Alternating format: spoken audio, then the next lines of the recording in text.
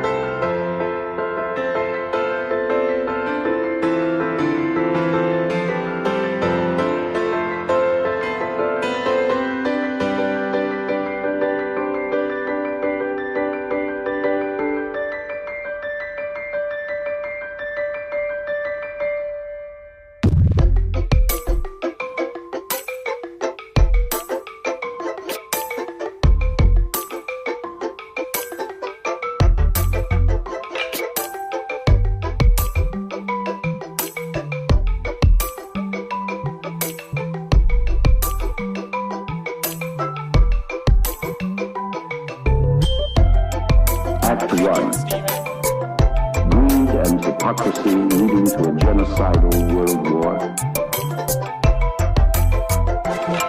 and post-war injustice and hysteria, a boom, a crash, totalitarianism. Act 2. Greed and hypocrisy leading to a genocidal world war, post-war injustice and hysteria, a boom, a crash, totalitarianism. Act 3. Greed and hysteria, a boom, a crash. Don't dare continue. Totalitarianism. Again, yes. But never before has mankind been confronted by the problem of surviving global death, total death, the doubting of reality, and overall a well-bred paranoia, totalitarianism. And our personal antidotes: dope, marking time, and making money, making it, turning on, turning off. Dope, dope, dope, dope, dope, dope, dope. The facts are potent enough. The facts are potent enough. The facts are potent enough. Was the death of society, totalitarianism.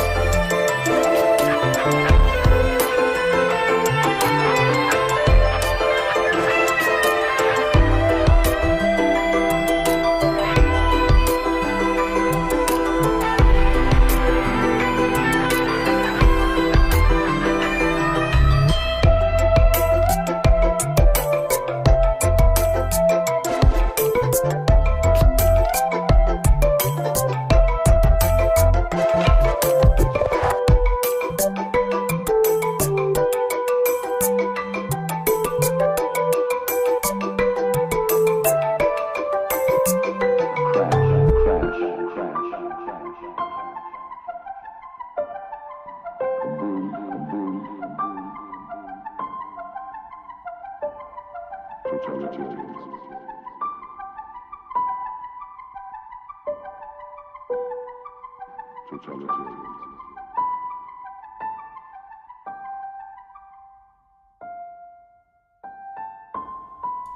Well, well, well. Hello.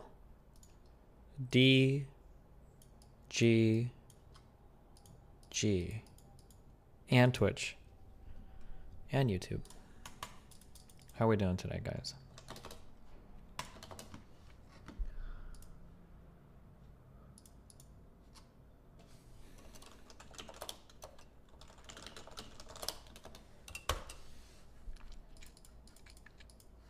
All right, what do we... I have videos today.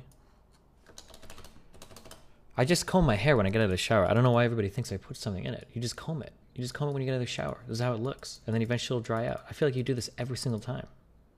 Got another banger tweet from The Verge. /raid. That's tiny. Did you blow dry it? No, but if it's shorter, it dries quicker, right? You're a fucking statistician!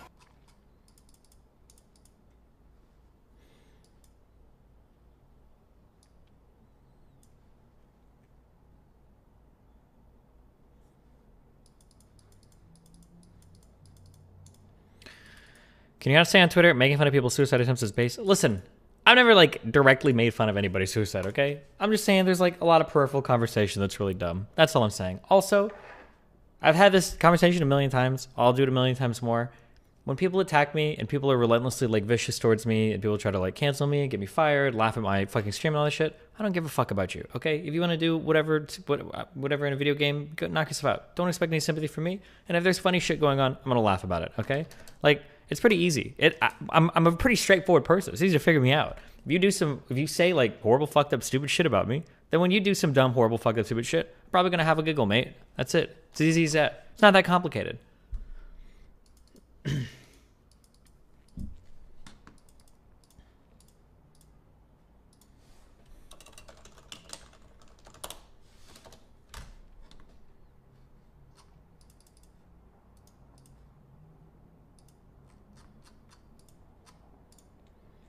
Thank you, Steven! You talk about nuclear energy and a lot of people on the environmental side disliking it. I feel like we've talked about this a million times. Like, I think nuclear energy seems to be pretty good. It's just pretty costly. At least there's like a 20-year period to recoup the investment or something.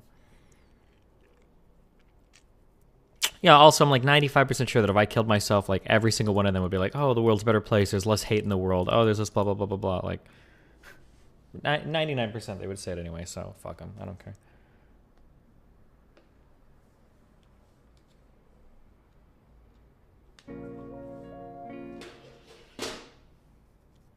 Debted to donate at the amount $500. I went to the doctors yesterday and got diagnosed with a heart condition. Dude. I shit you not, it was named PVC, and I nearly bust out laughing when I heard it LUL.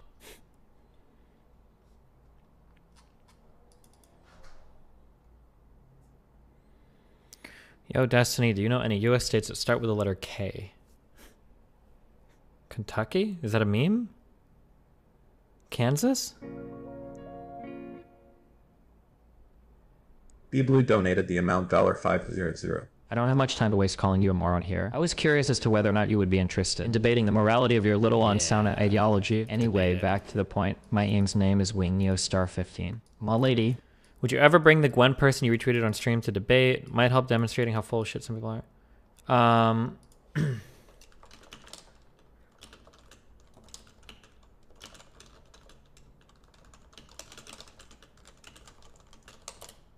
Those people never want to talk. If any of them want to, that's fine. But it's pretty obvious that like people would say I give hyperbolic takes on Twitter, but here it is. It's going to be like Destiny is a transphobic piece of shit that hates all trans people. Then that'll get down to, okay, well, Destiny, well, you were really mean to this trans person online for trans reasons. And it'll be, okay, sure, I acknowledge you were really mean to that trans person, but it didn't have to do them being trans. And then it gets walked back to, okay, yeah, they were pretty shitty to you too. Like, maybe you should just be a little bit nicer. That's like how every single one of those conversations goes. It's like, whatever, okay. I feel naked without my hoodie.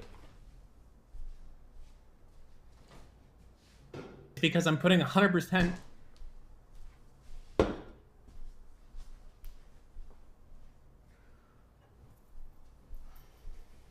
Shut the fuck up, Mutin, alright? It's a stupid fucking meme.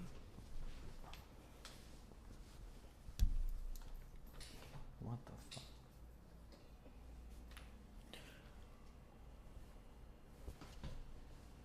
You guys have your own DGG hoodie? Did you know we sell these in the Destiny store?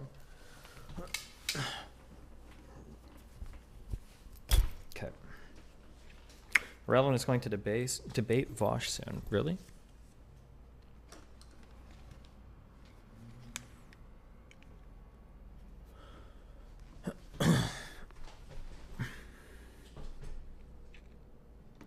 You ever seen that game Mindustry? Oh yeah, I looked at it, but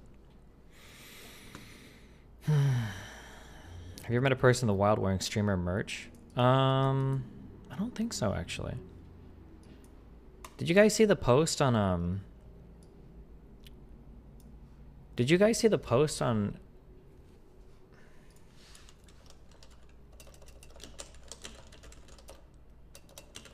I've got to stop looking at that 2X chromosome shit. Fuck, that subreddit is so AIDS. I don't know if it was that subreddit or if it was like the Off My Chest one where some girl was like, I was at the gym wearing like a Street Fighter 2 shirt and some guy tapped me and he asked, "Do you play?" And it was like, okay.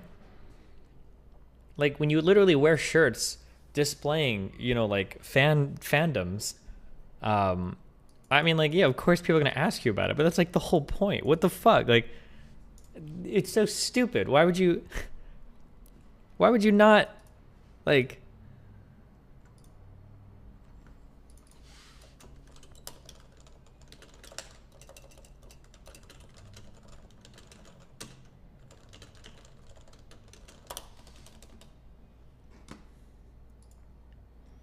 do you see this one? Oh my god. This is probably one of the most having a giggle posts I've seen of all time. Okay, hold on. I have like a new thing. Okay. August says this makes it easier for him. I've got this is the August scene. This is the August scene.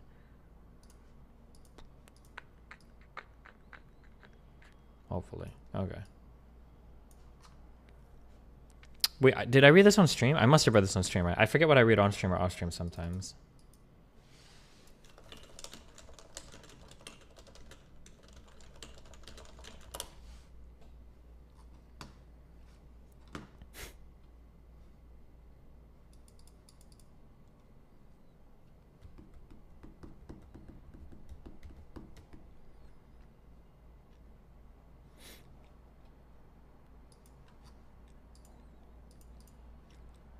Oh, this was the thread on.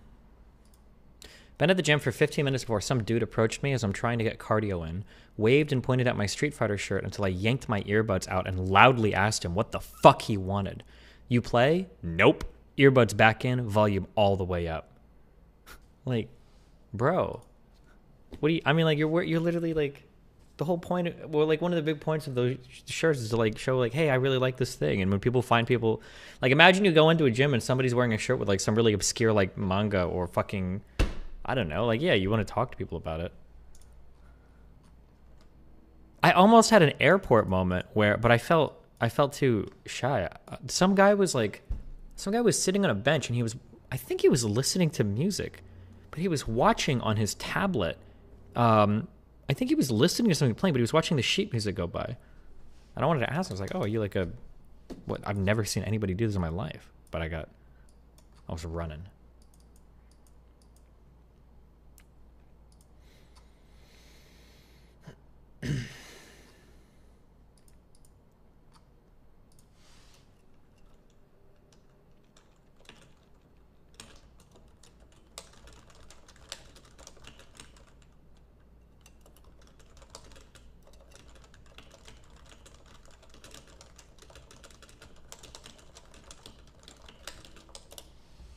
People were making it a really big deal of him interrupting her workout. What do you think about that?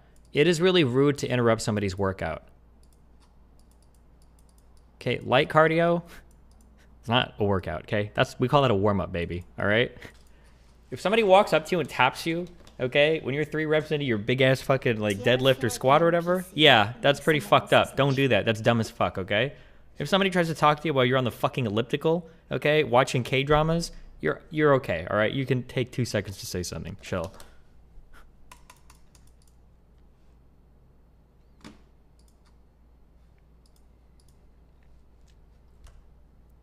Oh, and he didn't tap, he waved.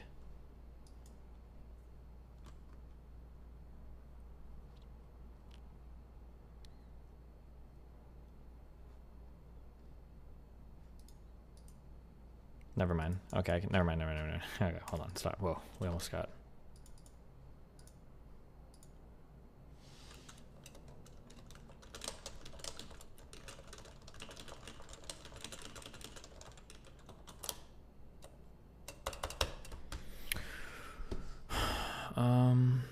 Yeah, we should talk about Victor Wooten about practicing in all 30 keys. But theory doesn't have to be difficult. Let me show you. Please. Okay? How many people practice in all keys? Raise your hand high. Be proud.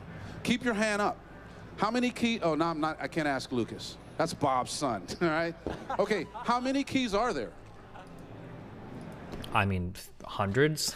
That's kind of a trick question. Traditionally, it's like, what, 12? Or you could say 24 if you include minors, 36 if you include harmonics, 48 if you include melodics, 7 more if you include the modes. And then when you get into like pentatonics or other scales, there's like, there could be hundreds, right? Like, I say it. 12. Good answer, but wrong. How many keys? You were about to say 12, right? That was my answer. Who's going? Keep your hand up if you have an answer different from 12. What's the answer? Infinite? 24 is logical, more logical than 12 because there's majors and minors. yeah. Kill me again. So we would double it. Makes sense, right? Still wrong.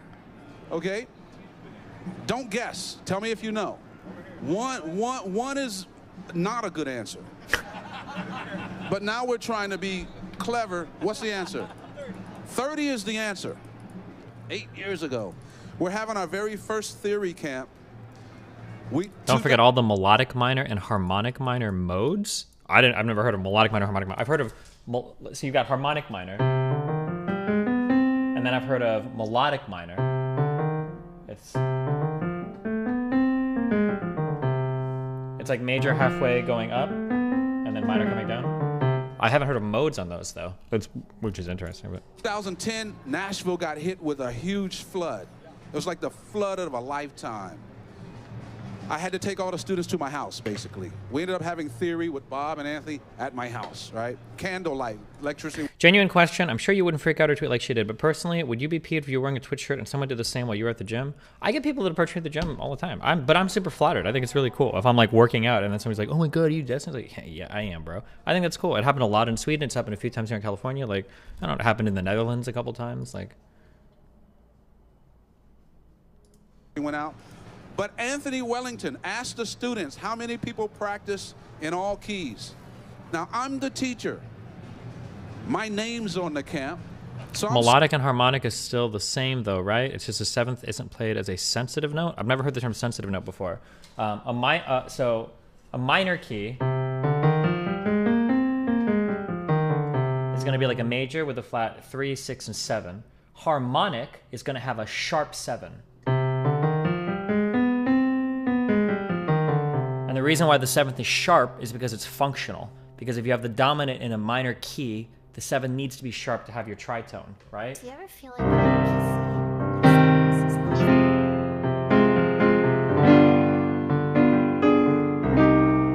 This, I feel like I'm at least. this doesn't work. That doesn't make any sense in classical theory. It's not functional. So so in the key of C minor, you have to have a B natural in the 7th in order to have your dominant 7 work. That's where the harmonic comes from. I don't know what the fuck a melodic minor is for. I don't know who uses it or what for. I just know we had to learn them in high school. But yeah, Phrygian dominant is a mode of harmonic minor, but the other modes are way rarer. Okay. sitting in the back. I'm cool. I don't raise my hand. Of course I practice in all keys. I'm Victor Wooten. Right? So people raise their hand, but I'm cool. I don't. And he says, well, how many keys are there? In my head, I say 12, dummy. Modes aren't keys. Honest to God, I don't know if that's true. And I don't know if it's not true. I've heard of like Lydian mode. Dude, I'm so bad at fingering on a keyboard. So like sharp 4 or Mixolydian. whatever. I guess you wouldn't call it a key, but like, what's the difference between like a key and a mode? I actually don't know. Is there a difference? Like, so I would never call this a Dorian key. I would always call it a mode. But is it a key? I mean, it's like a collection of 7 notes. Like, mode is the number that repeats the most. Good one. You can utilize modes whilst in a key. But can't you utilize other keys while in a key as well? Isn't that like...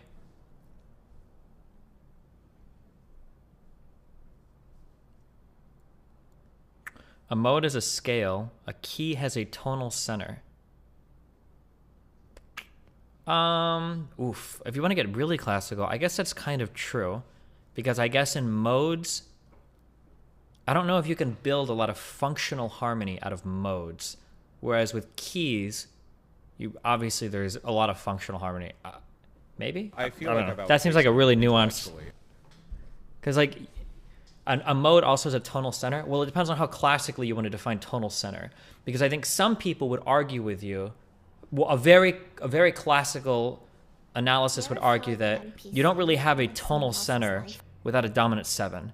So like if I were to play something, so like this is A minor to B flat major 7, okay?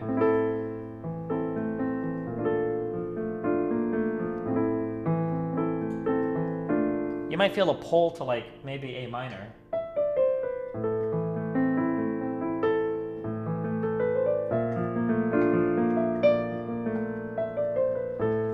But does it really have a tonal center? Because I think classically you would argue that like if you don't have this, or wait, that was a ACE. But some people would argue if you're not establishing a key with a dominant 7, you need some sort of cadence there in order to establish the tonality. You can't just get tonality by playing notes. You have to establish tonality by resolving certain chord progressions. But that's a really, really, really classical way of thinking about it, right? Because technically, I think... Wait, where's that? There's one guy in chat seems like he knows what he was talking about. Or the guy that was saying modes weren't keys. I don't know where he went. Because I think technically, if we go through that way, I think that like you can say almost all of today's music is atonal. Almost all of today's music lacks a tonal center, such that like I don't think you have an establishing of any tonality through any sort of cadences, dominant 7s. It's like I think technically you could argue... It's, what is it?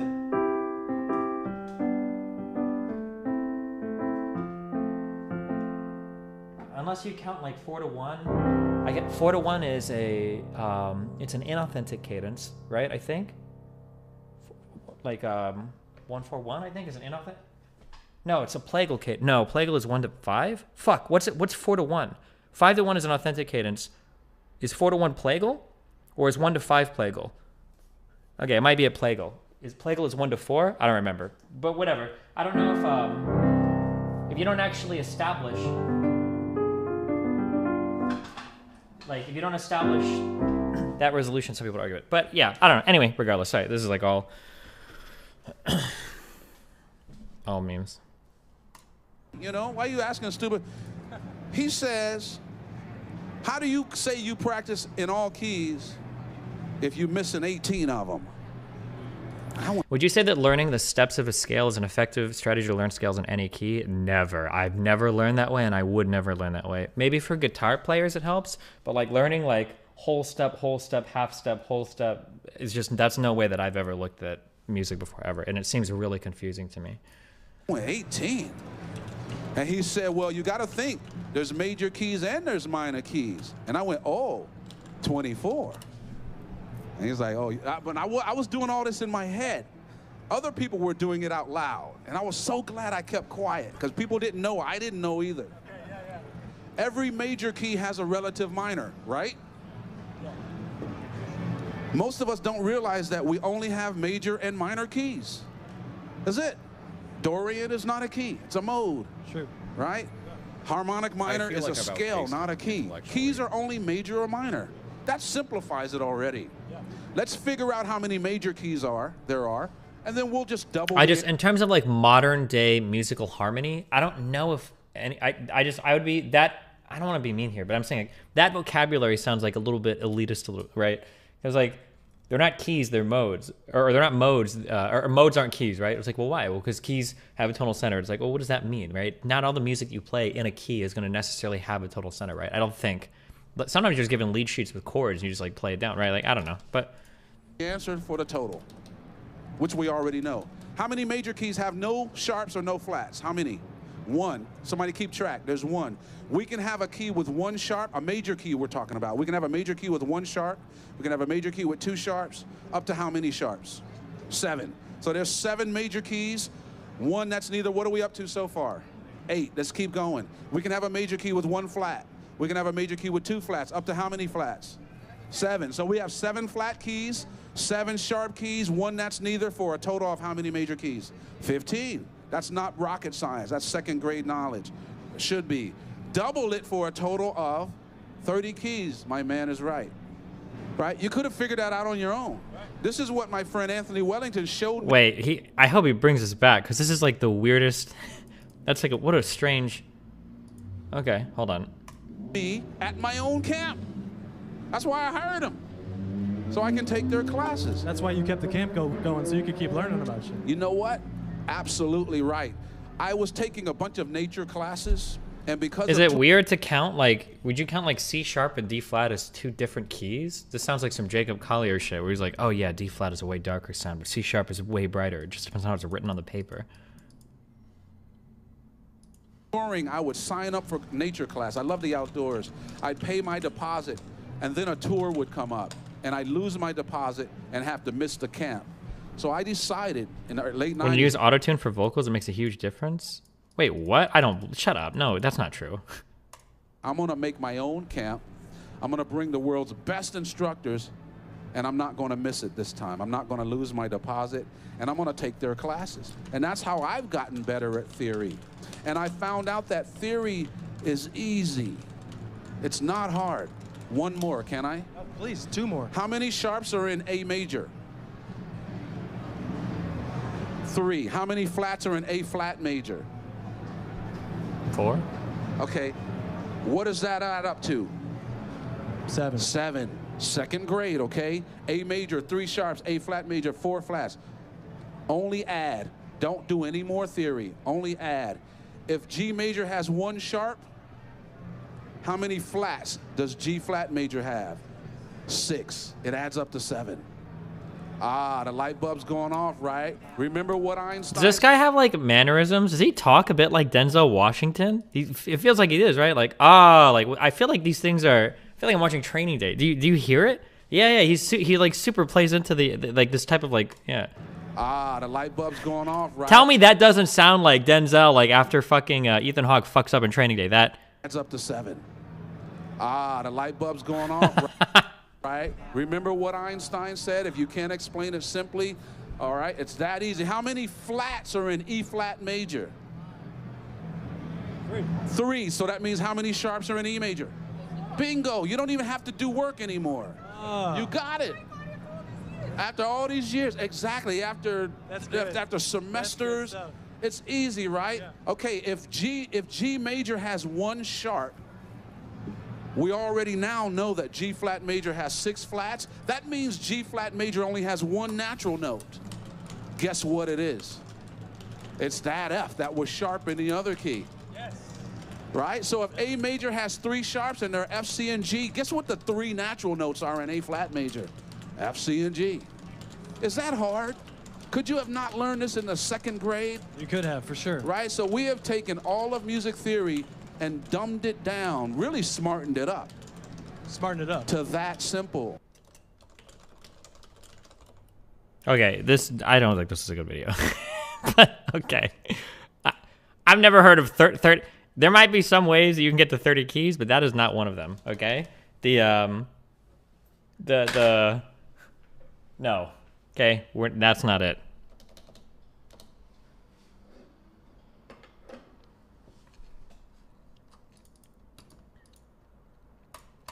Just show the scales. Sure.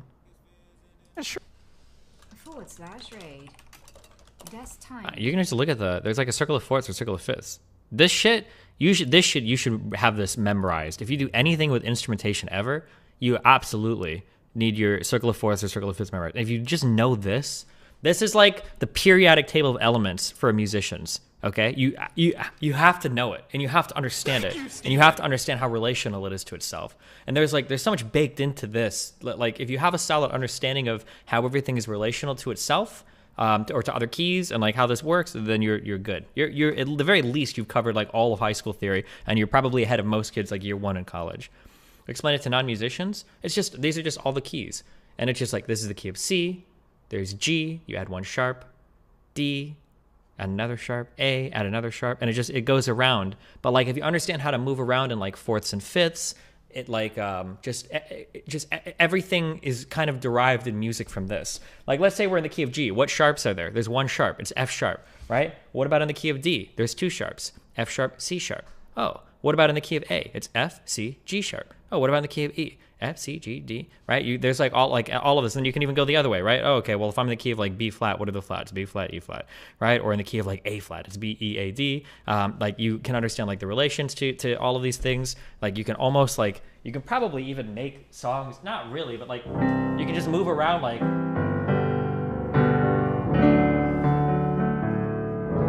you can just like, there's like, it's everything is like baked into like this shit. If you understand like the circle of fourths or fifths, it's just not everything, but it's just really, really, really important. Everybody should know this. Absolutely. Absolutely. Okay. But that doesn't matter. Boom, boom. Oh, the lore iceberg. We'll get there. What is this? Yeah, it's are awesome. I've considered using them myself because I find its pronouns to be empowering for many people. But guess what? You want to know what's not empowering?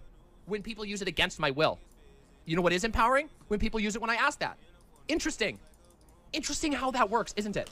How if you want to be called something. Would I get in trouble for changing my pronouns to the N-word with the soft A? Who knows at this point, man? Nobody knows. Isn't that weird? Isn't that just such a strange concept, considering the desires and will and agency of another human being? Ooh. I'd have to make it clear. I think I would probably put it on my Twitter account that if you believe in neo-pronouns, call me the soft A. Otherwise, you're transphobic. If you don't believe in neo-pronouns based, just use he, him. Yeah, sure. Yeah, it's are awesome. What are we looking at here? So it looks like Demon Mama was reacting to a Cherries video of her looking at a no comment chick commentary of Irrelevant talking about Demon Mama.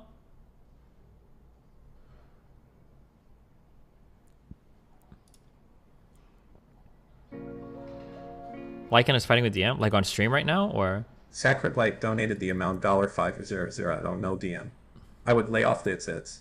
Ice cream sandwiches have a lot of calories. Oh, that's not what she was talking about. Okay. Wait, what? Link me. What? Oh no, Lycan.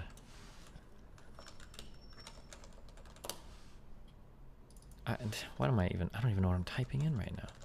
I don't know what I'm typing in right now. What is her fucking stream? Link it. You're a genius, dude! Oh, damn, you got an hour. Oh, brave warriors are falling. Thank you. Your sacrifice will be remembered, white name. You heard of the meme that music theory isn't useful, it's actually a detriment to your playing because most people misunderstand music theory and misapply the knowledge of it? No, only dumb fucks say that. You have to be beyond fucking stupid to say that, okay? Theories. Here's the problem. And you know what? I won't even call them dumb fucks, okay? Because you know what? A lot of people that teach art are garbage, okay? A lot of people, hey, if you're an art teacher, okay? I'm going to be real with you for a moment, okay? If you're an art teacher, you're probably garbage. You're probably shit, and you should retire. And you should let somebody younger teach, okay? Because fuck you, okay?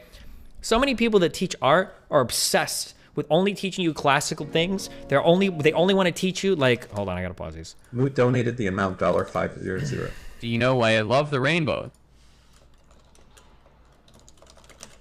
They only want to teach you like the classical techniques. They only want to have you draw the things I want to draw. Okay, dude, I've heard so many stories. First of all, in music school, okay, nobody teaches contemporary shit. Okay, You should tie in every single thing you do with music to something contemporary, okay? I love theory, and I'll learn a lot of boring shit because I like music, okay? But if I didn't love it, man, music theory is some boring-ass shit because it never tied into anything modern ever, okay? That's so irritating, okay? How many times have I heard people that are really good artists? They can draw really well. And you know what? For love it or hate it, a lot of Zoomers, a lot of millennials grew up wanting to draw fucking anime shit because that's what they saw. That's what they drew. How many times I've heard stories of like kids in class that are drawing like fucking manga panels or some shit, and like an art teacher sees it and they're like, that's not real art. That's garbage. That's trash. Like you need to work on stuff that's more appropriate. Like, what the fuck? Why the fuck do you think they're going to fucking school? They don't want to learn to draw what you want them to draw, right? They want to pick up tools and acquire abilities and stuff to teach them to make things that they love and enjoy, you know? I don't know why. There's a lot of like art school people are super stuck in the past where they teach art in like almost like it's a museum where you have to like, oh, well, this is what they did, you know, 100 years ago, and that's what we're going to do for all 4 or 5 years that you're trapped there. It's like, what the fuck, bro?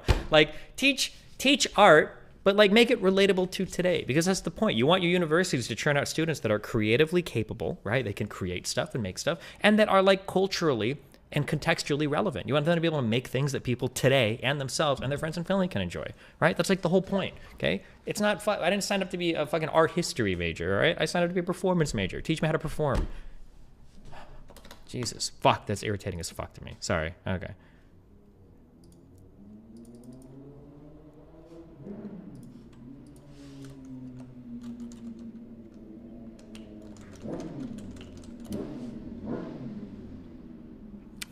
What do you think about the attitude of people that avoid musical theory because it ruins the mystery or is a straitjacket? I mean, like, would you hear anybody say this about like about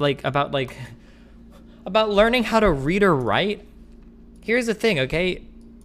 Hold on. They behave. We'll do this. Okay, I'm sorry, hold on. Okay, theory for art or photography or for drawing or anything else, okay? Whatever you're doing, for music especially, they're just like languages. Okay, that's all they are. It's like a language. Okay, theory is just learning how to speak music.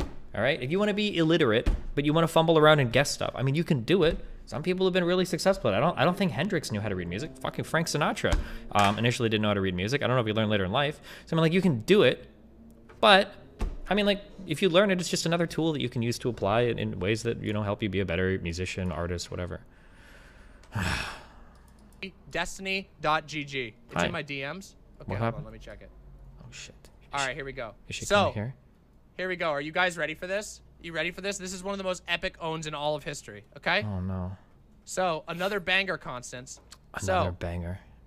Notice this is the Omni E Liberal. This was from a time in which many moons ago, a very long time ago, Constance made a parody account of Destiny and said, they, them, femboys, the Jews of gender. This was the joke that Constance wrote. And down in the comments of this fucking shit, people were arguing. Where's the link to the arguments, Constance? Constance, where's the link to the arguments they made? People were defending this as if it was Destiny. Even though this was a parody of Destiny. Oh, one thing that's really crazy is that Demon Mama is actually fanned. So this Constance person is actually insanely mentally ill. This isn't my account, by the way. It's somebody that impersonated me. So this Constance person, she would go around and she would make parody accounts of all these other people on Twitter, and then she would like harass the fuck out of them. I think she did it to RGR. She did it to a few other people too. I don't know if you knew who this. I don't know if it's a she or he or whatever the fuck they are yet. But yeah, this person was like insanely mentally ill, and they would just run around Twitter impersonating people, like tweeting crazy shit all the time. And they did this for months, I think, maybe over a year.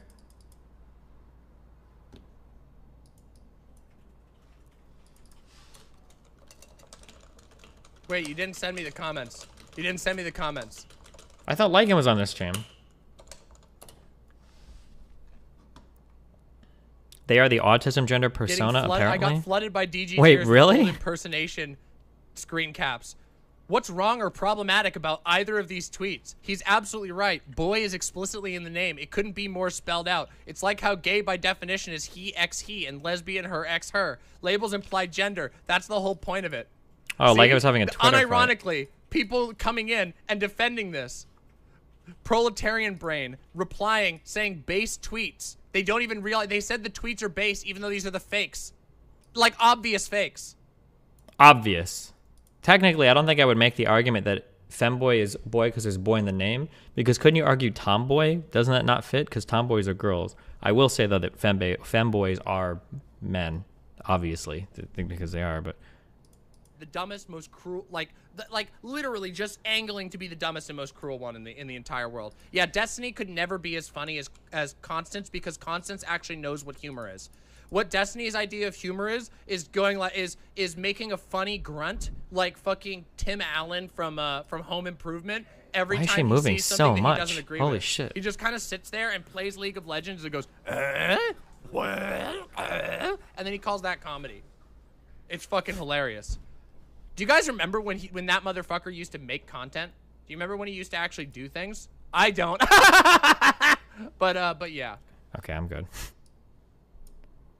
Just like Constance was totally not mad and definitely just trolling on this stream. just like concern trolling. Go fuck yourself. Go fuck yourself. I mean, it's really funny that all of this. Keep in mind. This all came because you did a couple of jokes right now. Yeah. Like, and I will not be fucking silenced. I will not have my friends be silenced by this. There's an F slur here. Oh well, okay, we won't listen to it. But yeah, that person is a little bit deranged.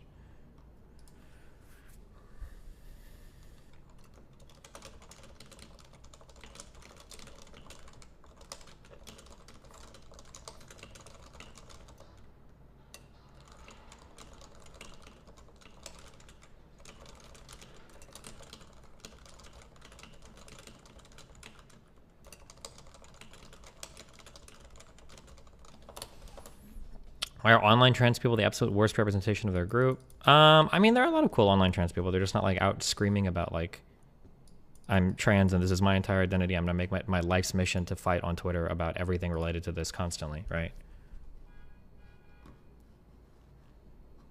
I think we have a lot of cool trans people in my community. We have a ton of cool trans people in my community. Or we did, unless maybe I've chased them all off, who knows?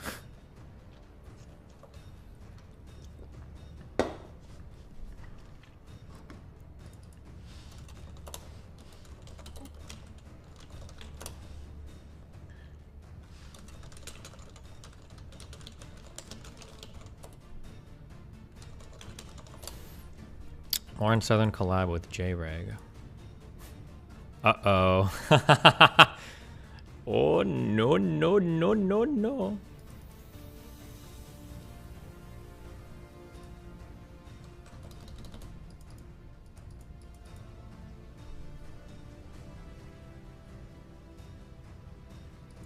Thoughts on Tyrell needing prescription glasses now after being too blind to spot an army when he was actively looking?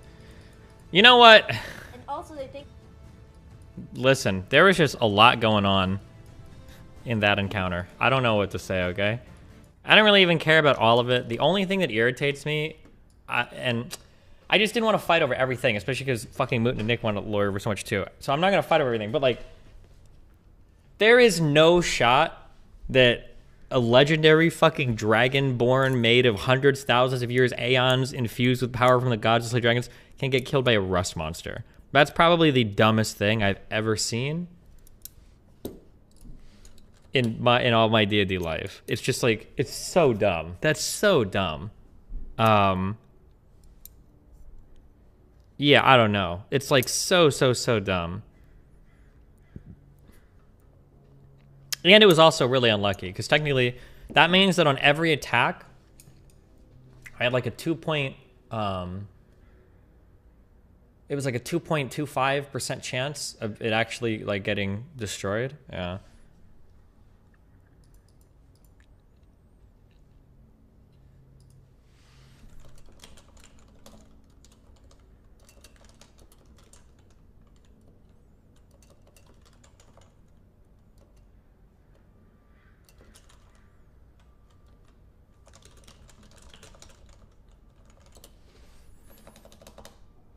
Do you think he was doing it like that to even out the odds or weaken you guys for later? I don't know.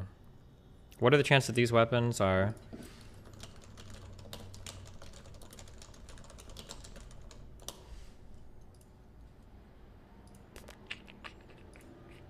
Oh, Lycan. Oh, Muti Booty.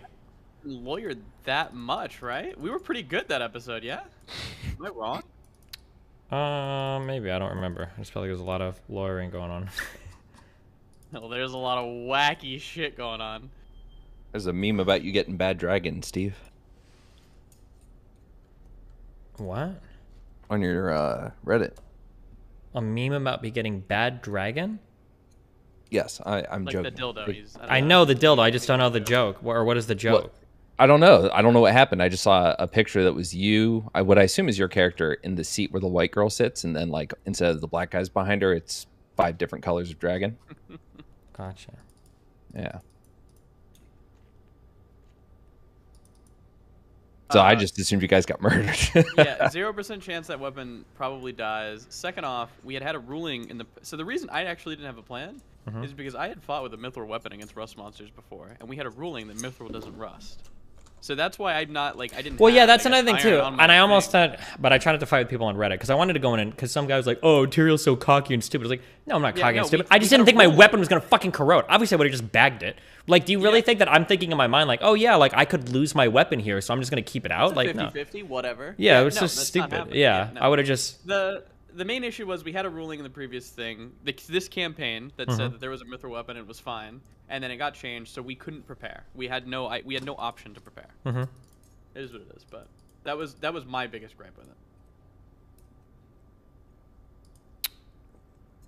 I'm going to start carrying, like, just bags of iron with me, too. Like, little bags of iron. I was going to get us all a bag of iron, and I was actually going to start dangling iron on all of our belts, so they go after that, like, first. Because it's, like, way too stupid. These are the strongest monsters in the game. It's really stupid. It's really stupid. These And in monsters 5th have done more damage to us than any monster in the game. I don't Yes. know yeah. In 5th edition, they fixed this. I think maybe even 3rd edition, they change it that actually magical weapons can't be destroyed by a rust monster, which seems fair, because it's really dumb that magical weapons can just get fucking destroyed, and it's extra dumb that magical dragon slaying weapons can get destroyed.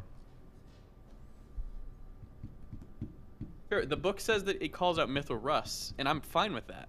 But we had a ruling that it doesn't rust it, so there was no need for us to prepare for it.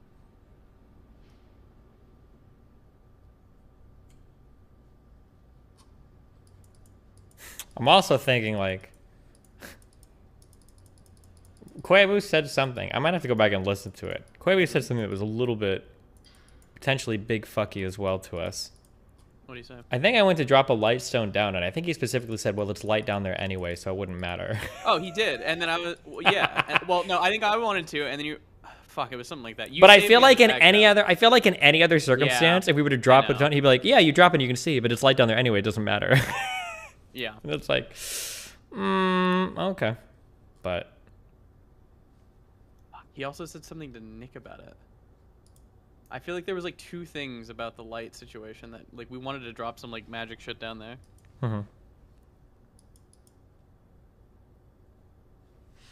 I said to drop it anyways, but then yeah, Steve was like, "There's no reason to," and I was like, "Oh yeah, sure, fine, fuck it." Well, because Koibu just told me. I think Koibu said I agree, verbatim. He was like, "It's light down there anyway, so it won't help." And it's like, "Oh, It okay." won't really do anything. I was like, "I guess I'll drop it anyways," but whatever. But yeah, I didn't do it. But you saved me on the bag thing. Good job. On the what thing? I wanted to leave my bag. I was pretty adamant about it, and you were like, Oh "No, yeah. that's fucking." Oh stupid." my god. You're right. Oh, that would have been so bad. That would've been really bad, yeah. I think we have to go back there anyways for the at the minimum the giants. He think for the what? For the giants? What are the giants? We got to go talk to the stone giants and Solemn and bring them over. Oh, okay. Cuz it halves the castle time or something.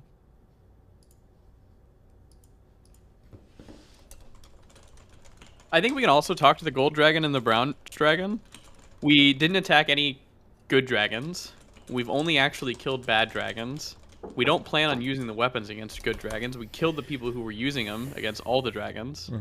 I think we got a case. Is the dragon that I killed dead?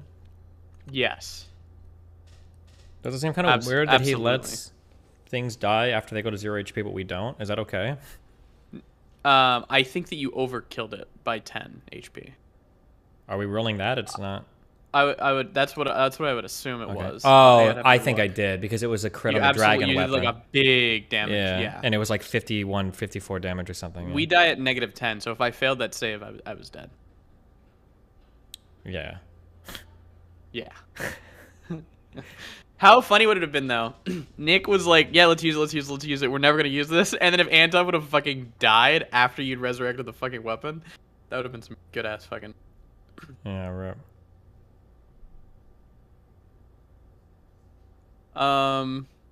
Once again, I think now Anton has finally learned that every encounter against a dragon should be taken ultra fucking seriously, and I guess we can't just like ever. Yeah, but I mean, like, we were pretty. But I agree. Yeah, we were pretty prepared for this, and we were fine.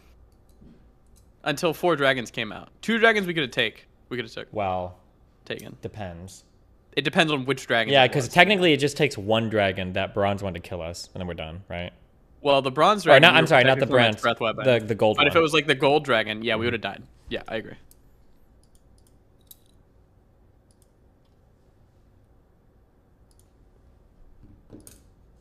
You almost died to the giants. The giants doing it was like 2d10 plus fucking 12 was wild. That was a big era. Hit. Yeah, that Anton is gonna kill Imric if he doesn't start stone skinning us before dragon fights. We also probably got. I'm actually a little bit irritated too that we just switched to milestone, because I feel like we just got like, how much damage die and everything in EXP was this? I feel like there was a lot of monsters we just killed. It was a good amount, but I don't think it would have been like enough, anywhere near enough. You don't think so? Because you have to double your XP every time. So was that as much XP as we've had like the whole campaign? I don't know, but Nick cleared like 6 monsters, like big monsters, 6 with like Magi's, 1, and all that shit. Like, I don't know.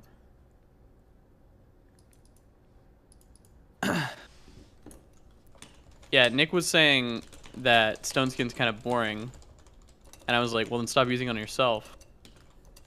He was like, no. So I think he's gonna start using it on us when we fight dragons, which I think it's fair not to use it on us all the time.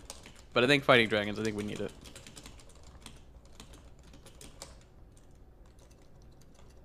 Koibu did save you guys though. The gold dragon casted stone skin instead of breath weaponing you. What are we gonna do? I guess. This is our hardest encounter by far. Nothing is even remotely close to this. Absolutely. Not even remote. Like the Justina's trap was like a joke compared to this. Yeah, Justina. Well. Yeah, it was. Yeah, I mean, 5 fucking dragons or whatever, or how many? 4 dragons? Well, I guess like I was thinking about it before because I don't think of that ending as like an encounter. I think that was unwinnable. But yeah, if you include that, it was the hardest encounter. We did get super lucky though that I crit that dragon, so he is dead. Does that mean he's dead? Hopefully, we can like talk to them and be like, "Hey, we only wanted the ion stones. You can cast whatever, fucking time spell." And see that the dragon was like, no, come in. Like, yeah, these dragons just might be crazy though, because that whole land just might be full of like crazy people. Yeah, maybe. I think these are like dragons from the Dragon Plane who were like trying to get rid of these weapons. Maybe, yeah. But no, Revivify and the other thing don't exist in Koibu's world. But the worst case is if we go back and the other dragons took that guy's loot and then left through the portal. I don't think that motherfucker had loot. Yeah, about it. He has to have had at least ion stones, right? Where would it have been? Moot. There has to be something there. Where would it have been? The reason I don't think it had loot is because I said I'm gonna be really fucking pissed off if this dragon doesn't have any loot, and then Koibu like laughed. Well, so I assume that the dragon didn't actually have fucking something. Loot. Surely there's loot. We haven't gotten loot since we killed the dragon slayers. Yeah, maybe, yeah. Like real loot, yeah. I was surprised Justina didn't have any fucking loot. Yeah, the metallic dragon should be able to be reasoned with. The blue dragon pissed off his allies anyways. I think we'll be okay. That was a fake lair to trap the dragon slayers. Maybe he has a real lair with loot. How would we ever find it? How would we? Yeah, I mean, you could cast Speak with Dead, I guess, on the black dragon and hope that he tells you. Well, I think you can get the answer eventually. Fuck, I don't know if it has to answer truthfully. You would ask like where its lair is. You'd be like in Solemn. I'm a little surprised Nick's magic eyes worked and everything too. Yeah, but apparently it was only like 10 inches until it dropped. So Nick's magic eye just didn't touch the 10 inches. But I can understand the reasons why you think that I should. Yeah, I'm white, but I never put your neck in no noose, and I never burnt a cross. What is this? What am I watching? Fucking. guilty for shit that I didn't do, but I can understand the reasons. You guys are badass, dude. Why did you link that there's no views? Is this you? Is this your video? Wait, I shouldn't have clicked this. Are you scared yet? Starro. Okay. Is that Dan against the iguanas?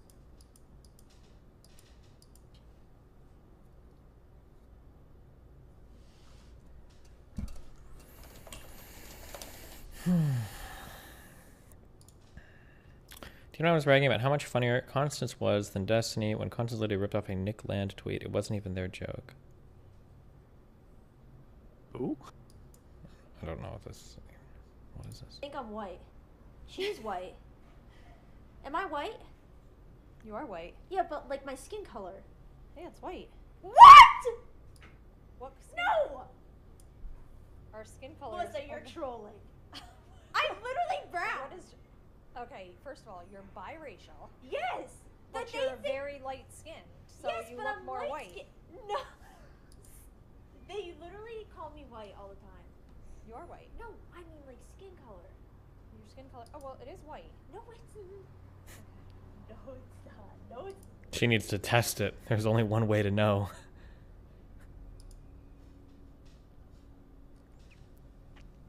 Rift Breaker. What is this? Wait, do you mean like a actual test, or do you mean like she could just needs to say it? That is what. That's what I'm talking about. Okay, good.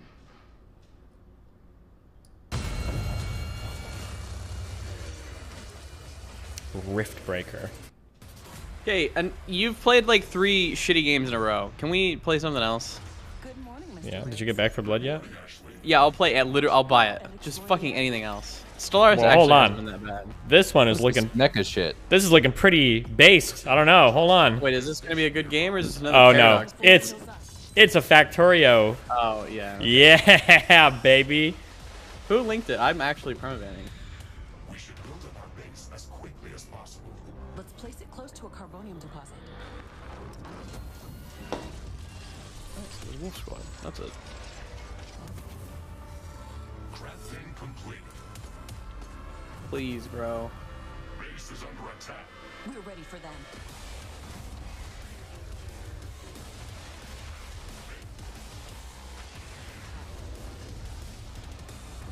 Ashley, use the rift portal to jump to the mighty base.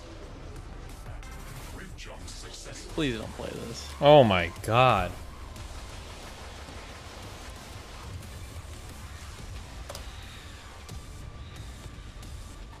Actually looks sick. What the hell? Yeah, because they're showing you the 5 Oh seconds. my of god, it gameplay does there look is. sick. Holy Not the 40 hours shit. of fucking building. Oh my god.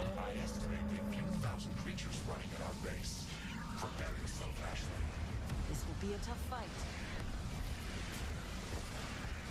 Oh my god. I'm feeling this one. I think you legitimately have autism. Yeah, maybe. Problem? No. Just Good. Okay, Rift Breaker. Remind me to try that one later, guys. What is this? I found a creepy list on my son's laptop. My son, Jack, 14, has been maintaining a spreadsheet that tracks all of his classmates' problematic actions. Jack has my always God. had difficulty fitting in, but he's a compassionate, intelligent boy. We didn't allow our children to have their own computers to prevent the risk of them being radicalized by alt-right websites, so our kids share a laptop that we monitor and control access to. We found an Excel spreadsheet in Jack's folder that listed the names of all of his classmates as well as dates and descriptions of their problematic behavior. Some of the descriptions I saw include, has a mom who is a cop, no pronouns in Instagram bio, laughed at a fat joke, lists problematic show as one of their favorites, This is mimicked a fake. foreign accent, and used cis-normative language. Fake.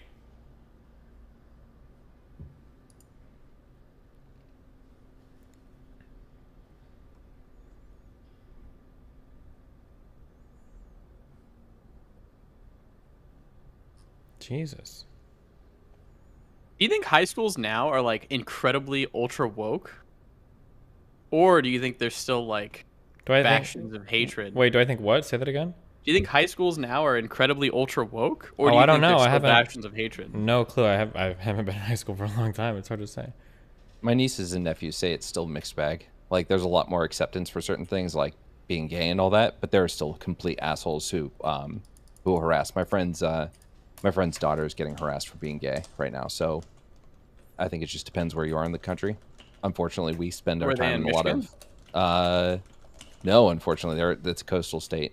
Oh, okay. Wait, why? What is this sentence? I respect your viewpoint about being uncomfortable with drag police and the behavior of his black peers, but as a black man, that should be the least of your concerns. Are they saying they're gonna go get like shot? No, I don't even know. Fuck? What a Jesus, what a world. What? Okay, I don't know half the shit in my own iceberg. I don't know what you guys know about me. Normie. Okay, Twitch streamer? Yeah. YouTube personality? Yep. Debates? Sadly. Yeah. Video games? Left-leaning. Philosophy. Politics. Boyfriend of famous streamer Melina. Pokemon drama reviewer. Real name, Stephen Kenneth Bunnell II. Is that really a normie? Do normies know my full name? I feel like that should at least go under, like, YouTube fan or DJGer. And son named Nathan. I don't even know if YouTube fans know of Omaha. Oh, let's find YouTube fan, Omaha, Nebraska. Yeah, I don't know if they do either. StarCraft 2. Probably not. JonTron debate. Yes. I know that. League of Legends? No. I don't think I Sadly. post any League shit on YouTube now, right? I haven't for, I think, over a year. Maybe you play League on YouTube stream, though. Oh, maybe, I guess, yeah. Alt-right de-radicalizer, J. Sleep Peterson debate, Cuban heritage, advocate of LGBTQ plus rights, opposes systemic racism, ardent capitalist, Atlanta GA canvassing, has a site, Destiny GG, piano, composition challenges, D&D campaigns, Lily Pichu, offline TV, Vosh. I don't think they know of the D&D campaigns. Well, you just said because I stream, they must know. Oh, well, that's true. So Yeah, I stream you're right. D&D. Yeah. You gotta be consistent.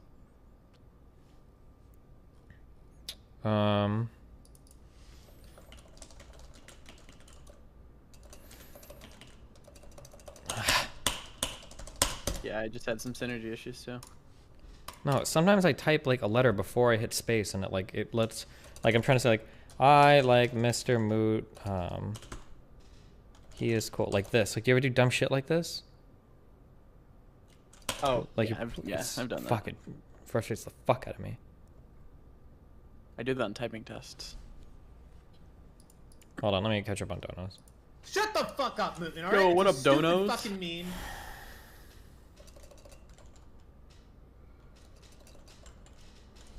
Jesus Christ. Stop stuffing your fat fucking mouth. Oh no, I hope there weren't messages attached to these.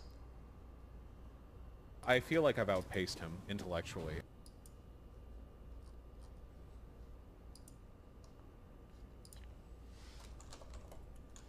Shut the fuck up, Mootin, alright? It's a stupid fucking meme. Wait. Am I talking to Mutant 1 or 2 right now? Do you ever feel like an tell you. NPC in like someone else's life? Just curious.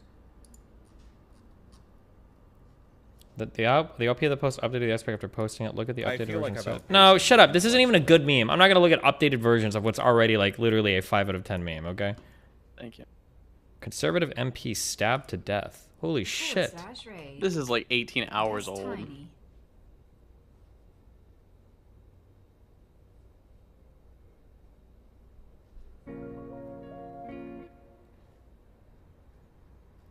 My bad. Sorry. Thank you. Is it? Do you think anybody donated messages with these? Oh. No, they probably didn't. Can I just They not? probably just gave you money. No, I bet it is, and it's fucking up again. No, I just can't pause. Like when I have these dono voices, if I pause it, I think they all get fucked up. It just stops working. You can replay, no? Okay, let's try replaying. Let's see if this works. Nope, no TTS. All right, Works on let's mine. try switching streams to background. Now let's try it. Half a guy donated the amount $500.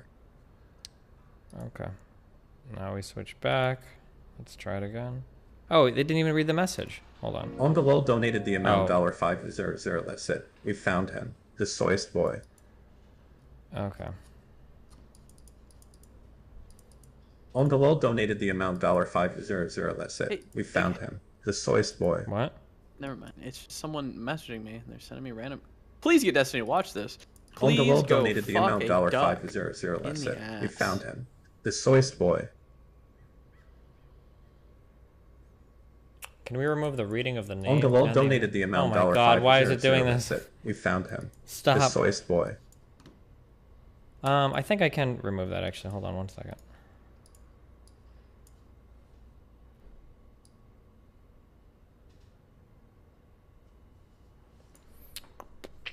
Okay, alert box.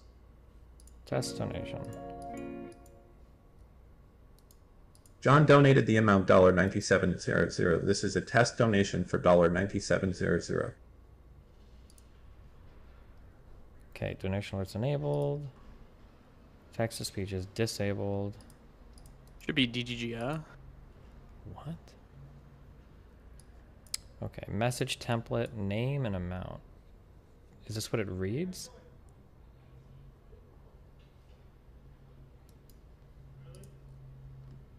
Do you think the push-ups is at the bottom of this? John donated the amount $4700. This is a test donation for $4700. How do I make him not read that part?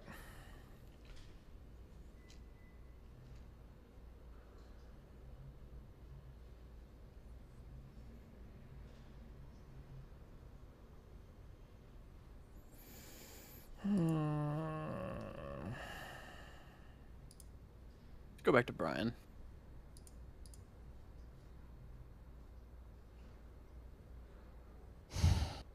Oh, include message template in TTS. I have that disabled. Never mind, that's the option. I don't know why theirs is reading it then. I don't know. Let me see what happens when I do this.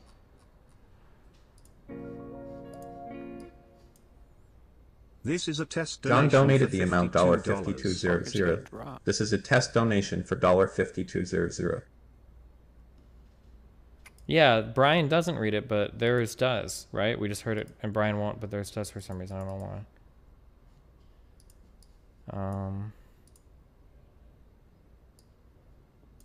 I can't do anything about that. I don't have settings for that. Credit Crane, he's in chat. Or the other guy that kept begging me to use this.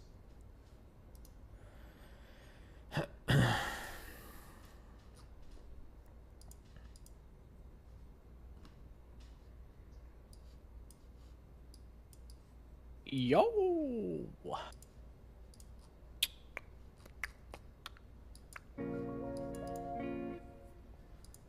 This is a test. John donated the amount $93. $9300. This is a test donation for $9300. Wait, stop.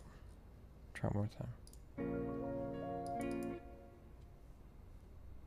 John donated the amount $27. Okay. 00. This is a test donation for $2700. Alright, that's the best you're getting. Good luck. What are you doing?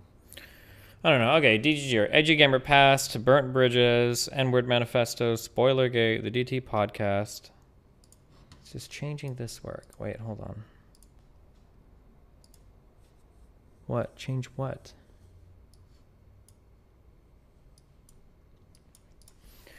The message template is what appears on stream, but above there is an option not to read the template. Hold on.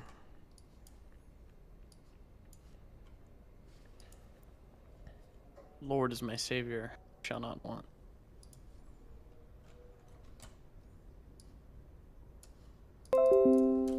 Why?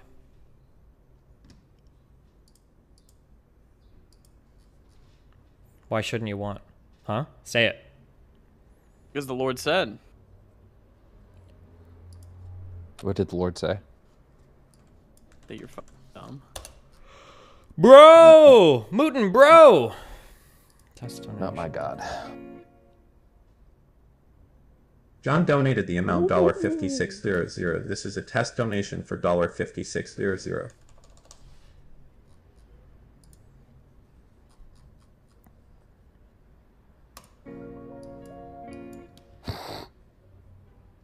John donated the amount $1700. This is a test donation for $1700.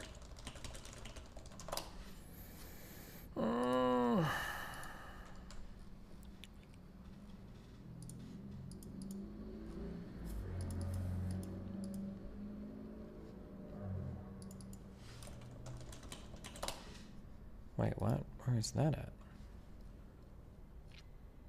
Oh.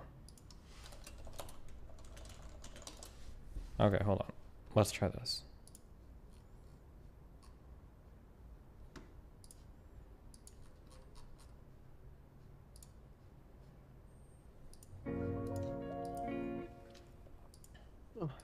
John donated this as a test donation for $8500. Yo, I got a sofa in Rust. Why? I didn't even notice that. Are you serious? I'm serial, bro.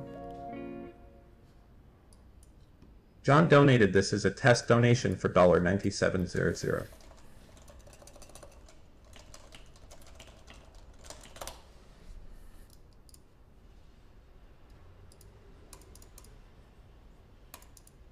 Wait, why are you playing Rust? I got it through a Twitch drop. I'm not playing Rust. Why would I Someone play gave it to you? Rust? No, a Twitch drop. No, a Twitch drop. Fool. A Twitch mob? You're dumb.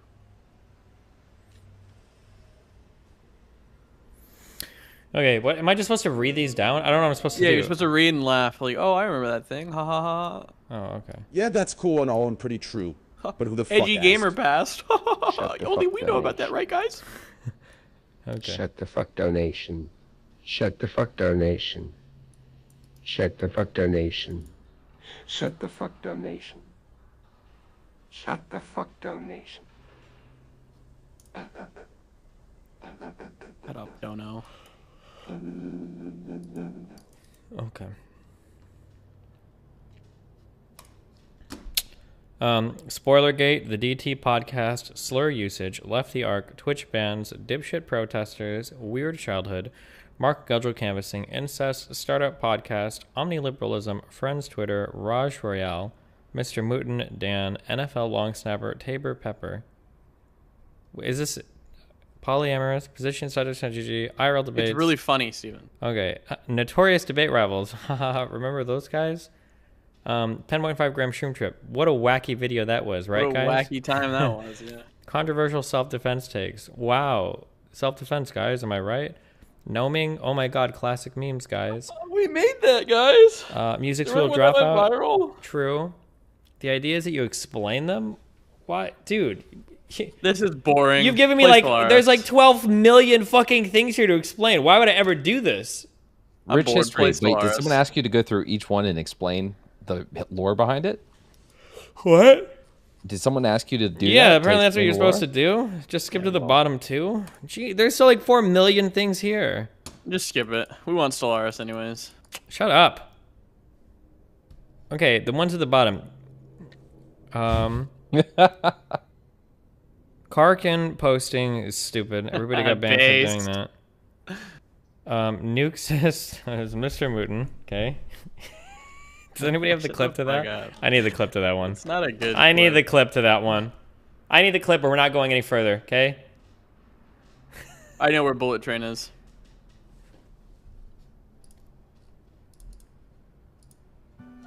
What if I ran Nukes? Do you think we'll cancel our D&D? What the fuck is Nukesys? I ran Nukes Us. What if I ran... Oh! I don't know why Oh, this the fight. You're country! the What if I dumb ran fuck for Nukes this. Us? Yeah. Oh. Do you think D&D would be canceled? That was the name. Nice joke, You're Mooten. so dumb. Jesus Christ. I need the priest titty. Go. Give me the No, priest. that comes up next. I need... Wait, is it? It's like on there. Yeah, you gotta read the thing, I think. Oh, we've got the not father. Wait, I need the not... I need the not father. I don't want the priest titty. I want the not... Hold on. Hello. I am here to see the Velthara the Velthara portion. Do you mind taking me over there? You're so dumb. What is your name? Of course not, Father. I am Miriam. Priestess here. What does not father mean? Sorry, I thought you were just... Of course not. Oh. I don't mind. Of course not. Toibu said it Father, weirdly. my bad, Sorry, derp. Okay. I thought she was calling me not father, like she didn't think I was a clerical. I was so confused. He needs to run Nukes on his mic. All right, we'll continue on. Thank you. When was this temple erected? Yes. What does not father mean? Not father mean? What does not father mean? Here. What does not father mean? Can we go to the next one? Yeah, we're going. Of course not, Father. I am Miriam. Priestess here. What does not father mean? Okay. Oh, what's up? Hi, sweet Indian Twitch chat. What's up? Okay, Nukes' bullet train's whereabouts. Stupid meme. Not father, good meme. RTBA's true identity. This is a forbidden meme. Forbidden meme, yeah. Pepe vs. Yi is a psyop by Dan. Horseshoe theory was always right. That's not even that deep of a meme. Steven's real height. That's a dark meme for Mooten and Dan, unfortunately. Dan's data centers is not. That's not that deep a meme, is it? Destiny died in Kenosha. Good one. The couch always has been. Is that the mic meme? I think that's the mic meme. Wait, hold on. Key Mooten clip coming in.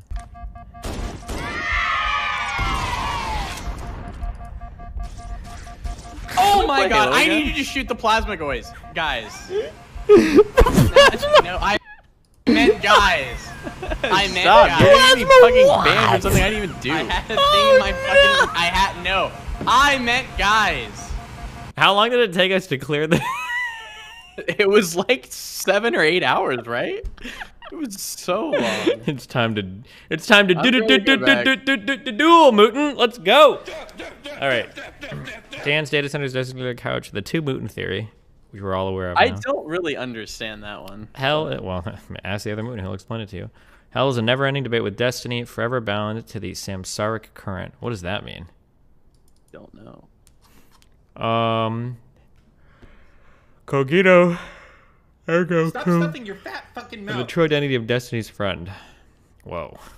Good one, everybody. It was very funny. Good job. Can we play League now? I need to. I just got back on Twitch. I need to try to have some viewership. Oh, so you're gonna play Stellaris? Well, while watching videos, that's what the people want. That's fair. That's fair. That's fair. Tomorrow we'll league it out. Sure. I don't I have to debate like that fucking Sean guy. Oh god.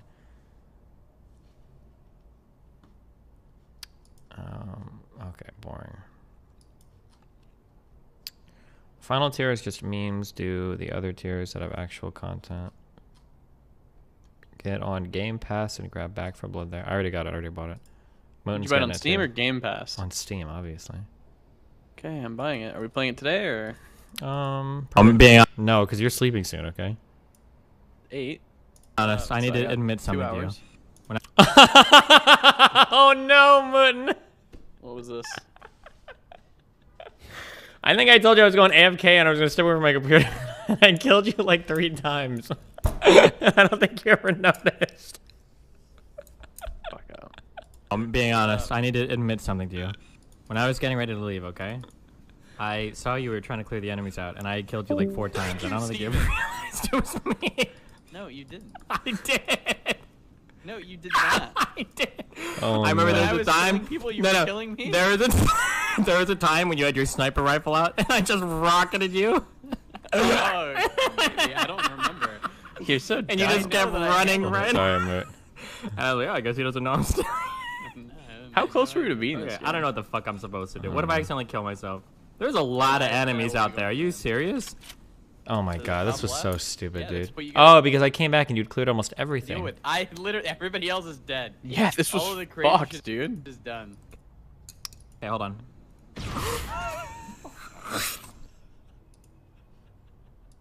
Hey, hold on. All of the so dumb.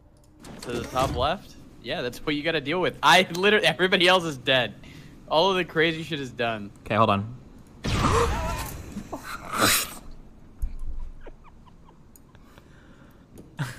Yeah, and if one of us dies, it reset it, yeah? You dumb. Mo, you don't understand. I'm wasn't being honest. I wasn't aiming at that rock, okay? Copium. Oh my God! Why do they put invisible walls over here? Who do you want to win, the I just wanna jump Astros or the Red Sox? Kill me. No, you're lying!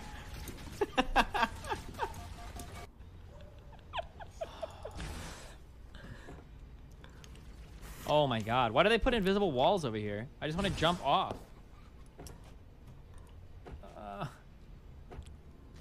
Kill me. No, you're lying! What is wrong with you? Classic Dan. Or I'll tell you what's gonna happen. I'll command chat to do a bunch of fucking Pepe mods, and then when that happens, when you see it, you'd be like, "Oh, my audience is gonna hate this shit. Forget it. Never mind." Well, I'm not as insecure as you, so they can Pepe mods me all they want. Oh, well, I'm gonna tell you right now. You don't appease the fucking gods. There's zero chance of this game ever getting played. He misspoke. You know what, motherfucker? You better watch your goddamn mouth, or you're not gonna be able to ask a fucking question in the first place. You understand? Or I'll tell you what's gonna happen. I'll The first place. Poor Dan.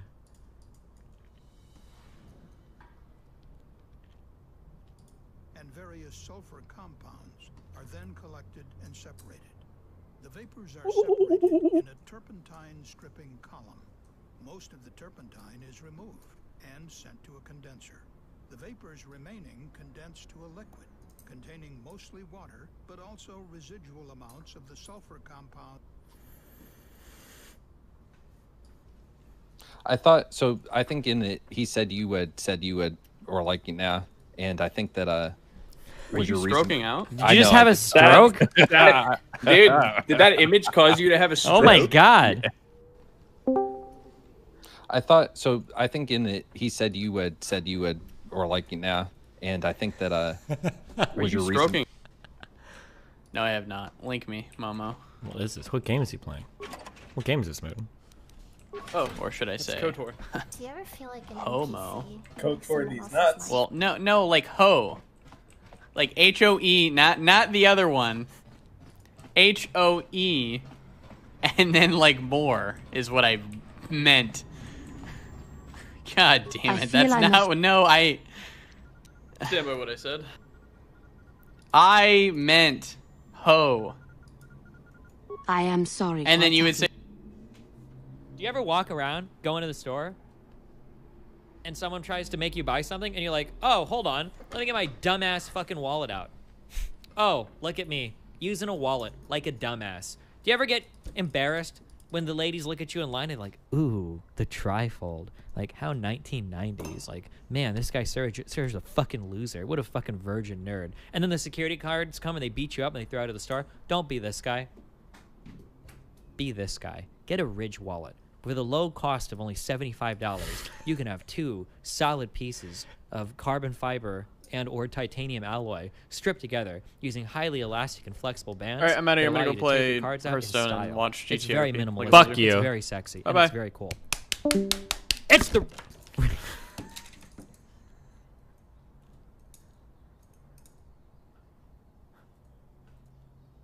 Rip. Okay. God, she's hot. The mom lady. Tell me everything.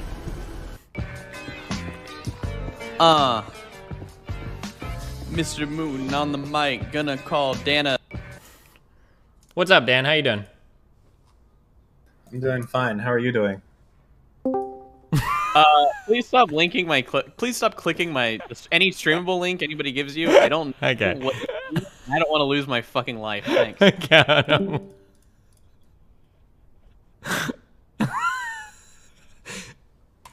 What have you been up to today, Dan? Nothing. What have you been up to today, Steve? Nothing. Just having a streaming old time, you know?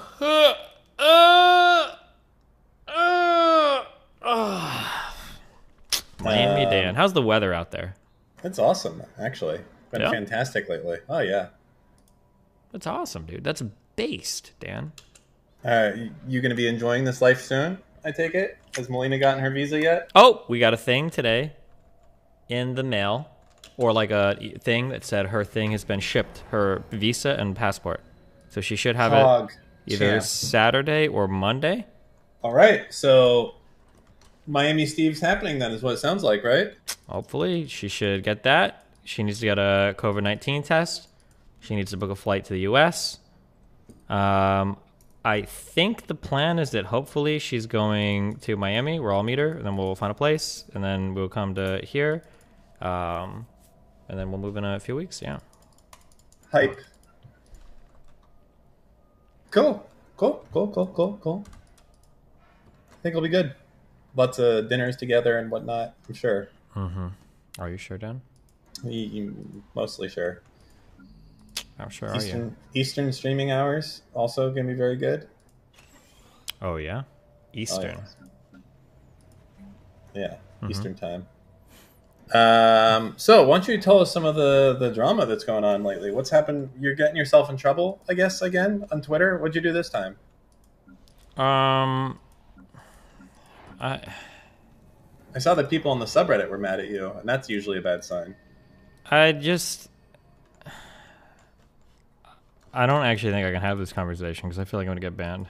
Okay, then let's not. That's fine. Yeah. No, let's Wait, you're not streaming, are you? No. Okay, I'm gonna be over 1 sec.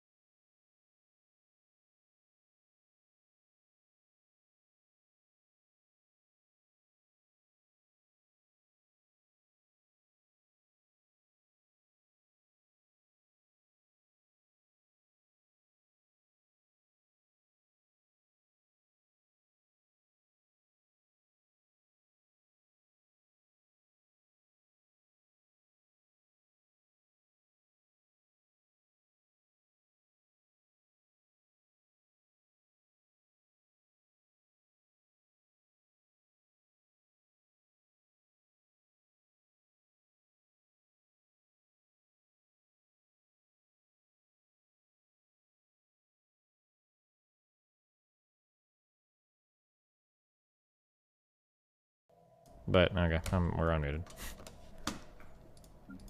Okay. Yeah. So now you know.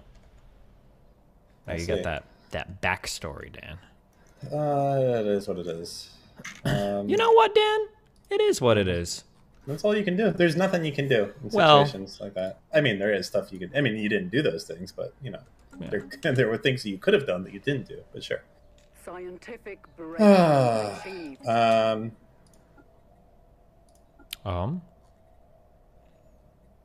Oh, we're supposed to get this Back for Blood game, I assume? Oh, yeah, buy it. I bought it. Okay. Let's see. Steam. Store. So is this real talk? Because I saw...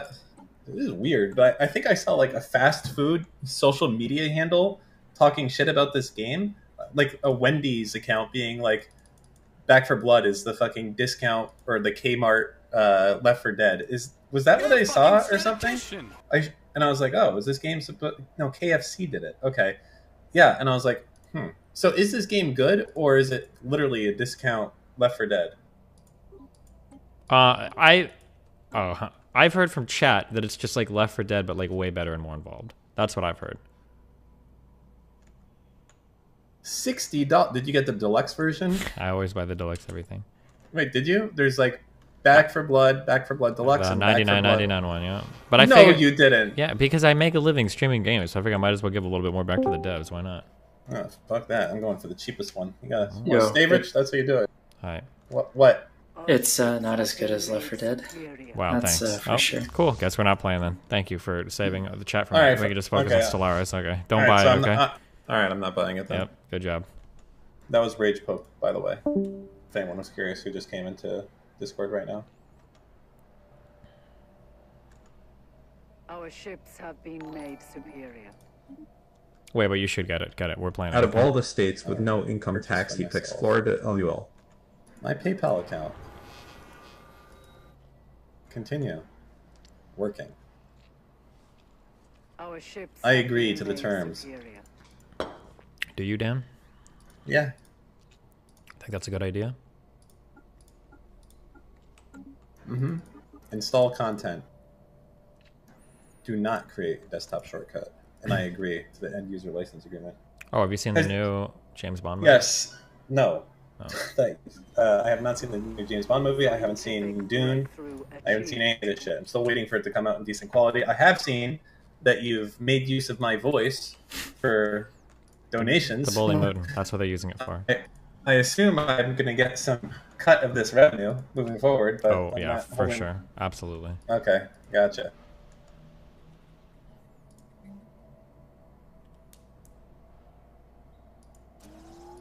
I knew I could count on you. Mm-hmm. Is there not a way to make it so that these guys are more efficient? Oh, maybe not. Okay. Did I talk about the Dave Chappelle special? No! Can I add this to the auto ban? I'm not gonna talk about it until I watch it. I don't know if I'm gonna watch it, okay? I'm not, there's nothing to say, okay? One, I don't even really care that much about it, and two, I haven't watched it, so I'm not gonna give an opinion until I watch it. Trans rights. Alright. Upgraded alloy foundry? Oh, okay, so I just don't have that fucking building yet. Gotcha.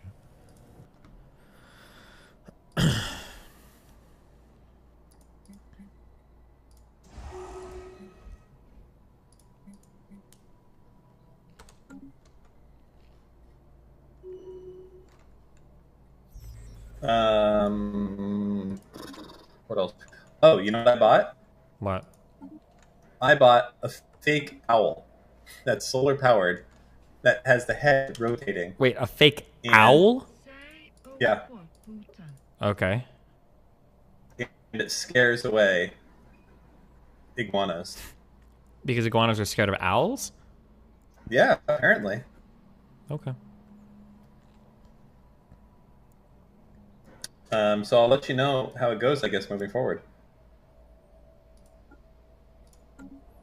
Hostile privateers. How does that work? Wait, don't you? I thought you liked killing them. You're not gonna get to kill them anymore, no? I'd prefer not to kill them. I'd prefer them to just get the fuck off my property. I feel like I've outpaced him I intellectually. can't always be there. To take care of them, you know. Sometimes, yeah. Huh. That wasn't the vibe I was getting from you, Dan. You seem like a killer. I was getting a killer I vibe am. from you. You know? But I can't kill 24 hours a day. I gotta sleep, you know?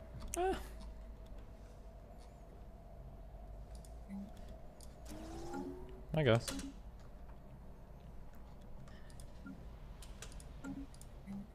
Oh yeah, that's the one I got. Solar-powered owl decoy with rotating head. Yeah, that's the good shit.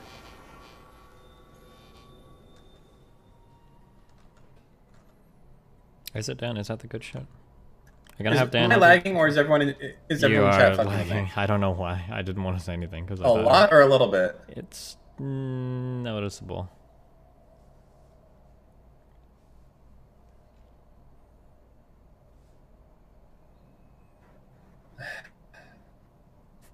It's okay, Dan. It happens.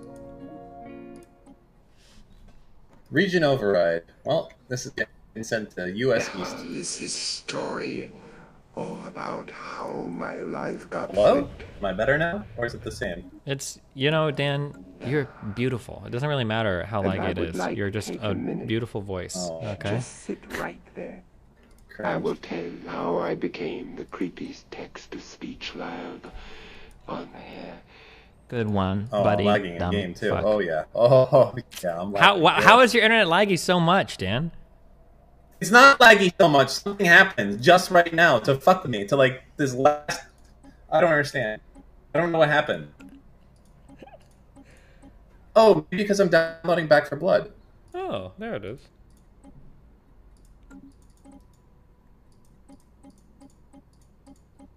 What the fuck? Why is this downloading 800 megabits a second? Who knows, Dan? Good question.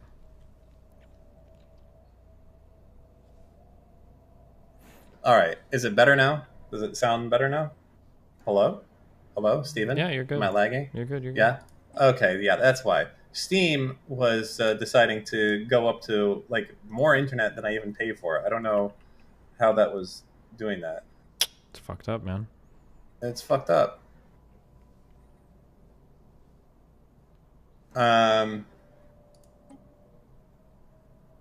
Yeah. Dan, what's your internet speed? I pay for 500 megabits down and 50 megabits up. Do you know? Dan, megabits per second and megabytes per second are not the same. No fucking shit, Rodonis. Wow, thanks for fucking telling me about this. I know more about computers than you will ever know. Ever. Ever. Think so? Sit the fuck down. I'm pretty sure. Okay. I know more about general technology than most of my developers, so. Okay. Yo, Des, You know, since I'm lagging, this let's new play age Factorio of these multiplayer new with mods developers instead of is Back that 4 they don't Blood know WUE. anything about like how the internet works. I shit you not. Like, they don't know what a TCP packet is or a UDP packet. They just don't understand that. All they know is like, oh yeah, Amazon AWS. Wait, I'll what go is ahead what's a Hey, TC? Destiny, What's a it's me, UDP Dan. packet? I What does that fixed my stand for? internet. Can you tell I don't remember what it stands for, but UDP basically is sending data without having to have an answer for every type of packet, and TCP is kind of has error control. So you say, hey, and it goes, what's up? And you say, hey, I'm going to send you some data. And this is, okay, cool, send me your data. And then you go like that, essentially. So UDP you can send without a reply. So it's kind of lossy versus lossless. Lossless, gotcha. Cool. Okay. Are you trying to mock me right now? No, I just there's an ancient I feel there's an ancient UDP meme. I don't know if you remember, but it's like something data protocol, universal maybe. there was a God damn it. Does anybody remember? What was the name of that other streaming platform? Was it called Hitbox? Wait, the other one that you were on? No, there was another streaming platform, and their whole meme was that they were going to use like UDP, and it was going to solve all the problems with streaming back then. It was really dumb, and I don't know, it was just funny, and we learned so much about. Like and Shield hardcore for them on my stream several times. I don't know if he wants to come by and defend himself, but. Well, I mean, UDP should be potentially faster for maybe FPS games, I would say, right? Because you're just sending data and the server is Yeah, but I don't know if you can use UDP for gameplay, can you? Like, don't you want verification? Otherwise, you're going to get, like, huge, like, rubber banding and shit, or some crazy shit is going to happen? Yeah, I don't know. I don't know. Wait, someone's saying all games are UDP with keyframes. Oh, okay, maybe they are. I don't know. But anyways, my like Zoomer developers, like they don't even know about like a fucking server and shit anymore. Like these days, if you want to do something, like if Amazon hasn't written an API to do it, they just can't do it anymore. It's like this new, they're called new gens because that's what they are. They're new gens. They have no mutuals with me as far as you know, old school acquaintances and whatnot. I can't. I don't know. I mean, that's like the whole point of like abstraction and everything, right? I suppose so. Situation log updated. This takes 63. Are you serious? Whatever, dude.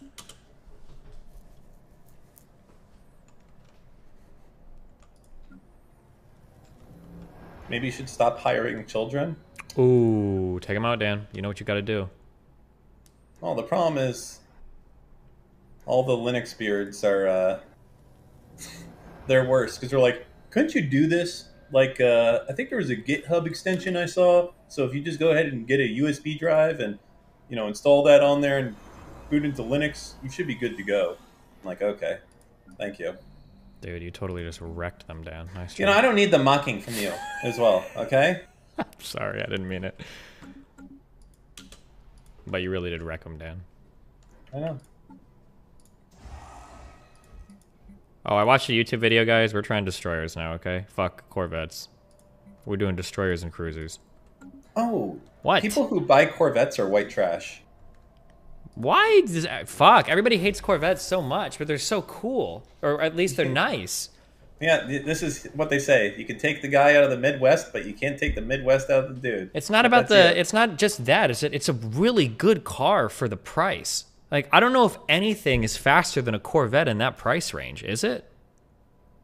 Like, I think it literally blows the fuck away out of anything in that price. Like, it's not even like, I'm pretty sure you could take a Corvette and you could race it against like 6-figure like MSRP cars. Well, what's the quarter mile on a stock Corvette these days? Let's take a look. See, what does it cost? Corvette. What is the newest Corvette? I have no fucking idea. Imagine buying domestic in this day and age. Okay, 2022 Corvette quarter mile time. 0 to 62.8 quarter mile in 11.2 seconds. But that's with the Z51 performance package and the optional FE4 magnetorheliological dampers. That sounds like some fucking EVE Online shit to me. I don't know what the fuck that is. 11 seconds though. That's. I wonder what this package costs, because the Corvette MSRP is like $60,000. That's it. That dude, you get so much speed for that price. That's insane. Well, what's stock? What do you mean? Well, what's the stock Corvette for 60,000? Because that thing might be like over 100K, and if that's the case, you're probably better off with a GTR or something, right? Let's see. How much?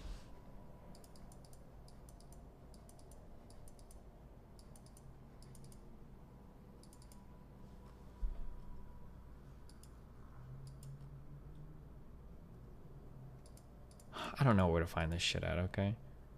Okay.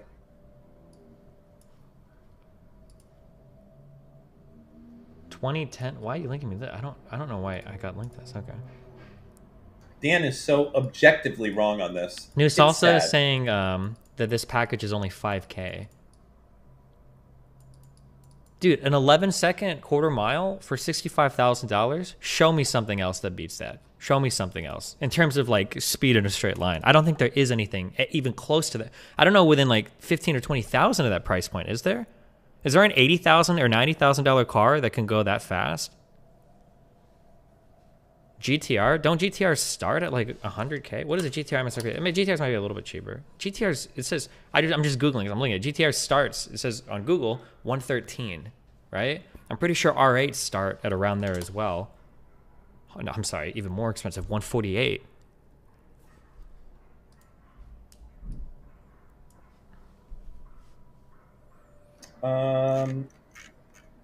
I'm sorry, but you're just so objectively wrong on this. For on what? I don't know. I was just reading what someone in chat said. Oh, okay. A bunch of virgins will never be able to afford this car anyways.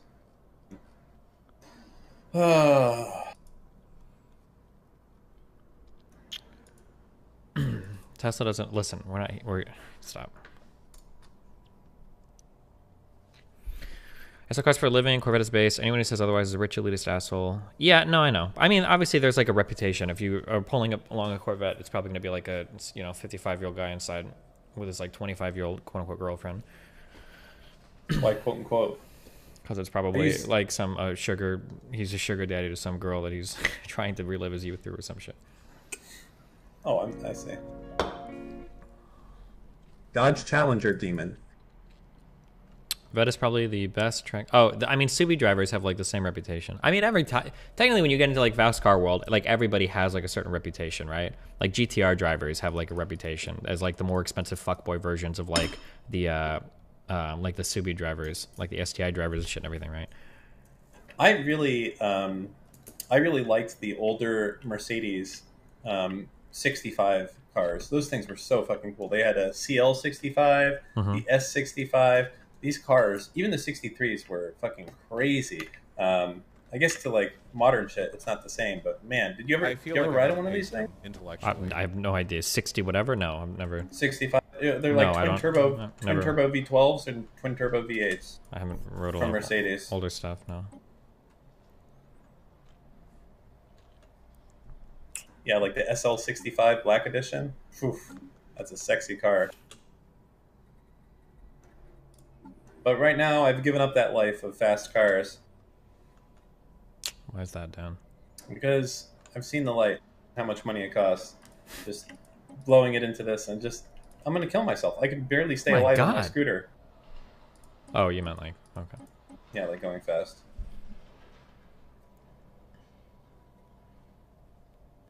I feel like whatever I get next is gonna be. I want something more comfortable. I think I'm getting older. Get a Mercedes. Or not comfortable, but like something that has like a lot of like nice luxury shit. Because when you get on these like little compacts or shit that are trying to go really fast, you're cutting out like almost every luxury, and it's a little bit irritating, I guess. Yeah, Mercedes is the best for that. Then probably like Audi or BMW.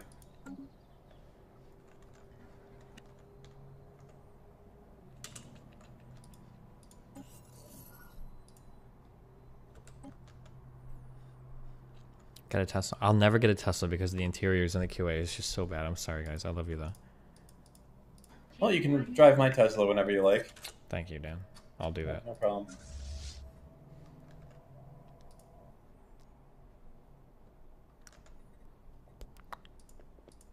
I have a RAV4 too. It's the XLE edition. Not trying to make it seem like I'm a baller or anything, but Dan, yeah, you're balling, okay? You're balling. That's one of the luxury packages of that Toyota. So nice, yeah. super leather ballin', seats, full safety package. I'm proud of you, Dan. Nice. What? I really want to get like a pretty nice motorcycle. I think I want to graduate from scooters to a motorcycle. There's one I have my eye on. It's like this Honda motorcycle that is kind of like a scooter because you don't have to shift.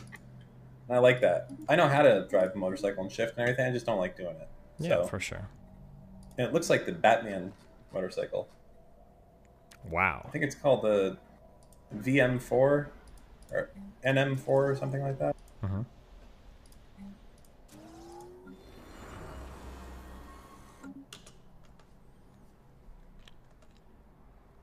Have you finished? Dan, go ahead. Did you finish watching all of Squid Game? Yep. How was it? I feel like everyone asked me this. It was fine. I don't know why everyone's going fucking on about this. It was fine. Some parts of it were so ridiculously fucking cheesy, especially the last fucking episodes where they had like these white dudes. It was some of the worst fucking acting that I've ever seen in my fucking life. It was like a shitty Cube movie. It was fine. It was entertaining. I watched it in one fucking blast. It was okay. The fact that all of America is like fucking losing their mind about how good it is really says a lot about America. Because it's not that good. It's fine. Jeez. Okay. Are you okay? Yeah, just it's so weird. Everyone is obsessed with this fucking show. It's like the same thing with the Tiger King. I watched that shit and it felt to me like I was watching Maury or something. It's like, okay, this is some really good fucking white trash television. This is some good ass shit. But like, that was it. Scientific breakthrough achieved. Yeah, I didn't really get the Tiger King stuff either. Even when people would explain it, I just didn't see what the big point was, but okay. Yeah, and you got to get in on it though. That's all there is. You have to watch it, or else everyone's saying it. Apparently now people are going up to everyone who's Korean saying, "Oh, are you in Squid Game or something?" Really? Like, that's pretty funny. I mean, That's funny, Dan? well, it's funny that Americans are so Racist, right? racist and fucking Horrible. closed-minded that they would do something like that. It's sad, but it's funny how racist they are. Gotcha. Okay. Good save.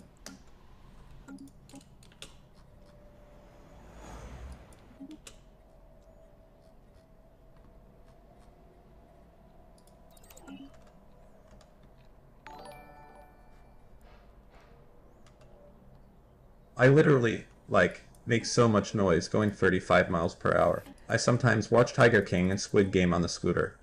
Fucking Americans. Okay. What did I just miss? I saw a lot of mega lulls. What was said? People fucking hate Squid Game and everyone will call you contrarian, even though it's obviously low quality as fuck. Uh-oh. Oh, it's one of those kinds of shows, huh? I mean, it was fine, honestly. So it's like it's like a game show, and if you lose, you die. That's it. And they kill a bunch. So it's like of another people. Hunger Games or whatever type thing. Exactly, or Battle Royale. Yeah, that's it. Yep. Good game is fine. Moody Cakes coming out. No. Okay, with so the the reason I big think a lot of takes. people don't like Squid Game is because a lot of stupid Americans are like, "This is the greatest show I've ever watched," and it's a fine, decent show. No, but it's not going to life change you or like change anything crazy. It's a fun watch. No, Mr. You agree? Moon, this is the. It's okay. This is that meme right here. That's it. I Do don't you even agree that think it was like a fun watch? It was fine. It was a fun watch. Yeah, it's okay. No, yeah. I mean, sure, I did it. You don't regret it? I don't regret it, but Yeah, it's it not was like okay. I could have watched like any other show, and I probably think it would have had the same quality. Yeah, no, I disagree with that. I Now, think most compared shows to are the worse. compared to the Hunger Games, oof, that's way better. This is way better than the Hunger Games, right? You're delusional. You're absolutely fucking mental. Wait, you're talking about the movie or the book? I'm sorry. I've never read the book. I don't read books. Okay, I'm talking about the the movie. Hunger Games movie is not good. You're. This show is. I'm not way saying better. the Hunger Games shit is amazing, but it's definitely better than this. I feel like chat's split on this. I watched the Hunger Games movie, and the Hunger Games movie, from what I remember, are pretty trash. Better than this shit. Got J-Law in it. Know what I'm saying, Mr. Moon? I know what you're saying. Yeah.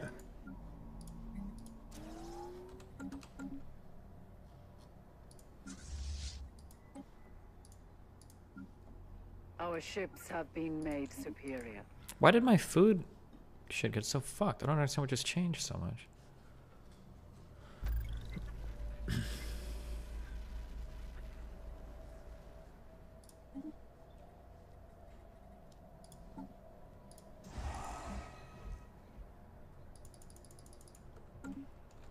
Horse crotch snake. Pretty funny how if this was 5 years ago, Dan would say that this show was trash. But he is so scared of Chad's Dan, why opinion don't of you him buy a that he clown has to car say go it's with that take you okay. just gave? What are you talking about? Uh-oh, Dan is...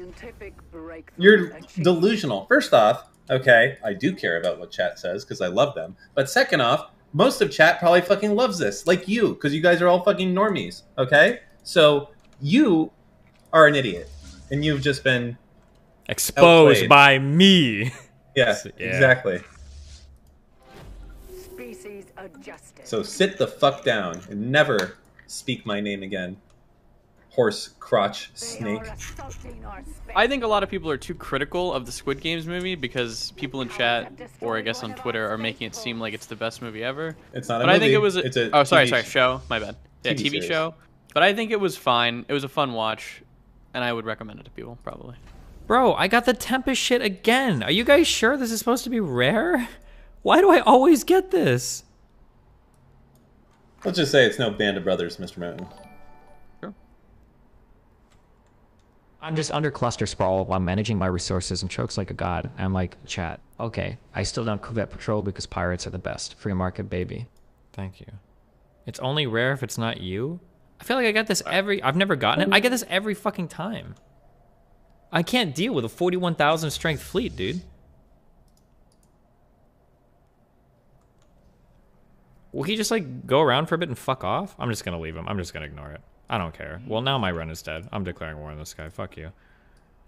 So you should start streaming earlier tomorrow because I don't want to start playing it fucking like. No gym Yeah. tomorrow, so I'm ready tomorrow. Okay. Like earlier. Danganronpa is better than both. Shut the fuck up, Mootin, alright? It's a stupid fucking meme. Have you even made it to the mid-game crisis? Is that not the mid-game crisis? The Tempest losers? I just assumed they were. Because they show up and they fuck all my shit up hard.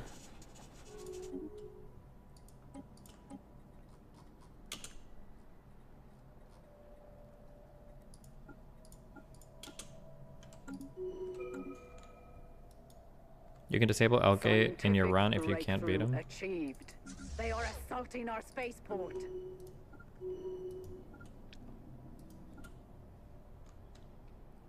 Okay.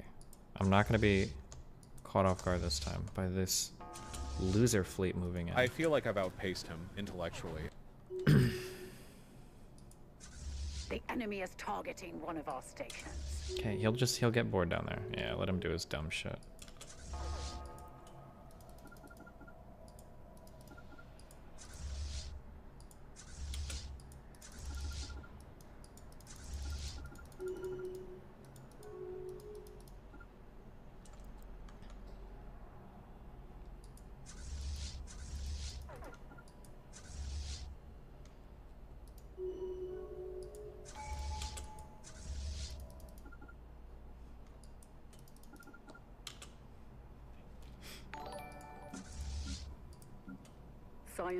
I don't ever read the campaign about that super OP that I can just become a part of until they die so they don't FSC camp my cities. Cool.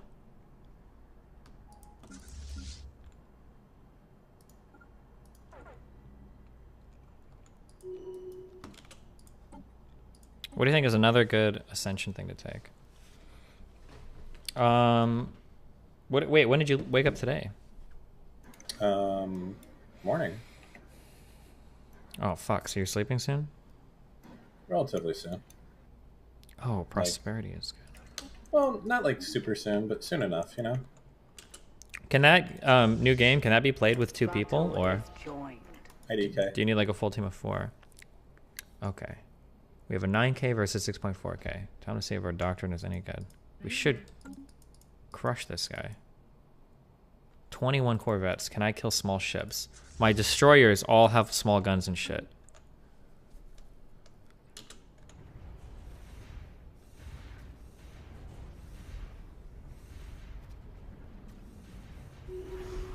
Okay, I'm okay with that. I think I was okay, right?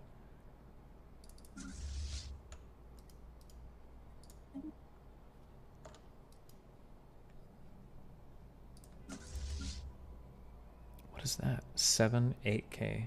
Oh fuck, he's got more.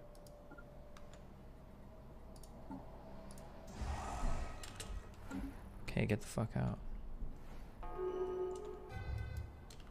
No way, did he catch? Oh wait, he just fucked up.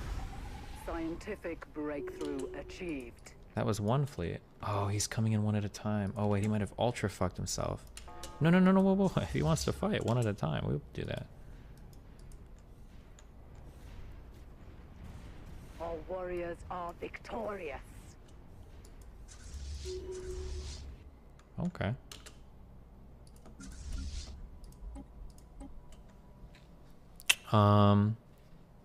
You'll need 4 people. The bots suck and randos leave. Oh fuck. Well, you, me, Mooten. Who else? I don't know if Mooten can play today. Oh, we're playing tomorrow, right? Well, yeah, but I don't. What if I want to play today, Dan?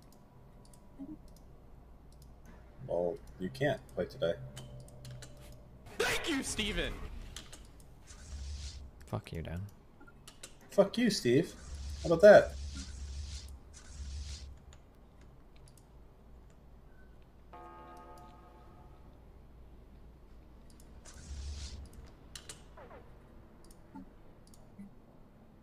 Please stop building destroyers. No, I think I'll continue to build destroyers. I think they're based.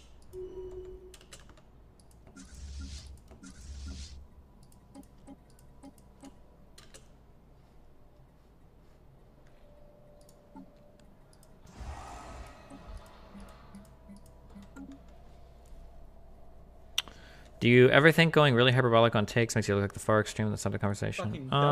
Maybe, I don't know.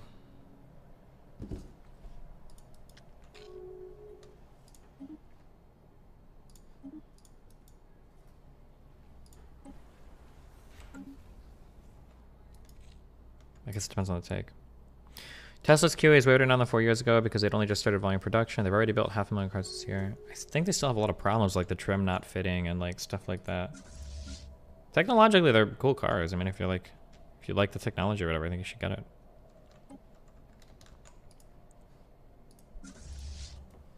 All right, I got shit to do. Good luck. We'll see you tomorrow for Back for Blood. Yes. Yep. I love you. Be careful. Hooters under fire for the new uniforms. Grey Tempest has vanquished an ancient threat. Oh, good job. You guys killed the Leviathan. I'm proud of you. Should I even bother trying to retake this, or is this guy just going to come in and wipe me out again? I didn't lose any planets, I don't think, so I don't know if I care that much, I guess.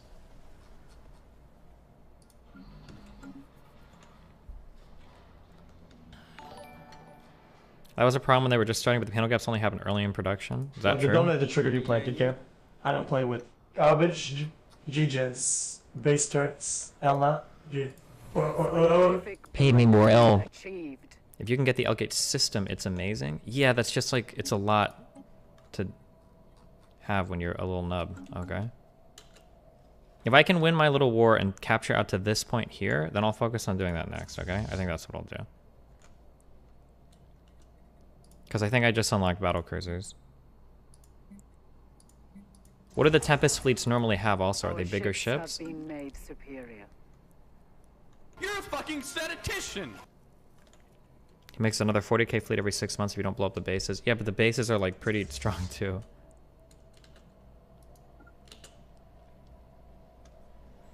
Okay, what do we have? 1500, 1000.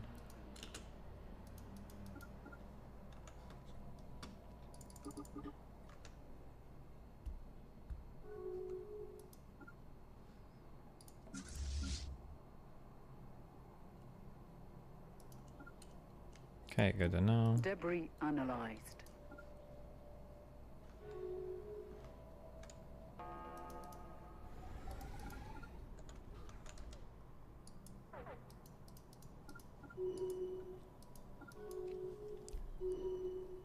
Debris analyzed. A relevant verse of Vosh in 10 minutes. Yeah, we're gonna be watching that, baby.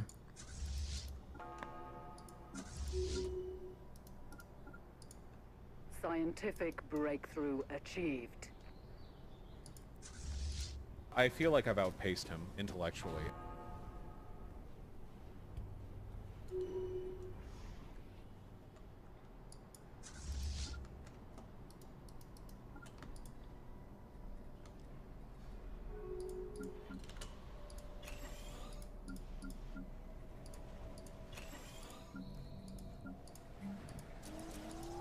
I don't understand what I did that fucked my food so hard. Oh, unless maybe it was losing star bases.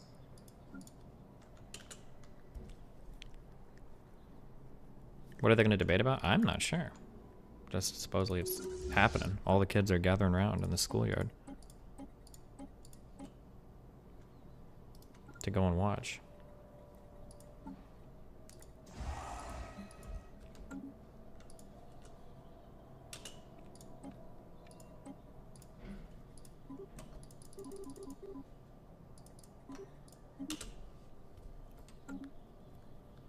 When you eventually retire / quit streaming, will you do like a finale stream where you just ghost?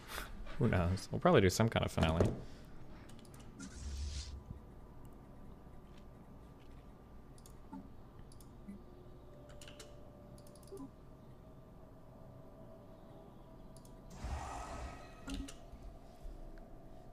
It's about the living your principles thing.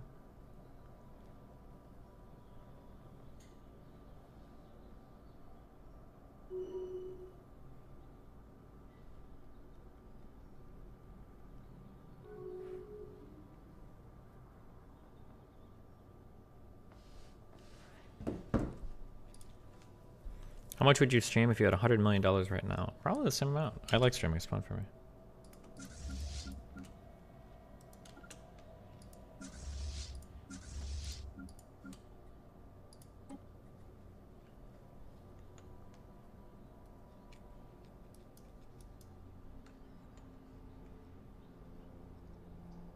How am I? Insidious but uncovered. No one cares. Okay, I have won every fight. I've blown up so many of his ships. I occupy one of his planets, and I've rolled more of his systems. But somehow, I have more war exhaustion than him. I'm pretty sure I've blown up more ships too. How? Let's check. Okay, space battle, space battle. Okay, I gained more war exhaustion here. How? Can I see like this fight? Or will it not show me? You just have to kill more ships? It's so stupid. Whatever. If we settle status quo while I'm holding systems with claims, I believe I get those, so fuck him.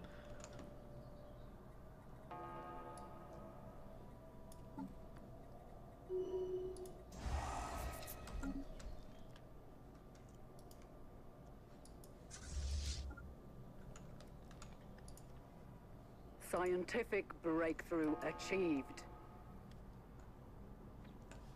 So I can come all the way down to this system here, and then I get a nice choke point.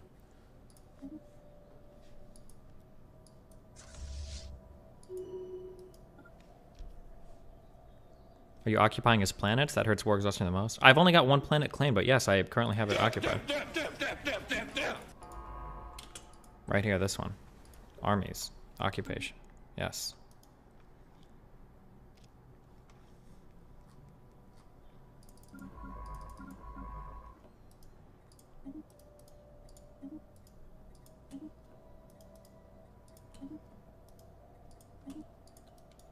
They probably have buffs at lower war exhaustion.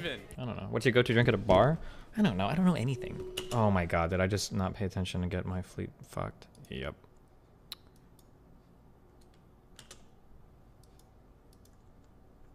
The fleet has made the ultimate sacrifice.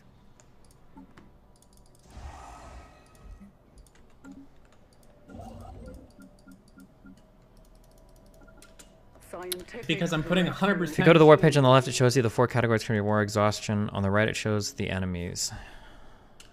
If you go to the war page on the left, it shows... Oh, yeah, it's always space battles is what I'm always losing on. I don't like the way... I just think the way they do war exhaustion is really, really, really shit in this game. Because, like, if you roll through, like, 20 systems and you take over every single station, that hurts you. Like, it discredits you, which is so stupid. Because it's like, oh, you're not blowing up their ships, you're just blowing up all their space stations and all the territory they own. And it's like, okay, well, it seems like that should probably count for me then. But it's like, nope. Debris analyzed.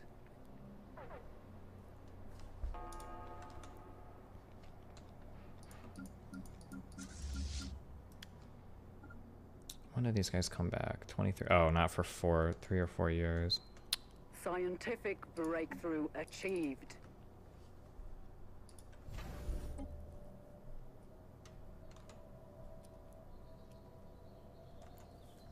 All of Stellaris' community hates the system. The only way is to occupy all of his planet. Yeah, it just seems dumb. Scientific breakthrough achieved.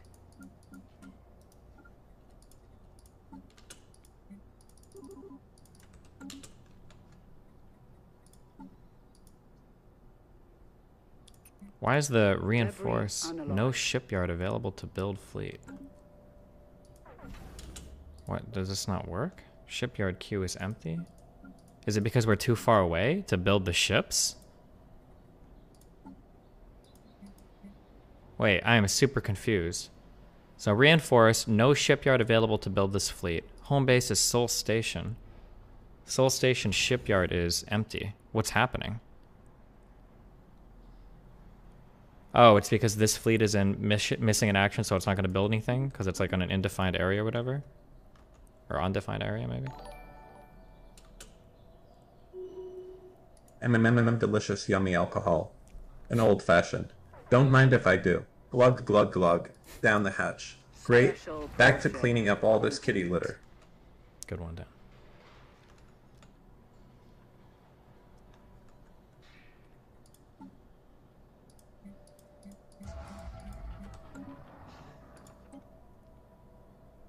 Scientific breakthrough achieved.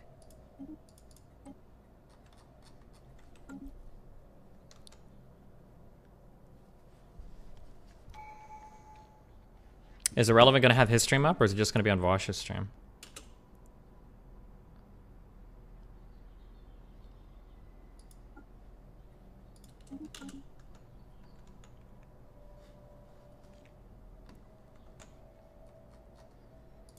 Initiating tactical retreat.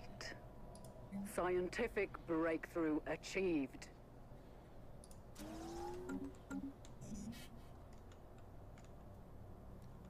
Do you like Irrelevant or not? Yeah, I think he's an okay guy.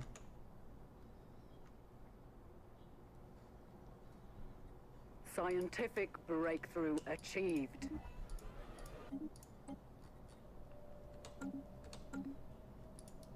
Initiating tactical retreat.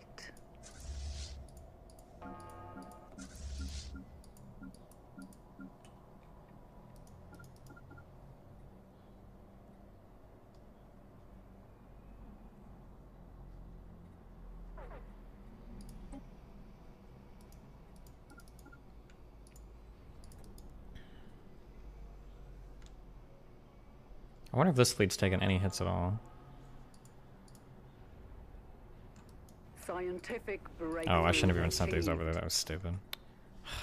Isn't Irrelevant like a lefty, though? I don't know. I don't know what his politics are. I just think he's an okay dude.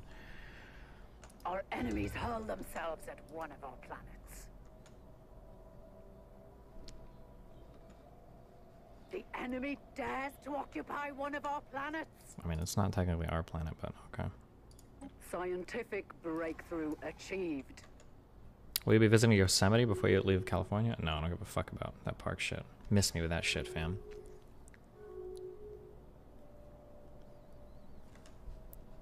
Initiating tactical retreat. Wait, there's no way he can just beat this station, right? Wait, fuck. It's a 9.9k station. Why would he come into here?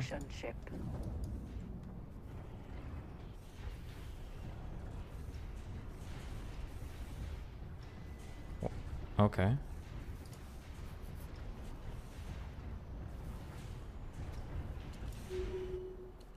That seemed kind of dumb, but cool.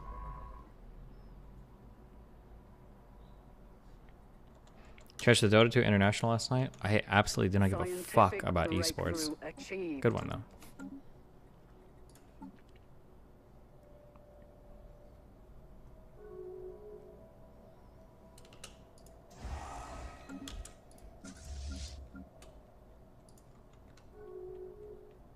We are tracking an enemy fleet.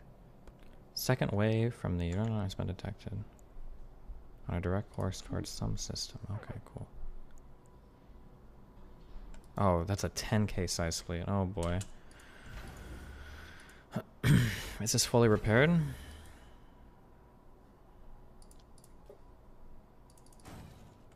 Oh, good luck.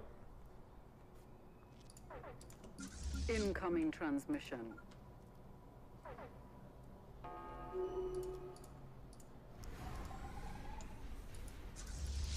Hey, wait, why don't you guys... Tracking an enemy fleet.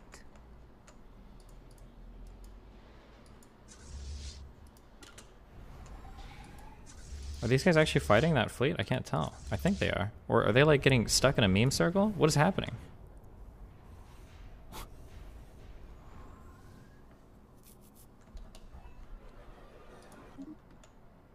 Do you have Windows 11 yet? No, not yet.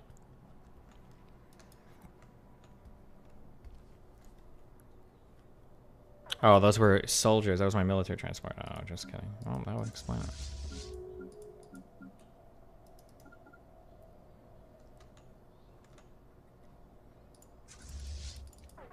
Okay, I think something that's fucking my designs early on is most of the early game enemy shit, these guys for a long time stay on really small ships.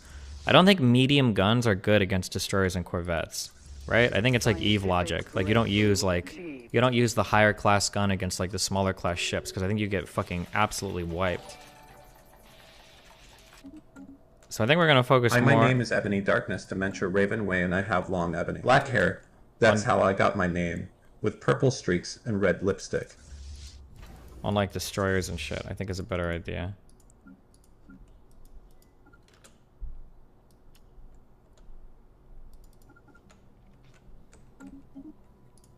Okay, this run is done. All right.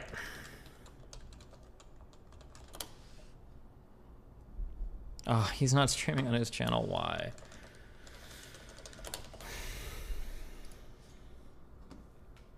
And stuff like that. So that's pretty much what I am. I'm like a VOD watcher. So fair. You know, it's all part of the Twitch ecosystem. It needs to be kept fair and balanced. Yeah, ask me whatever you like. I think is of course, my opinion on the Hassan House stuff. If you want to go back over the basics, I'm happy to cover it.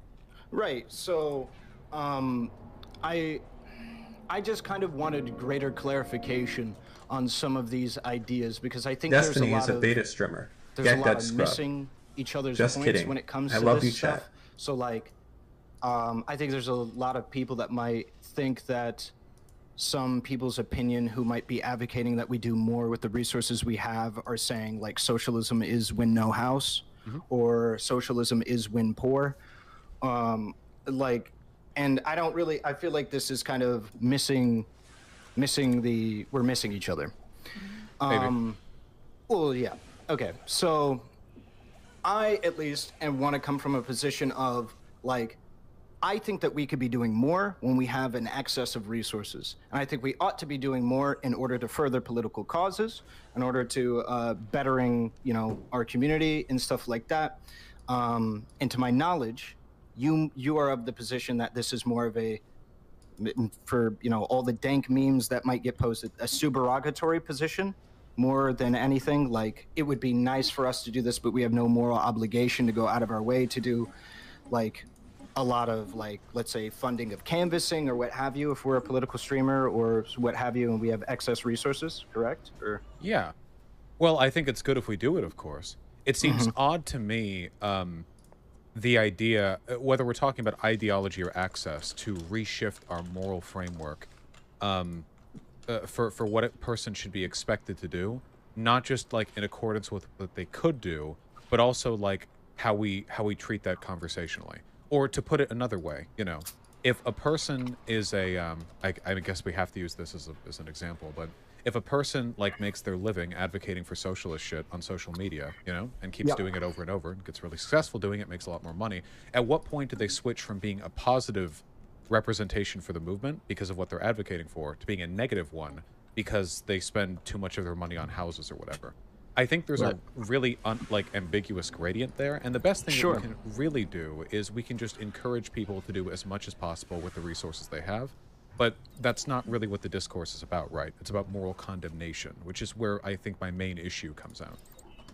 Right. So if we're talking about like moral condemnation and like, I think that when we're talking about holding people to a certain standard and where exactly we're talking about like moral obligations and what people ought to, you know, be like doing with their resources and what have you, and whether or not I can condemn somebody for having excess and not spending that excess or using that excess, whether it be capital itself or money itself or influence, I think we could look at either one. So maybe I could be more amicable to any idea when it comes down to money or what have you.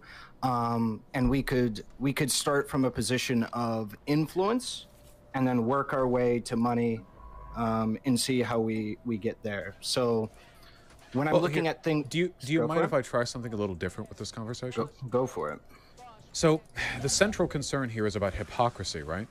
So not necessarily for me, at least. Okay, then not necessarily hypocrisy, but I think, you know, are you a socialist? No, I am not. I'm a SOCDEM. So as somebody who would consider himself a socialist, it seems like the person who should be mad first and foremost, like here, is probably myself, right? So I guess I'd have to ask you, you know, why should I be upset? What, like, because people, I've seen this from everyone, like, you know, Destiny, Ben Shapiro or whatever, where they're like, you know, I don't care about people making a lot of money and buying big houses, but socialists would. And I'm sitting there as a socialist saying, well, I'm not. So should I be offended? Like, make the argument for me to be offended, you know? Right. So I think it comes down to if somebody has at least, I don't know, I don't really view it as an offense thing. It's more of a, if people are able to accumulate potentially infinite resources from perpetuating an idea that they stand for a political cause, and I don't even think this has to do exclusively with socialism, but like perpetuate the idea that they stand for a political cause, at what point can I say that, like, you know, talk is cheap? You know, when does the talk become the walk? Or is there no such, or is the talk the walk in and of itself, right? Like, well, that's my question to you, right? Well, the talk is the walk when it comes to like being a political pundit, right? Like Tucker Carlson isn't dangerous because part of his money goes to like promoting Republican candidates. He's dangerous because he has a platform that tens of millions of people listen to. So, I mean, talking is walking when we're talking about political advocacy, because advocacy is largely a vocal process. But when it comes to like, at what point can you expect to do more? I think there is a good question there. A lot of leftists, for example, are upset with leftists in electoral systems who take up space, you know? That's one of the central criticisms of the Democratic Party. The fact that, you know, they're better than the Republicans, sure, but they take up space. They become the left opposition party, meaning that you're removing sort of cultural, social, and political space for a genuinely left-leaning party. I think there's some legitimacy to that argument. You have to talk about what you're losing, what's being taken away.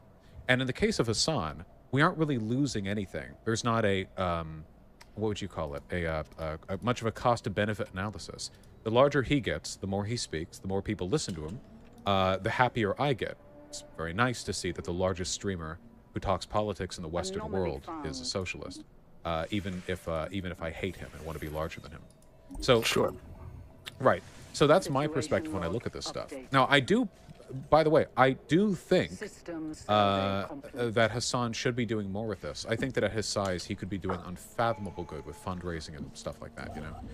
But it's about how you approach it. If your approach is like, socialist, hypocrite, big house, socialism is when no house, yada yada, we're not really facilitating any positive changes within the movement. We're just looking for an excuse to attack a socialist we don't like. And Lord knows I see plenty of that in this discourse. But if you want to be affirmative, positive, reaffirming, you know, you're doing good, but you could do better. That's an attitude I like. Okay, so I guess then what or what is a moral obligation that you would set for somebody like Hassan?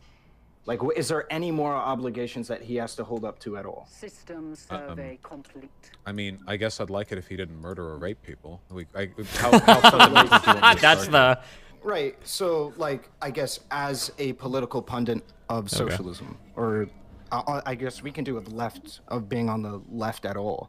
Like, what moral obligations do I have as a political pundit on the left? Do I have none whatsoever? Well, in a purely utilitarian sense, my only real answer is that I always want him to contribute like a net positive utility to political discourse, right? Pure Which I feel utilitarianism. He does for his side. I don't agree with all of his takes on you. I don't think that he's always educated on the stuff that he speaks about. But as a net, you know, if we were to choose sort of the archetypical frat boy politics news pundit, you know, I would certainly rather him be Hassan than some, you know, edgy centrist or even like a progressive liberal like Philip DeFranco. Right, and so I'm just wondering, I guess, from my perspective, I don't know why we would set the bar so low, and is where I'm at. I feel like that bar is set really, really low, and we do ourselves a disservice by setting it so low.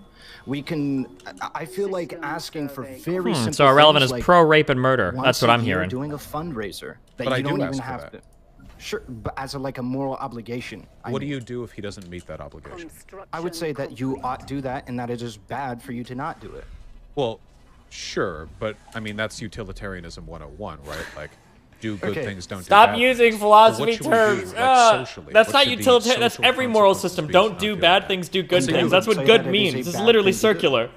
Sure, to not do that fundraiser thing. Yeah. Sure. Yeah. I mean, in terms of like the distinction between doing a bad thing and not doing a good thing, it can be kind of fuzzy, right? Like, it's a bad thing to not save a drowning child.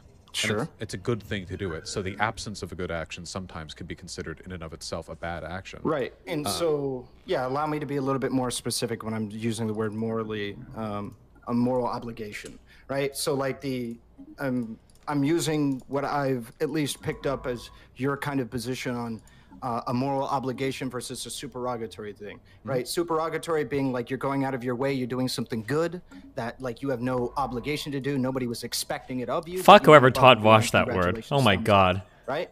And what I'd consider to be a moral obligation is what you need to do before you are committing an action that is bad. You need to do this, otherwise you are doing something bad, right? Yeah. That's the way that I consider it. I guess the more that I think about it, you know, when I tried to start out with this stuff, I was told that utilitarians don't actually have a way of distinguishing between supererogatory and obligatory behavior. That when you get right down to it, you can make as many overarching or like, superseding systems as you want, but a utilitarian will never actually have a definitive answer for questions like that. It's just try to do good things and try not to do bad things. All questions as to what's obligatory or supererogatory are kind of relative, right? Is it obligatory that you give money to charity? Well, probably not many people would say that. It's supererogatory. But what if you make billions? At what dollar amount exactly does that distinction arise when it becomes necessary as opposed to it being simply a thing you can do that is good? In the absence of a definitive answer, all I can really say is that I think that we should, as a general rule, encourage people to do good when they can. Fuck you for and saying discourage people from utilitarianism doing a bad few when they times can. 5 years ago. Well, I You're don't responsible think for that this. it's like now something everyone that uses it because they think just it makes because them there is sound gray like area, you. that doesn't mean that we have to make an appeal to that gray area being so absolute that we throw out the entire concept of a morally obligatory action. What do we so get? I think What do we get from the moral obligatory language relative to what I'm using? Because I'm agreeing with you. We should encourage him to change his behavior on that. And in terms of affecting a better outcome, that's the best you're going to get. What I'm suggesting is the most effective way of ameliorating the problem you're describing, is it not? I might I would disagree. I would think, in effect, that what you have is the reason why I use morally obligatory is because I can condemn somebody for not participating in an action that I consider to be morally obligatory. That's really the difference. Saying that, like, oh, well, you're doing what you need to do, which is just, say, whatever we consider to be, propagating socialism to a thumbs up degree, right? And I don't want to hard stick on socialism. This applies to all different political ideologies, right? You're promoting that ideology. However, right? Like you taking in the excuse me, yeah, you're promoting the ideology of socialism, but socialism in and of itself doesn't say that you have to like go above and beyond and do all this charity stuff, but like we can hold them to that standard through a moral obligation, so that way we can condemn them when they do not meet it, because otherwise I'm just saying, hey, you know what, it'd be nice if you did all of this stuff, but you're not wrong for not doing any of it. Well, why would a socialist want to do that? Well, because moral condemnation is something that should be taken seriously. Generally speaking, Because it I'm is. putting 100%. But all the people engaging in this behavior, the people attacking Hassan for this, that, and the other, you know, they're not socialists. Overwhelmingly, it's conservatives and liberals doing this, which suggests to me that the attitude you're advocating for here is not actually in the best interest of our movement. It sounds like it's in the best of interest of our movement because you're encouraging things like consistency, good optics, self-checking, but in reality, it just seems like a thinly veiled effort at attacking people that you don't like on the left. You say it's not about hypocrisy, but do we have these conversations about non-socialists? I mean, there are tons of wealthy celebrities out there who have pet social projects that they don't donate millions and millions. It's not hypocrisy if they're not a socialist, right? That's the whole point. Choice in game that I'd rather watch Diablo fucking 2 maybe instead they of could do that then. Lalo. But with Hassan, this is a critical moral failing that has to be the subject of months of discourse. You see? Yeah, so allow me to ameliorate that. I think it's because in a lot of instances, unironically, there's a lot of people who I would actually point to as models for going above and beyond that exist outside of, you know, this specifically, I guess, Hassan. I really don't want to attack him specifically, but like even you, I would agree, go above and beyond in certain areas where I don't believe that this moral condemnation would apply to you. Your consistent fundraising, at least your outspoken desire to participate in direct action, and what have you. I wouldn't, right, yeah, so I wouldn't apply this criticism to you. However, I think we can hold other people to a higher standard, and this discourse has been spawned off of, like, you know, again, Hassan. And so I think we can hold him to a higher standard, like even just a standard of, again, doing maybe one fundraiser a year, right? Or what have you. And I think we ought to push that kind of a standard over and over again. But to address your point specifically about non-socialist people targeting socialist people for this, I don't disagree. There's a lot of people that throw shit at socialists just because they think like socialist means you have no money. But I also think that there are people that think like me on this, where it's like, damn, it really kind of sucks that we don't really see, you know, fundraising, we don't see canvassing, we don't see many of these things coming from specific people that talk about politics. And that ought change. We ought to hold people to a higher standard who are promoting these ideas and things like that. We ought to hold them to a higher standard, because if people like Hassan aren't going to go out of their way and support canvassing, who is, right? Who are we expecting to fund canvassing, to get people politically motivated, to get people politically involved, if not people like Hassan? Who else are we expecting to do? Like, well, I guess, like, to me, ultimately, this does still reside on an attack on hypocrisy, which it just doesn't register that much in my framework. When it comes to, like, well, who should be doing these good things? The answer to me is all of us. It doesn't register because he doesn't care about being a hypocrite. Socialist should be doing advocacy for the working class any more than the filthiest capitalist pig. I think that all of us should be doing it. I don't necessarily know if there's some heightened... Oh, is this a fucking Malv room? Holy shit. I'm sorry, guys. I didn't even notice that. That's good. I didn't even... to me, the idea that, like, people should be held to a higher standard if they actually advocate for these positions, in theory, it's good. You know, it's conceptually valid, and I think there's some, you know, some worth to it. I wouldn't deny that. But in practice, it just seems like, you know, the ability to attack people who you disagree with, which is why these criticisms are all coming from not the left. Like, we don't do this with capitalists, right? Like, if we were like, you know... This is the whole point. If you hold yourself to a higher standard, then that, of course, does open you up to more attacks. But, like, I mean, what's the next step? Should we all just become, like, heroin addicts? Because, like, there's no standards for that, right? Like, I could show up in some place, like... I don't have the obligation to shower, to take care of myself, to not be an asshole, because I feel like, bro, I'm a heroin addict, okay? Don't project onto me your personal responsibilities and what you perceive as failings, okay? Because, bro, I'm a heroin addict. This is what I do. Like, yeah, of course, if you hold yourself to a higher ideal or a different ideal, there's going to be a different set of standards that are going to be morally forced on you. That's like basic 101 everything. Yeah, I don't... the fact that he's a socialist wouldn't even be a part of the argument being made here. But it is every time. I can disagree with that, and I think I can synthesize why it is also, like, him being a socialist is also relevant. But to touch on your previous point about, like, Rachel Maddow and all that stuff, the part of the reason why I talk about specifically Twitch streamers in regards to this, and to some degree some YouTubers, is because that's the people that I have the most access to, the most connection with, the people whose communities I run in the most, the people who I can affect to some degree. I could agree that most political pundits should do these things. Most political pundits should do. I agree that they should, but there's a difference between should doing something and morally condemning a well, no, that's what should means, Vosh. But you had, if you were like a New York Times, like columnist or something, can you honestly tell me that you would be dedicating any significant portion of time to like writing out the dozens and hundreds of major political pundits who have a higher net worth than Hassan, and saying that if this person was really believed in higher taxes, then they wouldn't list this as a business deduction. Hold on. It's rhetorical. The answer is no. You wouldn't. Nobody would. There's something particular about socialism and about Hassan and about this discourse on Twitch that is facilitating a thoroughly unproductive conversation. So no. Why is it so important to hold socialists to a higher standard? Does not most people have values that they fail to live up to? It's not about failing to live up to anything. It's about, like, obviously you can never live up to your ideals. That's why they're ideals. But you try to, right? But the thing, here's like the killer question for Vosh, and I don't think I've ever gotten a good answer to this. What is the difference in your mind between a socialist and a capitalist living in a capitalist economy?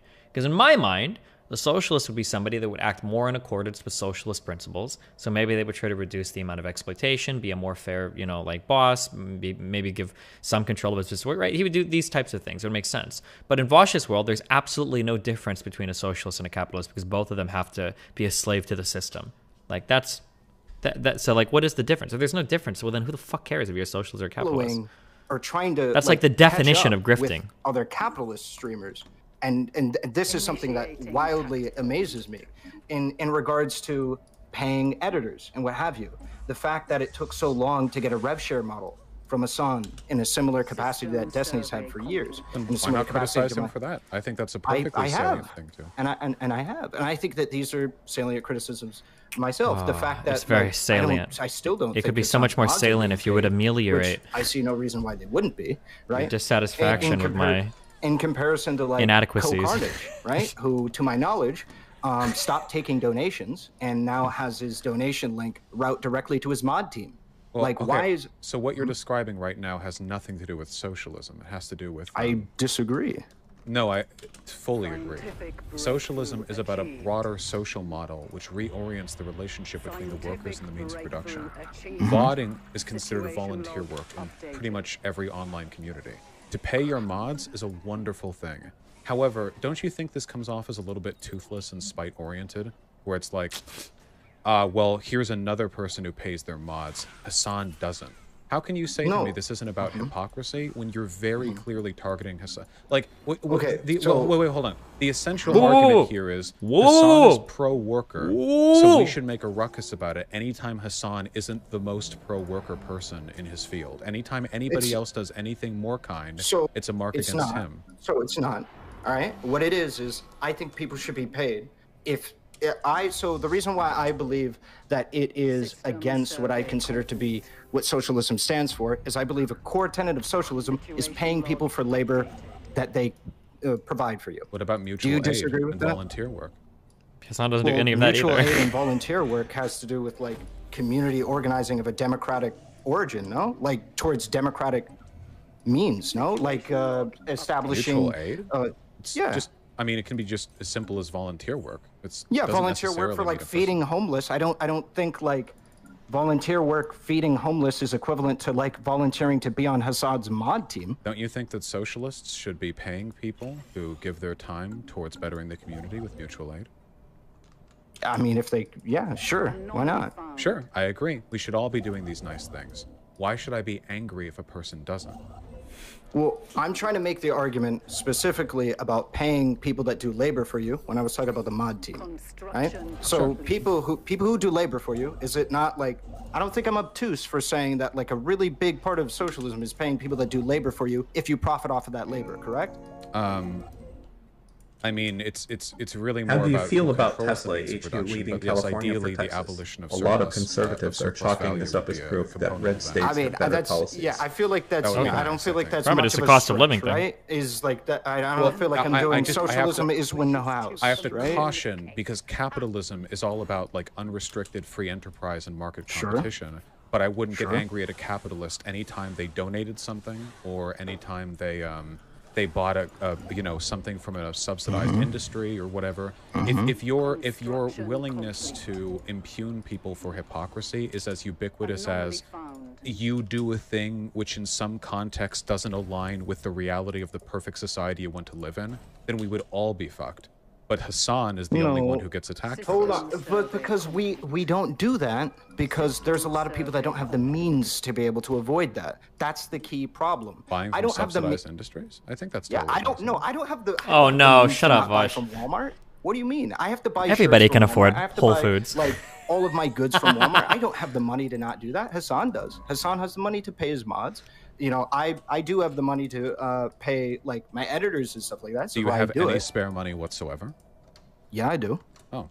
Socialism makes moral assertions. Oh my God, he's so obtuse. That should inherently make the actions of millionaire socialists more scrutinized. So, is your argument supposed to be the arbitrary nature of how much money I believe is necessary before we can give it to people? There's a definition for this fallacy. I don't know what it is. It'd be nice to have the debate bro term for it. But some people will make this argument that let me give you this equivalent, okay? Some people will say that like if something is arbitrary, it doesn't exist. People do this with gender arguments. Vosh is doing it right now, like, oh, well, I can't drop out, right? This is the equivalent of this, okay? I am in Nebraska and I walk over to an Iowan and I hold a gun to their head and I was like, all right, Iowan, where does your state start and my state end? And they're like, oh, well, I mean, like, this is the border. Show me. And it's like, well, I mean, it's like around here. I don't want to know where it's around. I want to know exactly where the border is. Well, I mean, it probably goes back and forth. Like, it probably depends on where exactly. So there is no border. Nebraska and Iowa are the exact same thing. There's no difference between the two. Because there's a fuzziness at the edge here, the two things are inseparable and unrecognizable. Yeah, it's like Loki's wager, right? Loki makes a gamble with some dwarves, I think, or some shit. I don't remember. And he gambles his head and he loses. And they go to cut his head off. And he's like, okay, you can cut my head off. That was the bet. But you can't cut a fraction of my neck off, only the head. And then when they go to line up the cut, they realize, well, I don't know where the neck ends and the head begins, so he walks. And it's like, okay, like, but we have heads and we have necks, you know? Ugh, it's just so irritating to hear him get away with this stupid shit over and over again. Setting right now seems to be incredibly arbitrary and fueled by a particular dislike for the person. Which is why earlier I said you would never do this for other people. People don't do this for other people. We don't. Okay, he gets his mouth sewn mainstream shut. media, and we don't do this to regular political pundits. It's socialists. It's socialists who get these. I thought this was in a Shakespeare play. Yeah, it was the really brainless solution that Portia had, I think, when she was dressed up as a judge, when Shylock wanted to win his bet against Antonio. I think it was something about like he gets to take like a pound of flesh, but he's not allowed to take any blood. And then he realizes, oh God, I can't take a pound of flesh. I'm fucked because there's going to be blood. And then they all made fun of him, called him a Jew, and made him convert to Christianity or some shit, and ended the play. And I was like, okay. Yeah. This is the same argument that I had with the vegans. And like with the vegans, it feels like they're more motivated by feeling better than the people they dislike than they are by making an affirmative change. Which is why I'm okay with the good vegans. The ones who say, hey, maybe try not eating meat on Tuesdays. Maybe we could cook this meal together. Affirmative arguments that change people's minds, not just an excuse to feel better than the people who you think aren't living up to their principles. I feel like if anybody's attributing... Wait, I'm not making this up, you motherfuckers. As the court grants Shylock his bond and Antonio prepares for Shylock's knife, Portia deftly appropriates Shylock's argument for a specific performance. She says that the contract allows Shylock to remove only the flesh, not the blood of Antonio. Thus, if Shylock were to shed any drop of Antonio's blood, his lands and goods would be forfeited under Venetian laws. She tells him that he must cut precisely 1 pound of flesh, no more, no less. She advised him that if the scale do turn, but in the estimation of a hair, thou deest and all thy goods are confiscated. Defeated, Shylock consents to accept Bassanio's offer of money for the defaulted bond. First his offer to pay the bond thrice, which Portia rebuffs, telling him to take his bond and then merely the principal. Do they actually make him become a Christian, or they make fun of his... I don't remember if they... Oh yeah, I think they do. Antonio also asks that for this favor, Shylock convert to Christianity and bequeath his entire estate to Lorenzo and Jessica. This is a fucking weird play, dude. I hate Shakespeare. God, how fucking boring with this shit. Tendency for people to use these arguments against socialists. Now, I'm impugning people broadly here because there's been mainstream attacks against Hassan for stuff like this.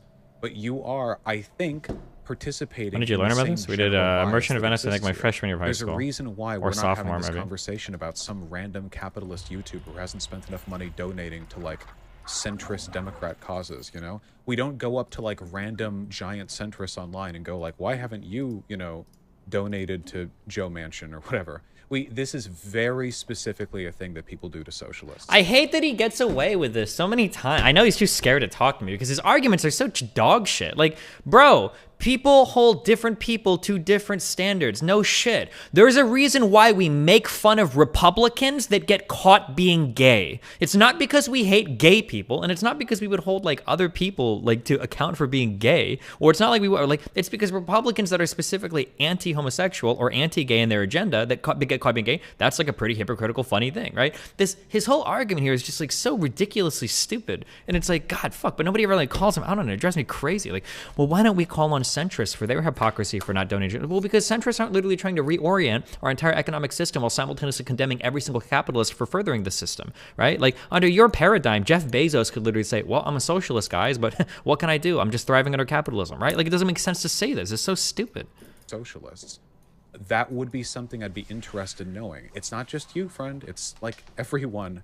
There's a reason for that. That's what I've said. I've said this. Wait, hold on. So I've said that, like, I would apply this to everybody on the political spectrum that does not participate in what I would consider to be many of these actions that I've listed so far. Well, everyone says that, but we see who gets the headlines, right? Okay, can you point me to a specific person you're looking for me to morally condemn for this shit? I mean, you've pointed me in a direction, and I already agree, but, like, I don't think I'm going to make headway to Rachel Maddow. I think the arguments that you're making right now are pretty much universally applicable against any kind of pundit or newscaster. Yeah, and I don't disagree with you. I don't think I'm going to make headway with Rachel Maddow, though. Okay, well, let's be fair. You're not with Hassan either, right? Even I couldn't make headway with Hassan, and I'm the guy directly beneath him in terms of size. Hold on. But I can contribute to a narrative that is portrayed in the space that Hassan is in, and avoid people from making arguments I would consider to be bad or just not well informed on what we could be making and pushing people to use their power effectively. How about Bastia? What about Bastia? Bastia makes more money than I do. Do you know of any public efforts he's made to raise money for any pro-neoliberal causes, or any donations he's made to said candidates? Wait, did he just say Bastia makes more money than he does? Why would he lie like that? Wait, did he just say that? As much money as you, right? They don't make 1/5 of as much money as you. Oh, well, it seems that he makes a decent amount of money. I mean, do you think that he's doing enough to live by his principles, or do you think he's just... I think he means through his lawyer job. It doesn't matter. How much money do you guys think lawyers make? It's not... I'm sorry, but it's not... I don't think it's as much as you guys think it is. So in California, the median lawyer salary is $170K, which is good. It's good, but lawyers aren't bringing in like $400, $500K a year, okay? Vosh is easily out-earning Bastia. Absolutely. Area that you were referencing before, and you're lumping in like average people or people like me or my mother who make like fucking 30K a year, all right? You know, I wouldn't lump us in. We're not Hold talking on. about 30K. Because you're trying to say that, like, well, this could be applied to anybody. It can't. I'm talking about people with excess, people who are making like $1 million a year surplus is what I'm talking about, right? When you're making that kind of money, Why not 500,000? Well, this is what I mean. You're making appeals to like the exact precise money, and you're saying because I cannot root some objective, quantifiable, precise point therefore you're throwing away the entire concept of good job. maybe Irrelevant. if you're making $1 million surplus a year, that you can afford to pay a mod $5 Then why not, a week. If we're just choosing an arbitrary line, then why not 10 million? I don't think Hassan makes 10 million a year. Sure. If you legitimately want to stake your opinion at 10 million, I will fully take that. I will 100% take that. If you commit, like somebody makes $10 million, let's say you make $10 million in the next year or whatever, and you stake that, sure. I just think that, like, not a ridiculous point is $1 million surplus. And part of the reason why I use this amount of money is because, like, if you look at how much money you can make off of that money, just for instance, being in a account, acquiring interest from the markets. Sounds closer to 10 million here than 1 million here. $100,000 a year from just I think he's on the breathing lower oxygen, end. So I think he's a bit south of 5 million a year. after inflation. Like, that is an unfathomable amount of money to the average person. When you make so much money, no, but that's like, at that point, right? You don't have to work to live. You work 1 year and then you live the rest of your life. These seems to me like tangential arguments at most. So I'm the reason fully why aware that he's extremely wealthy. He's the largest political streamer in the history of the English-speaking world. It's very impressive. Okay. So the reason why I'm making appeals to this is because I think that that is a fair metric to hold. That if you're making so much money that you only have to do your job for 1 year, then you never have to work for a single day for the rest of your life. Do you agree that's probably a fair metric to say that, like, yeah, maybe there could be some resource spread that could happen? There could always be some resource spread that could happen. Do you think I don't advocate? I advocate for my chatters to donate whenever I'm doing a fundraiser stream. Do you think that I would stop making that request of them because they make less than $1 million a year? Of course not. I'm not saying that we should all do. I'm not saying that it's not something that we should all do. What I'm saying is at some point we can easily say that, yeah, at this level of resource accumulation and income, because I want to divorce income from wealth, because if he just had like $3 million, fuck it, $10 million or what have you, just sitting inside of a fucking account, right? Like, hey, listen, I'm not too sure about that, right? Income is a lot more like, you know, that's something that you can grab onto in comparison to something that might be a little bit more slippery. Why not just advocate for everyone to do it if it's within their means? Because I agree. So that's what I'm trying to prove is what is in your means. And I think the in your means, when you're talking about making so much money that you never have to work for the rest of your life, I think that is a fair metric for in your means. Do you agree or disagree? I think, well, sure, but I think the bar for in your means is well below that. We don't say that a person can only donate if they're making like the median U.S. income every single month, right? I mean, and Vosh, I'm not trying to make the argument that that's the level that we have to go with donate, but we've already made headway. We agree that he's at a level where he can donate.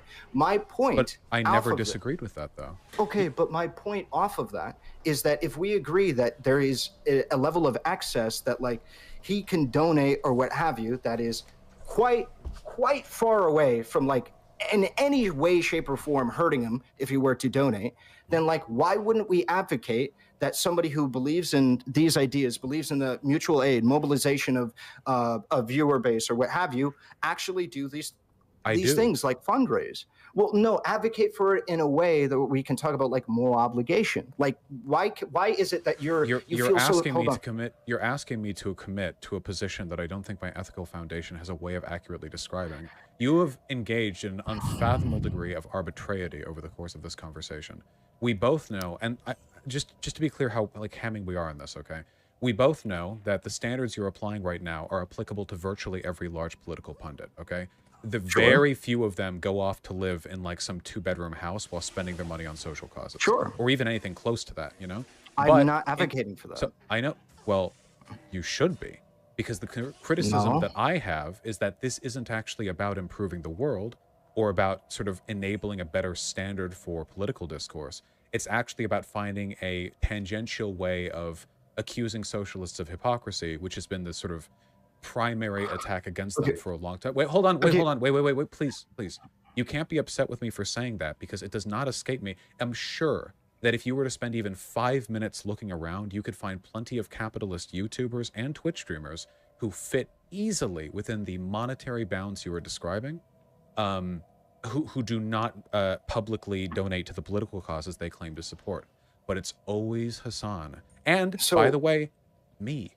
I don't get it as much as he does, but it does not escape me that the entire online media circuit is constantly obsessed with how every dollar is spent when it's held by a socialist. It ultimately is about hypocrisy. And to be honest, I just don't care about hypocrisy. I care about good and bad behavior. You keep attributing things to me. And I'm talking about the behavior that we typically see, and while I cannot deduct... Let me do this real quick, okay?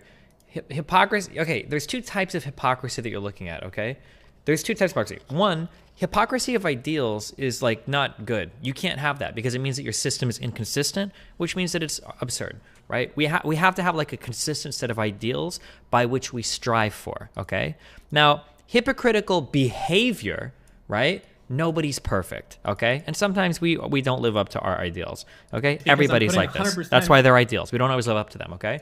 However, you can't say that just because sometimes people are hypocritically in a behavioral sense that we can accept a hypocrisy of ideals. That doesn't carry over, right? Like, people can act irrationally, but that doesn't mean that we accept irrationality, right? You can't do that because without rationality, everything necessarily becomes absurd.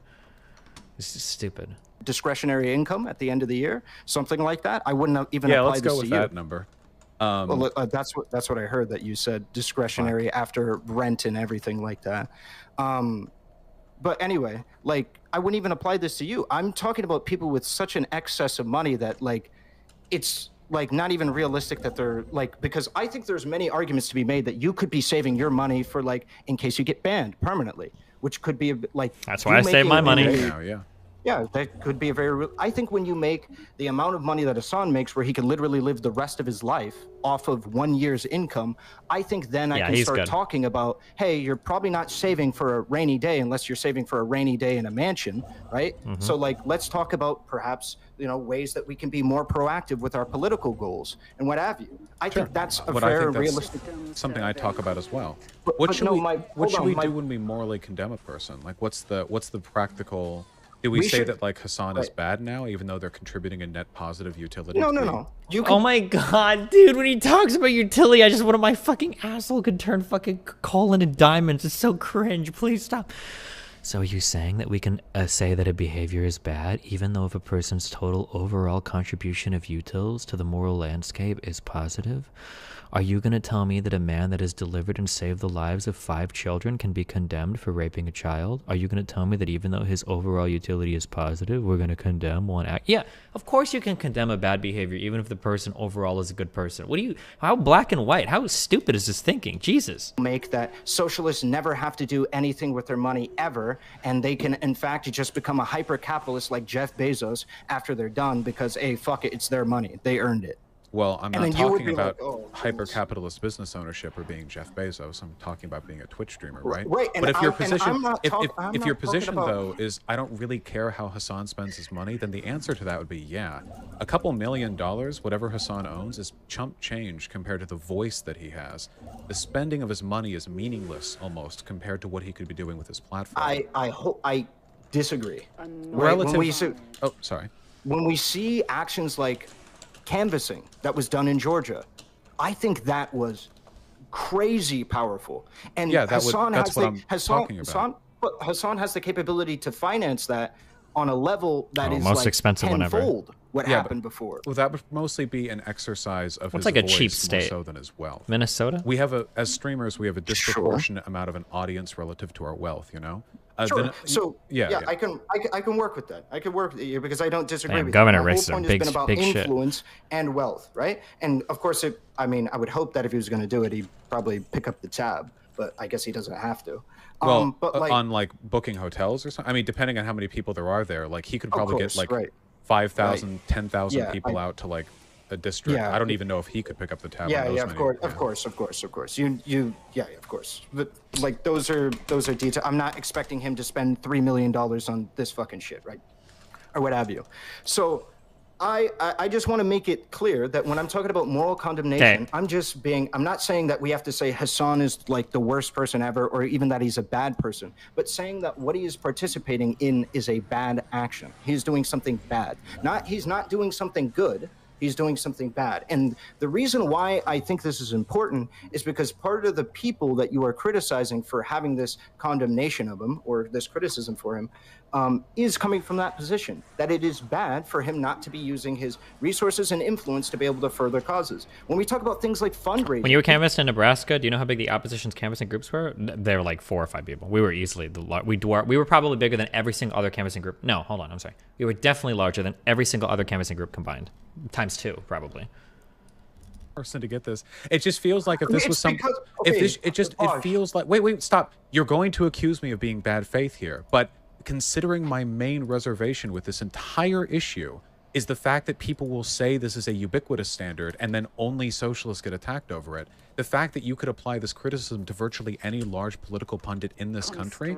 Now, if that's a consistent standard that you want to hold, then you would be ubiquitous in your criticisms. And if that's the case, I think that's fine. And you can say that, but I know who gets videos made about them. Not from you, just you, but from everyone, you know? This is like one of those, it's like one of those things where I don't think you're being dishonest or anything like that at all. It's just, I think it's very clear that the hypocrisy element is the thing that drives this discourse, and that's the thing I'm least convinced by. Okay, I don't, it's not about hypocrisy at all for me. I don't know how else to explain that. You did earlier say hypocrisy was an element of it, didn't you? I said hypocrisy was an element when it came to not paying the people that do labor for you. And I stand by that. Shouldn't everyone pay those who do labor for you? Especially socialists should, because it is a core tenet of socialism, is it not? What? Why does that make any difference? Shouldn't they still do a good thing? What? Wait, okay. If it's a core tenet of the philosophy that you hold, you are held to a higher obligation to do that in comparison to somebody who doesn't have that as a core tenet of the philosophy. No, everyone should do good things. Okay. Did you just say everyone should do good things? Yeah, that's what should means. That's what good means. Yes, thank you, Professor Vosh. What you're describing right now is deontological. Oh God, stop using these words! You're not the only one to do this. There is, as far as I understand, no way of approaching this issue from my perspective. From a utilitarian perspective, while valuing hypocrisy. Does a bad thing become good if it's done consistently? Does a good thing become bad if it's done hypocritically? How does that work? No, it has to do with your ignorance relative to what you are doing, right? So this is where I was talking about like the hypocrisy and how people might address it and how I could better articulate it, I think, when it comes to this conversation. So the hypocrisy element, I think that of the people that aren't being just ridiculous about it, because I think there are people being ridiculous about it. There's an element of, I don't know how you can get to a point where in which you or not I, but more of like the individuals that might be making this argument, if I'm trying to be as good faith to the people making the hypocrisy argument as possible, that it is a mystery how you can get to the point where you're a socialist and you've been streaming for years and you've had back and forth, you've had debates, and you don't pay your editor. When you make 100,000. Why do you only care about socialist? At least $2. Right. And then I would extend this to mods as well. When you're making millions of dollars a year, just throw them a bone, okay? Just throw them anything. Well, I think just that give them should be something. The idea of paying people for their labor is not a uniquely socialist concept. It's not a uniquely socialist. Dude, the relationship between labor and your capital is super part of the big socialist concept. The idea that every bit of money that you make as a capitalist owner is coming off the backs of your laborers, that is absolutely how can he be so dense? Well, the idea of paying a worker that's not unique to socialism. That's like saying that's like being critical of a Republican fucking a guy, and he's like, well, actually, the concept of a dick in the ass could actually occur within heterosexual relationships as well. So it's not unique, actually, to religion. Negative effects about, let's say, a capitalist business structure, right? Let's say there's somebody who is a conservative and thinks that capitalism is really cool and welfare is cringe and shit like that, and thinks you should squeeze your employees for as much money as possible, and is ignorant to the arguments made. Not know that it's nice to pay mods for volunteering in your chat? Are they ignorant of that? If I said that to them, do you think they'd give me this convo confused Tim Allen face? Or I hope that well, this sounds really spiteful. I don't care if it's not spiteful. I just, when I see people that just say just unbelievably stupid shit, I just hope that people notice, because sometimes it drives me crazy. We're how does nobody see how fucking dumb this guy is? But I've gotten a lot of emails of people lately who are oh yeah, I used to watch Vosh a lot and I've seen a few of your conversations. The more I watch, I'm man, this guy is full of fucking shit. Jesus Christ. Moral condemnation, who is that, because you got to keep in mind that person's ignorant of any kind of argument about exploitative labor and anything like that, in comparison to a socialist doing the exact same thing. Do you think that they're both equally morally condemnable for their actions, or do you think because one is ignorant of a system that exists that exploits people, do you think that that person is less morally condemnable than somebody that is knowingly exploiting their workforce and that they know is morally bad just for their own political gain? Because this is the difference between malice and Oh, you wrote the chair argument post. Well, First thanks, of all, Mothar if we're Chodar. not talking about the utility derived from an action, then you're talking about what is it called? Do you think Vosh is being willfully ignorant just to be slippery, though? No, I think he's just like so high on his own farts that like he just can't take a step back and be like, okay, what am I actually fucking arguing for here? Like, what the fuck is the point of what we're talking about? I think he's just like really into like, well, if we analyze the utility of the action that one undergoes, and then we compare it to the supposed hypocrisy that you attempt to elucidate between the capitalist and the socialist, then discoveries at the end of the day are unable to ameliorate the positions that you so claim to care. Like, I don't think that's an analogous comparison. First of all, the conditions of oppression are equally known to capitalists and to socialists. That's not true. What? Acceptable. Are you? Wait, sorry. this is. Wait, hold okay, on. Go ahead. Capitalists are aware, business owners, of the relationship they have between the money they make. But they don't view that relationship as inherently exploitative. Don't call it that. They call it profit. But they know what it is. They know what they're doing. They have a different moral perspective on whether or not they have the right to exploit people. So that means that if they have a different moral perspective, then they have a different perspective on it, right? That's whether or not that's something that they feel they should be able to participate in. So we both know that this isn't a universal truth, because there are people that do participate in a more conservative outlook, but once they get more perspective, let's say read theory or whatever you consider, right? They become educated on the actual ways that this might be exploitative. You know this. Yeah, you've talked about this. Yeah, you can get like, educated. I just said that. You have an ethical restructuring in your head, but you're not ignorant as to what you're doing. If anything, I think that comparison would be most valid if you were talking about a purely Marxian concept, like alienation. Because that's something I wouldn't expect you to know about unless you had specifically read Marx. But the dynamics of a business and how surplus labor works is something that you would have to learn in order to operate a business. But the outcomes Likewise, of you can't say that that's really simple, Vosh. You know the outcomes of surplus labor and quote unquote exploiting a workforce is not just simple as it seems. Oh yeah, these people shouldn't get this much money because I put forward the capital and stuff like that. It's not that simple. It's not like, well, anybody looking at it at a passing glance understands the full scope of it and how it works. You may not understand how these people live their life, what it feels like to be somebody that never had an opportunity to acquire that capital, what it feels like to be working class. Now we're not talking about socialism. Now we're just talking about the degree to which you can sympathize with the poor. And there are socialists who have no sympathy or empathy for people other than themselves. Socialism is just a political philosophy, not a degree of empathy for people. What I'm referencing when it comes to the ignorance of some capital owners, when it comes to where's the Thanos with the glove? Socialism can be whatever I want it to be, because now technically what Vosh just said is correct. Socialism is only a political philosophy, but goddamn if they don't wheel it out as some sound economic theory when they're talking economics, or if they wheel it out when they want to morally condemn other wealthy people as like some sort of moral philosophy as well, right? Like. Actions, or do you disagree? So like maybe I could just reinstate this. I think the way that we respond to these situations should be modified to enact the best outcomes possible. So if you think a person is acting out of malice or knowing ill intent, I think that you would respond to that situation differently, not because they're being hypocritical, but rather because it could procure different outcomes. Or to put it another way, there are also malicious capitalists, aren't there? It's not like the only people who can run a business ruthlessly while knowing got to procure them. Procurement of those alternative outcomes. Capitalists who probably run their businesses with more malicious intent than many socialists who do. And those people aren't being hypocritical. The hypocrisy isn't the element there. The issue there is whatever way in which you can address their behavior that affects the best outcome.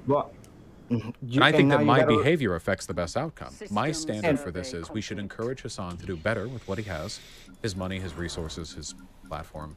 But this, like, he's bad, I condemn him stuff, and the fact that this only gets thrown at people like Hassan, not just by you, but, you know, it does, seems to me like it's an effort from outside of the movement to destabilize it. Without ever challenging fucking CIA, guys. Holy shit.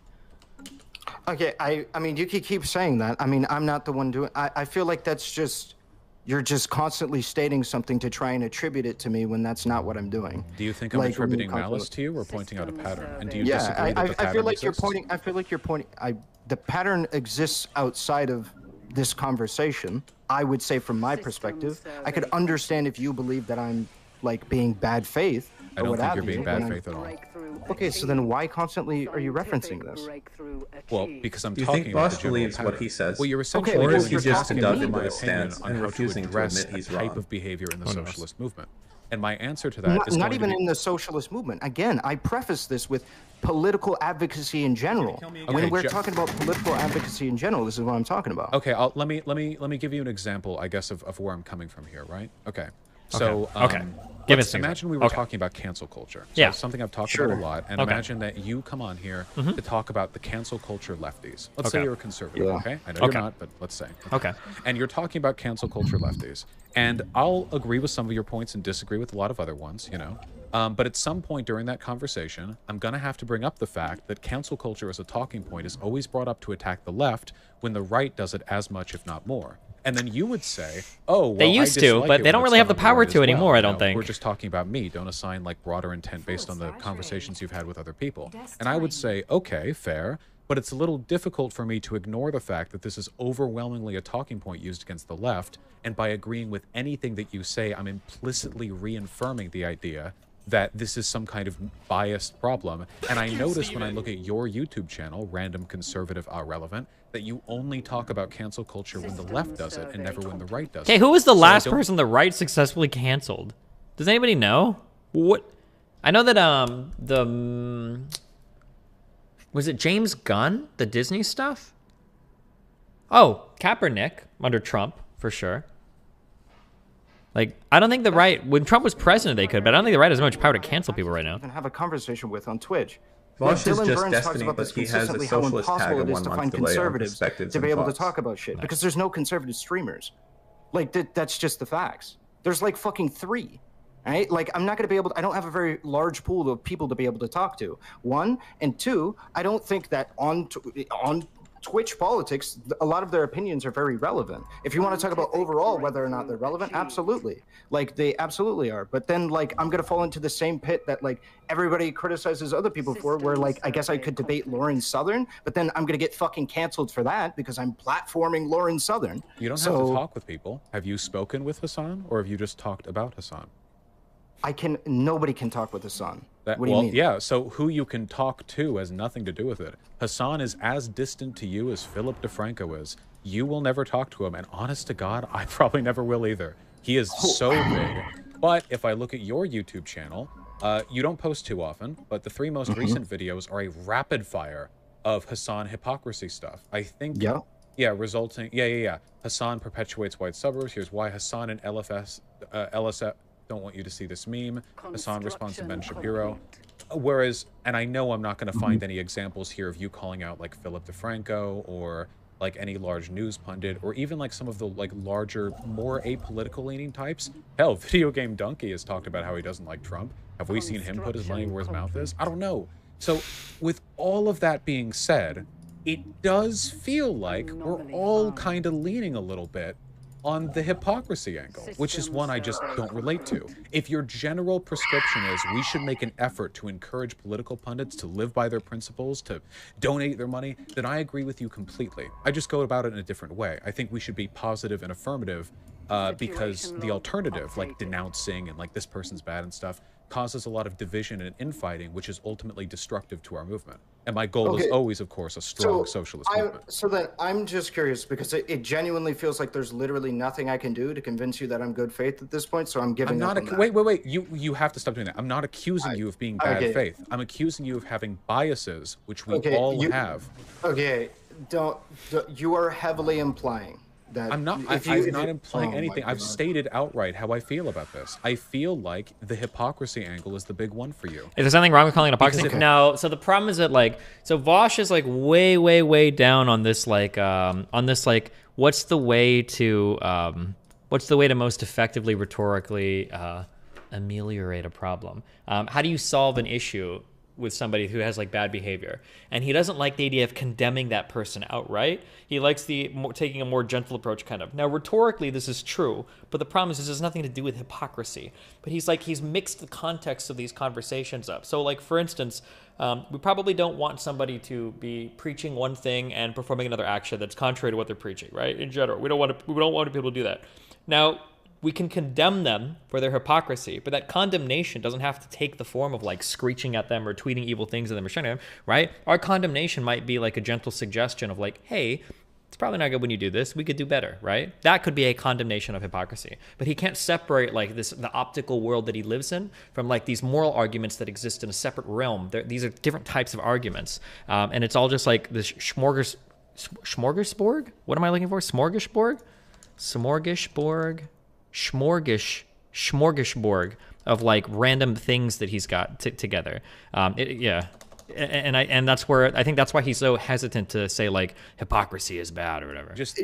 You just said that maybe there would be a perverse incentive, and I just gave you examples of people that do it where they seem to be getting along just fine, and then you ran off and said that's me trying to say because other people do it, socialists do it. I'm not. I was just simply responding to the fact that other people do it and their channels seem to be fine. Well, earlier in this conversation, you have explicitly said that the fact that other people pay their mods is an indication that Hassan should as well, and then just about 60 seconds ago, you said that we should expect people like Hassan to know to pay their mods. So I don't think it's bad faith of me to imply that you do think that other people paying their mods means that Hassan should also pay their mods. That seems like an explicit argument you were making, right? Right. So when I brought up the initial, my initial statement about other people paying their mods, what I was talking about was the fact that I feel like we can often point to other people doing these X, Y, Z, and Z actions that we can draw influence from, and that we should copy what they're doing because it's a good thing to do. We can make this a moral standard, and I don't see a reason why we don't make it a moral standard. So I want to, we're okay. So that's good. I think that's a good thing, but we should try to do it in a way that facilitates the best positive outcomes, right? I mean, we should.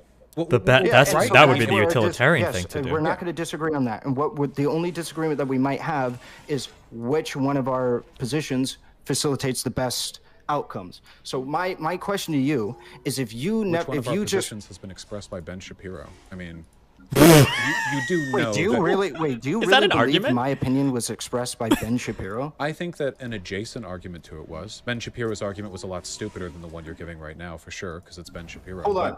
The basic argument was that Hassan's a socialist. Yesterday, I went into a restaurant. I saw you sit in the corner. I noticed you were drinking water. You know that Hitler drank water, right? You sick fuck.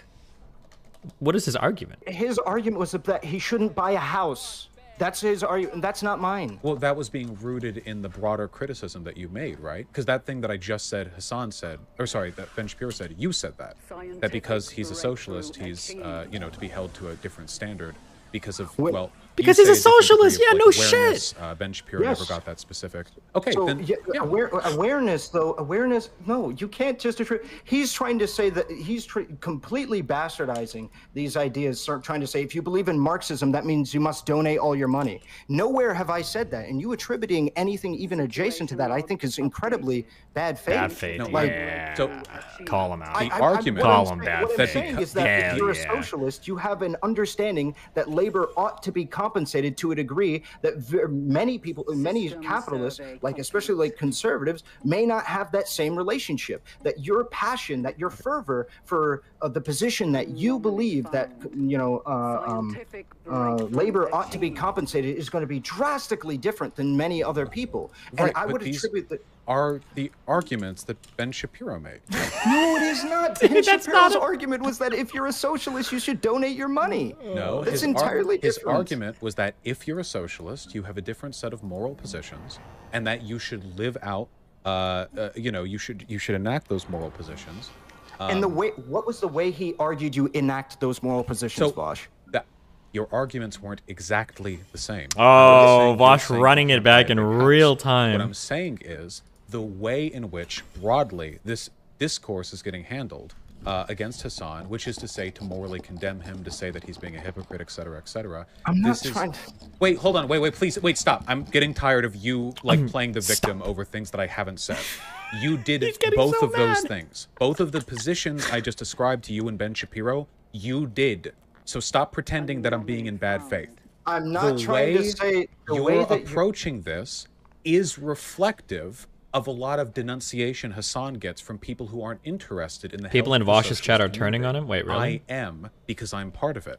So my only ask is that when addressing issues like this, we try to do so in a way which foments good outcomes rather than bad ones. And the outcomes we're seeing right now, and don't think I haven't seen your content, by the way, okay? I know how you talk about Hassan, and it's far from a hyper-measured analysis of his behavior. I'm not going to get into it any further than that, but don't think that I don't pop into your streams like I do everyone else. I know how you talk about him, okay? I think that it comes down to bias, and I think it comes down to an attempt to attack socialists in ways that people would not apply ubiquitously to other groups. So if we care about the health of socialism, which you don't, so I don't know why I should care about your... If you guys aren't even trying to accomplish ubiquitous amelioration, I don't know what the fuck you guys are doing. By definition, the health of socialist movements is defined by the likelihood of our victory. If you think that, like, if you don't want us to win, you can't by definition. Like, what do you mean? Do you want us to No, win? that's completely incorrect. I would rather socialists win than anybody else besides SOCDEMs. What do you mean? Scientific breakthrough. Is that true? What do you mean? Is that who the fuck else would I want to win? Well, That's you would just well, historically, SOCDEMs will say we prefer the socialists to the fascists, but then they'll fight militantly against the socialists anyway. Fascists! Really Dude, historically, fucking the first people socialists kill when they get in power are the other fucking socialists. What are you talking about? Starting to wonder if you are participating in good faith. So listen to what I said again. He's not good faith. We brought out we willed out the bad faith argument. Do you need a break? Do you want some water to drink? What I said... I would do fine without the yeah, that. Okay, well, I would do fine without the fuming. What I said was, historically, socialists have aligned with SOCDEMs on a lot of stuff, but there still tends to be a historical opposition between the groups. Now, I'm not saying you're going to go out there and fight Hassan physically.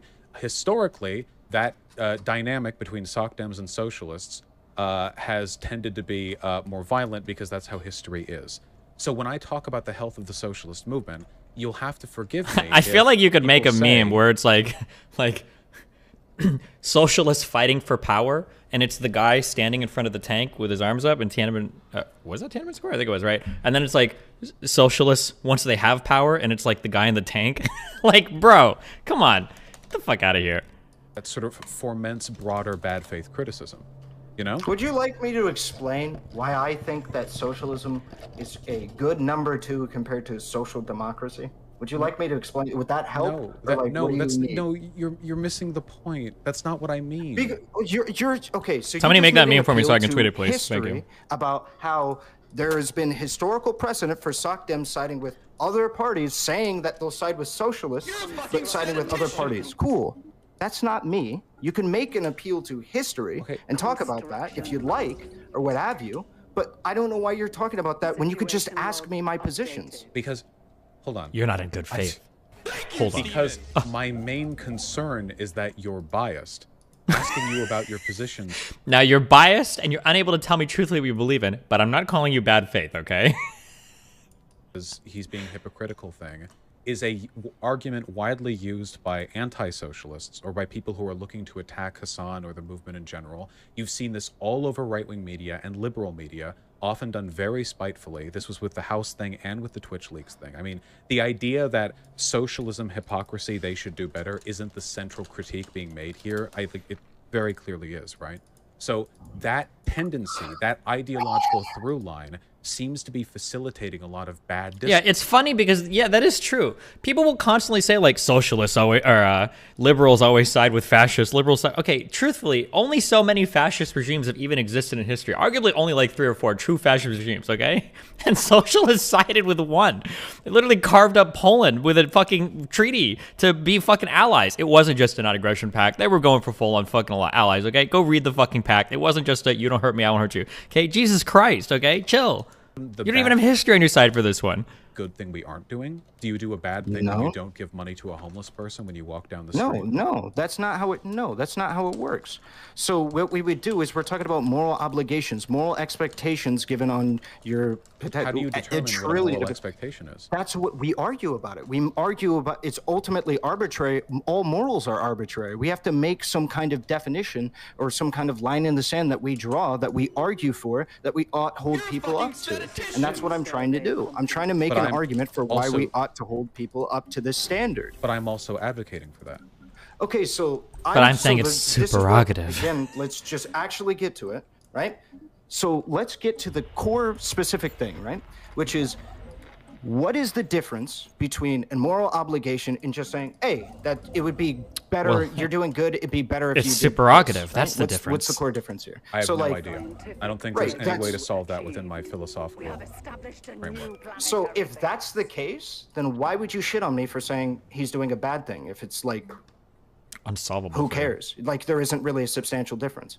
Well, there's a tremendously substantial difference, and it's the type of What's that? discourse that's produced. Like I said, this hypocrisy argument is being used by people as far right as fascists.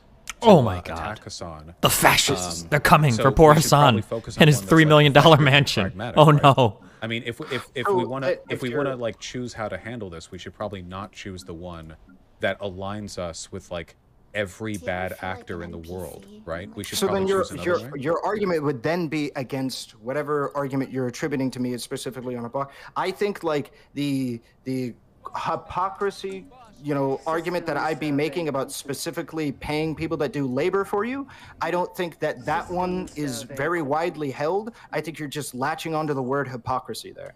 When we're talking about people, So it's not about the specific argument. It's about the idea that socialists should be held to a higher standard. A different Because the standard. because the practical consequence of what, first of all, because the fact that you think socialists should be held to a higher standard as opposed to a different standard is Destiny very odd. Hitler hated Because you know what communists as socialists much as tend not to Jews. care about? Shoplifting.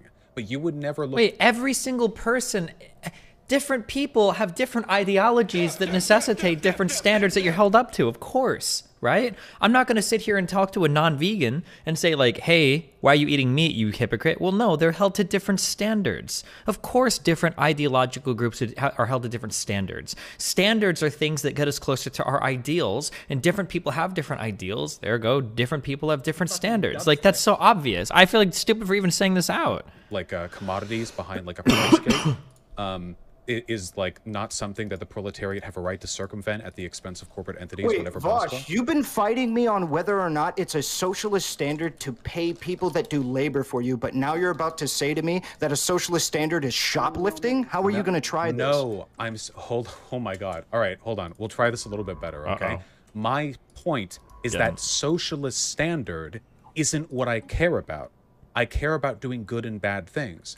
If you cared about holding people to the standards of their ideology, you wouldn't mind when people who are pro-rape raped, or when fascists did whatever the fuck they're up to. You obviously don't actually care about holding people to the standards of their own ideology. No, it's two different criticisms. You can make criticisms of people being inconsistent while also simultaneously making criticisms about their ideology being bad. Just because somebody can be inconsistent within one ideology and their inconsistency favors our ideology doesn't make that person any less of a hypocrite. Oh my God, dude, we're conflating so many horrible arguments here. Oh God. I should have never touched moral philosophy on stream, guys. See, I told you, ethics is a waste of time. You know what? Meta ethics and normative and applied ethics is a waste of time. All of ethics is a waste of time. It was my fault. It was my bad. I take the L on this one. We should have never had these philosophy talks on stream. Okay? I damaged the discourse. Let's get to defer to some sort of generalized mode of efficiency. Their moral claim isn't that they should exploit workers to the greatest extent or own private capital. What a shit meme. Oh my God. Their concern is just that they do whatever is most efficient for the making of business. But that's not really capitalism, right?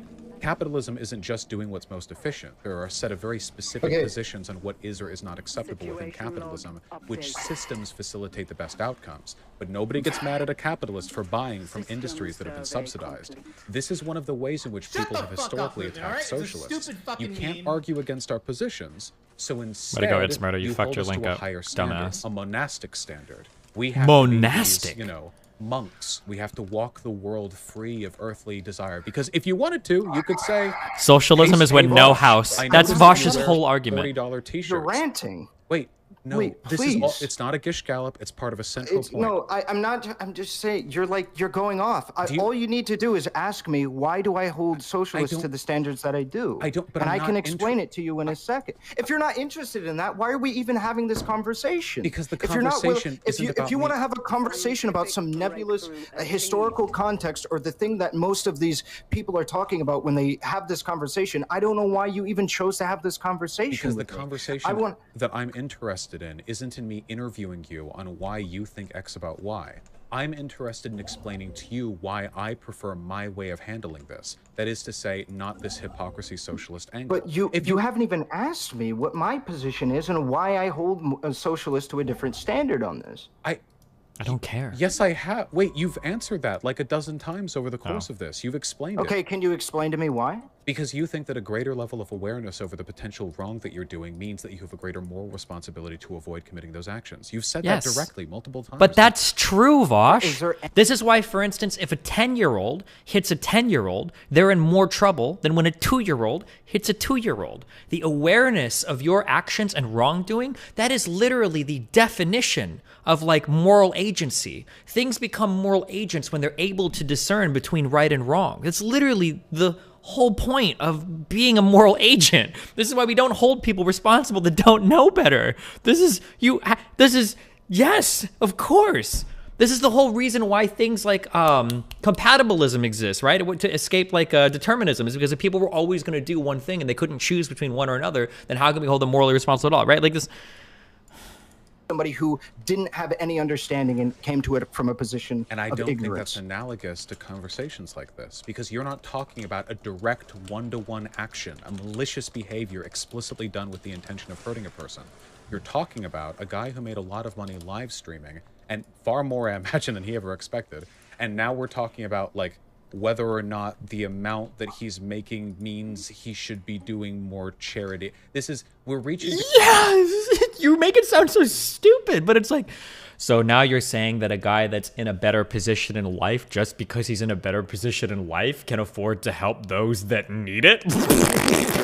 Like, you're telling me that a guy that makes like, I'm so curious. What was the name of that one religious guy with that mega church that didn't let people in when, was it when Katarina, with the floods happened? I think it was after that. I think this was years later. There was the name of the guy with the mega, Joel Osteen or whatever, Osteen. There was like, didn't he have a mega church? People were like, why don't you let people in? Like, Vosh is like, we don't ask people with one-bedroom homes to let people in. Are you saying that just because this guy owns a mega church, you think that this guy should be allowed to, or should have a moral obligation to help other people? Like, yeah, no shit, of course. Was it Hurricane Harvey? Yeah.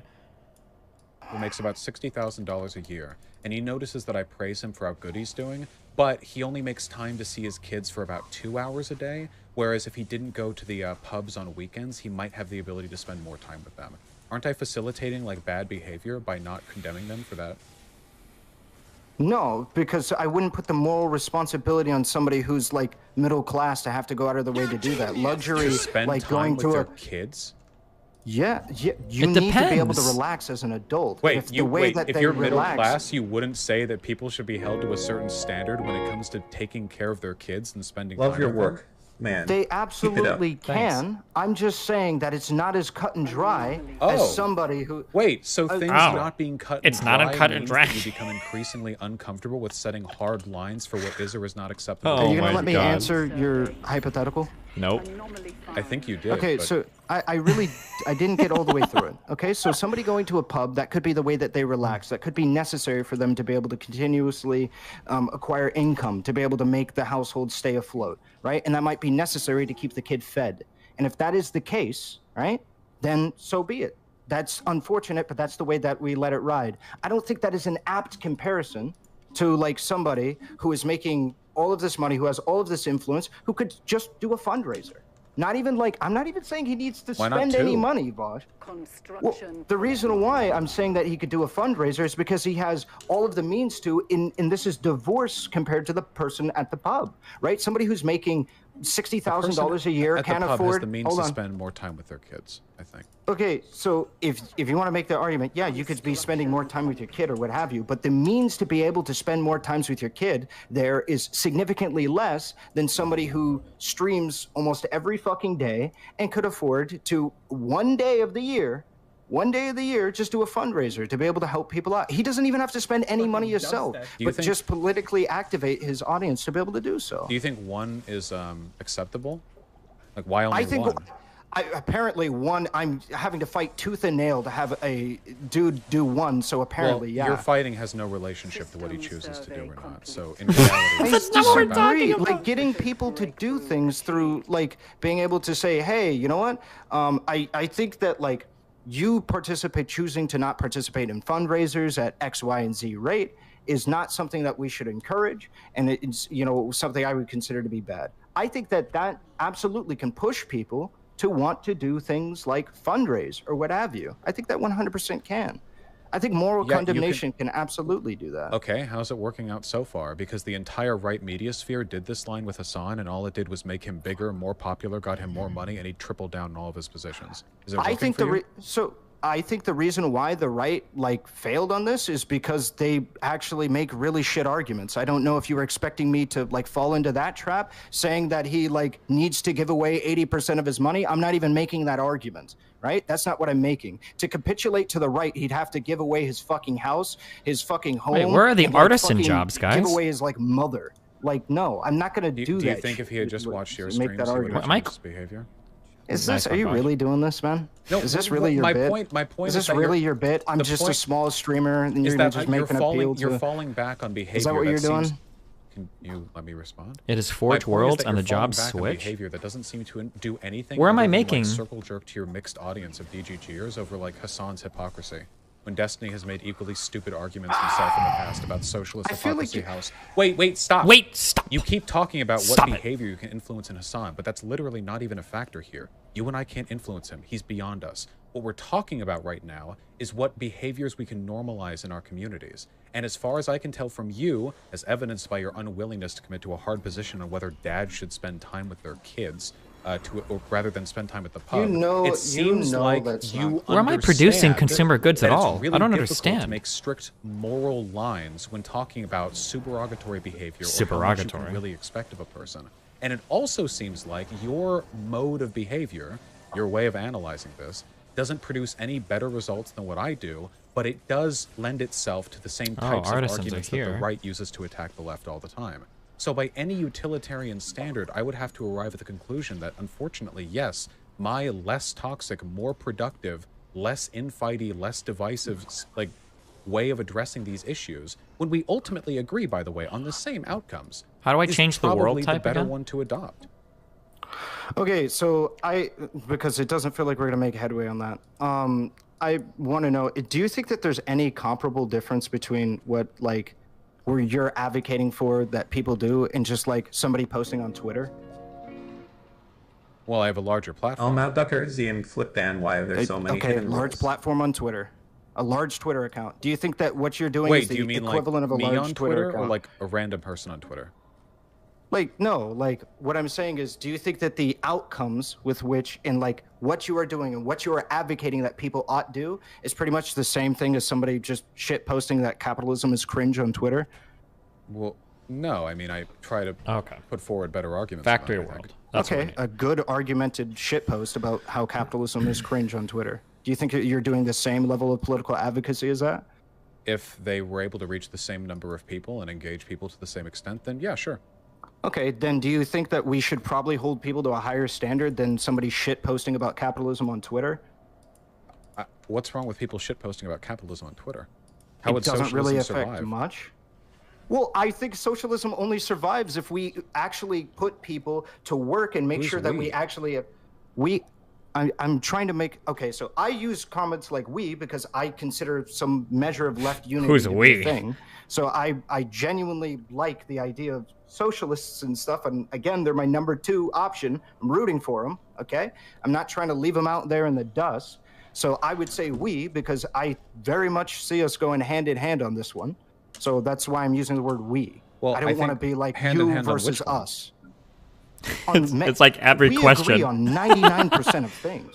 99% of what? SOCDEMs and socialists agree on so many things. Sure, but I hate to bring it up, but I've noticed this odd trend of people with whom I agree on almost everything, and then I look at them and they spend all their time shitting on the left and misrepresenting our positions. So it's not about what we agree on; it's about what we spend our time doing.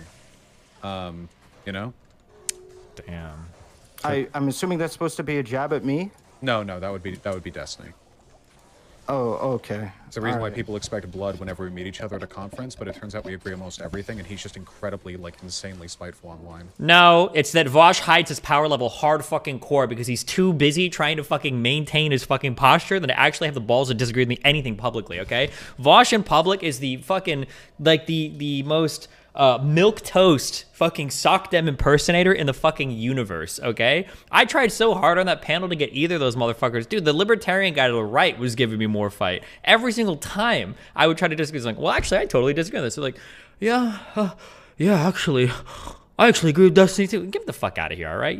You're a coward, okay? That's the problem, all right? It's not that I don't hide anything, okay? In real life, I'm the exact same motherfucker. Jesus. It's somebody shit posting on Twitter because I think that's how we lose. We lose if we don't set a higher standard for, let's say, fundraising or canvassing and things like that. That's what we need to do to be able to set a higher standard. If we can do it. But I think my outcome, my way of handling this will produce that more. So do you think people who make a bunch of money are going to wake up one day and just realize that because you're saying, hey, you could be doing better, they're going to actually do something? Or what do you think they're going to wake up one day to find people shit talking them online and change their mind? Yeah, I think that high quality and good faith discourse from people who are sympathetic to them and are just looking to share some mutual improvement is going to move people over far more than laughing at them and saying they're a hypocrite or whatever, right? Wow. Base. Right, so I'm not laughing at them or saying that they're a hypocrite. I've yet to do it here. Well, I know it's moved me over. Lord knows I've changed some of my positions over the course of the time that I've been doing this, and never once has it been done by people online accusing me of being a hypocrite because I'm this, that, or the other. It's always been every single time people sitting down and talking with me and making a positive, what felt like a sympathetic and well-intentioned argument in my favor. And that does not even involve calling a person a hypocrite. I mean, that kind of just seals people off to you right to begin with. I mean, if we could make that argument or that specifically, sure. I mean, everything that I've said in regards to canvassing or fundraising has no hypocrisy. There's no hypocrisy angle there. The only thing that I even made even somewhat of an appeal to was in regards to paying people that do labor for you. That's the only thing that I made that argument to. But I'm just trying to specifically address, I think we could be doing significantly better than a shit-posting Twitter account. I don't think that we should leave the canvassing up to the people who are just millionaires or what have you, or people that make less money than, people who are some of our most affluent. I think it is a damn shame that we live in, a country where we one of the most wealthy countries where we have some of the most wealthy people that we have access to be able to change the discourse around, and we advocate for them to do nothing. That we don't hold them to any kind of moral responsibility. We just say, hey, I'm not saying they shouldn't do nothing. I'm just saying they don't have to.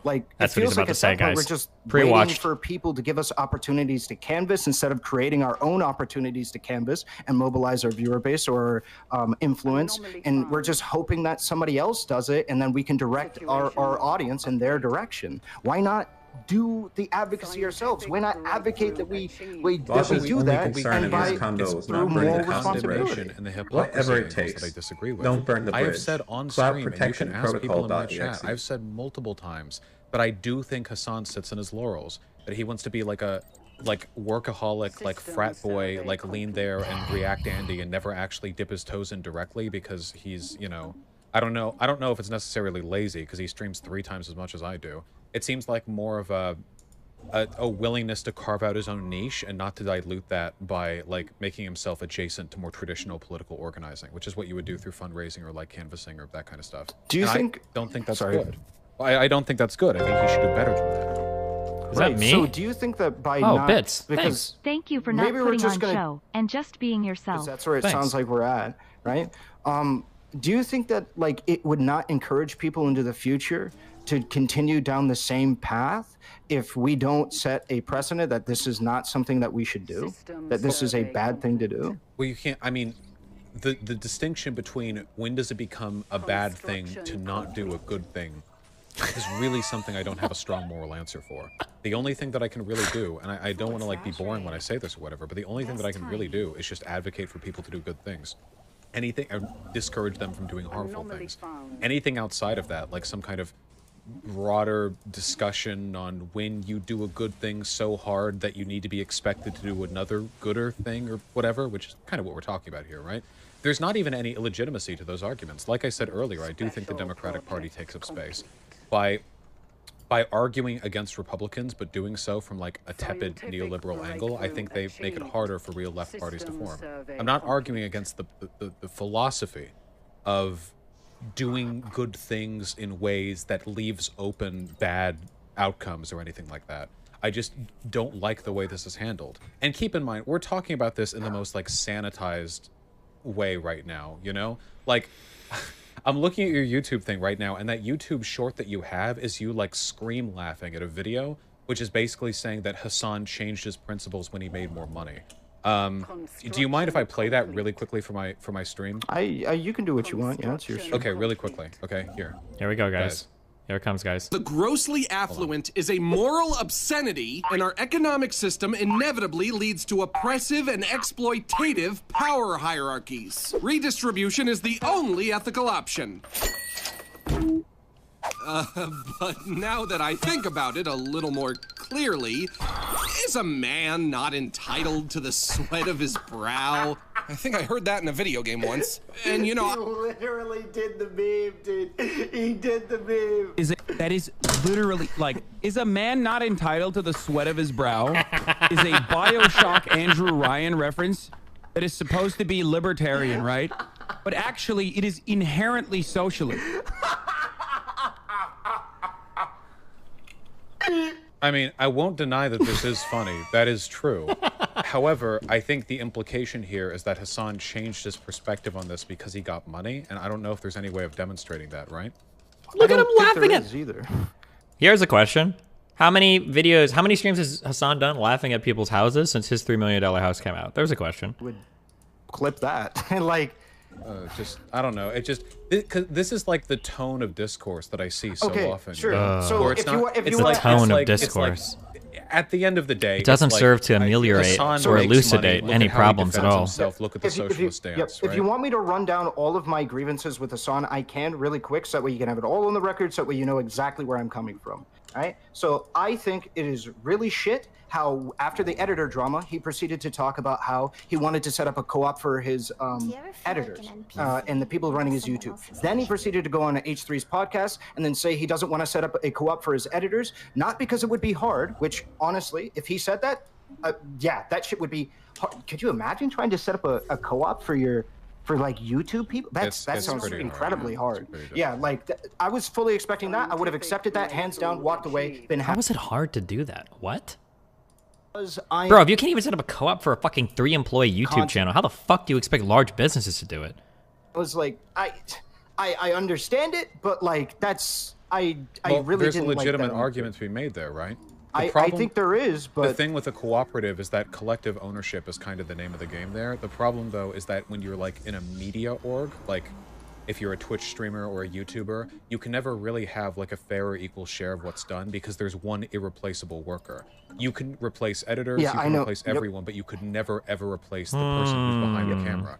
Or in front of the camera, I'm sorry. So in that case, a worker cooperative would only really be like a shared payment structure because in reality, there's no way for anyone other than the... Imagine starting... Now, I understand Vosh doesn't know anything about the world, and a lot of socialists don't, but like a lot of small business owners start things because they're like their passion projects, right? Now, people don't understand. Imagine you start a small business for the first time in your life. You start like a bakery, and you know, I guess you get workers together to do whatever, and now you have to give up. You're not even allowed to be a majority owner in your own like cute little bakery that you set up, or you haven't been able to. You're not allowed to be the majority owner in like maybe a little car shop you set up. Like you can't do that because that's all immoral because it's exploitation. Like, bro, that he made and during the editor drama clearly showed that he had no understanding about actual like socialism at all. He made the argument about how he gave his editor a computer, and that meant he had the means of the production. I remember that. Yeah, Wait, so yeah, there was, I guess when I different- see that, I mostly just see that like Hassan's a dumb fuck who has his foot in his mouth 24/7. That's why he's so tall, you know, so he can reach and do the full fucking like wraparound. But I don't know, like if our argument is like editors should be paid like really well, I think that about everyone, not just Hassan. But nobody pays attention to the editors of other big YouTubers or Twitch streamers. They never even get talked about. It only gets talked about with like Hassan. It's like, so in a way, I think I'm just saying, in a way, it feels like this behavior actually normalizes the bad behavior, because what it's essentially saying is that, hey guys, as long as you're not a socialist, nobody's gonna pay attention to whatever shit you're doing. You know, if you're a socialist, then you'll be scrutinized for it, and that's good. But if you're not, nobody will care. And if they do care, then you can just say like, whatever, free market, dude. Nobody will pay attention, because it's not actually about affecting good behavior. It's about the hypocrisy argument. So this again, I just want to address that specific. I mean, a little. So not in my spheres, no. Like in the social democratic spheres, like the idea that like your editor should be paid rev share is like a commonality now, let alone paid at all. You have sock dems that make fucking $20 a month on stream paying their editors for videos and stuff like this. The trends are changing because of like we're saying that like you ought pay your editor. And I think that like that is definitely influencing people's decisions when they come to like you know, talk about editor pay or what have you. And we're using examples and taking, you know, note of other places where we consider it might have failed. Like, for instance, the Hassan editor drama or what have you, right? I think there is real substantial change going on there when it comes to, like, people saying, hey, we ought do this, we ought not do this, and what have you. Like, I don't know. Like, you have so many people actively just... like this is starting to become the norm, and that's something good. Sure, but then hypocrisy should never come into it, right? It should always just be people should pay their editors more. And I'll believe that it's becoming normalized when I see non-socialists getting more flack for this on social media. The bias is so hard against socialists that Hassan got fucking like mainstream media coverage over it. Which is wild. Yeah, like, I don't disagree with that. Yeah, that shit is ridiculous. Like 90% of the people that are talking about this are talking about it in a trash way. I would never deny it. But the thing is, I don't know why that discourse needs to change in order for us, me and you, to have a conversation without all of that coming into play here. Like, I want to be able to have a conversation, and I can keep going down some of the grievances that I have with Hassan or what have you, but like, that's more or less where it ends. Yeah, well, again, keep in mind, I mean, I'm agreeing with the fundamental, like, position that you're holding here. The fundamental belief that you have that we should encourage good behavior, I mean, it's stupid to say, right, but that we should encourage good behavior, I completely agree with it. I think how you do it like matters a lot, though, and there are ways to do it that overlap with destructive elements of anti-left advocacy, and there are ways that... Talking about destructive elements, now maybe you can argue Vosh has changed his position since then, but Vosh was actually the reason why, because Vosh was obsessed with Hassan. FYI, I was the person who encouraged Hassan's would-be editor to make public his exploitation, so at least...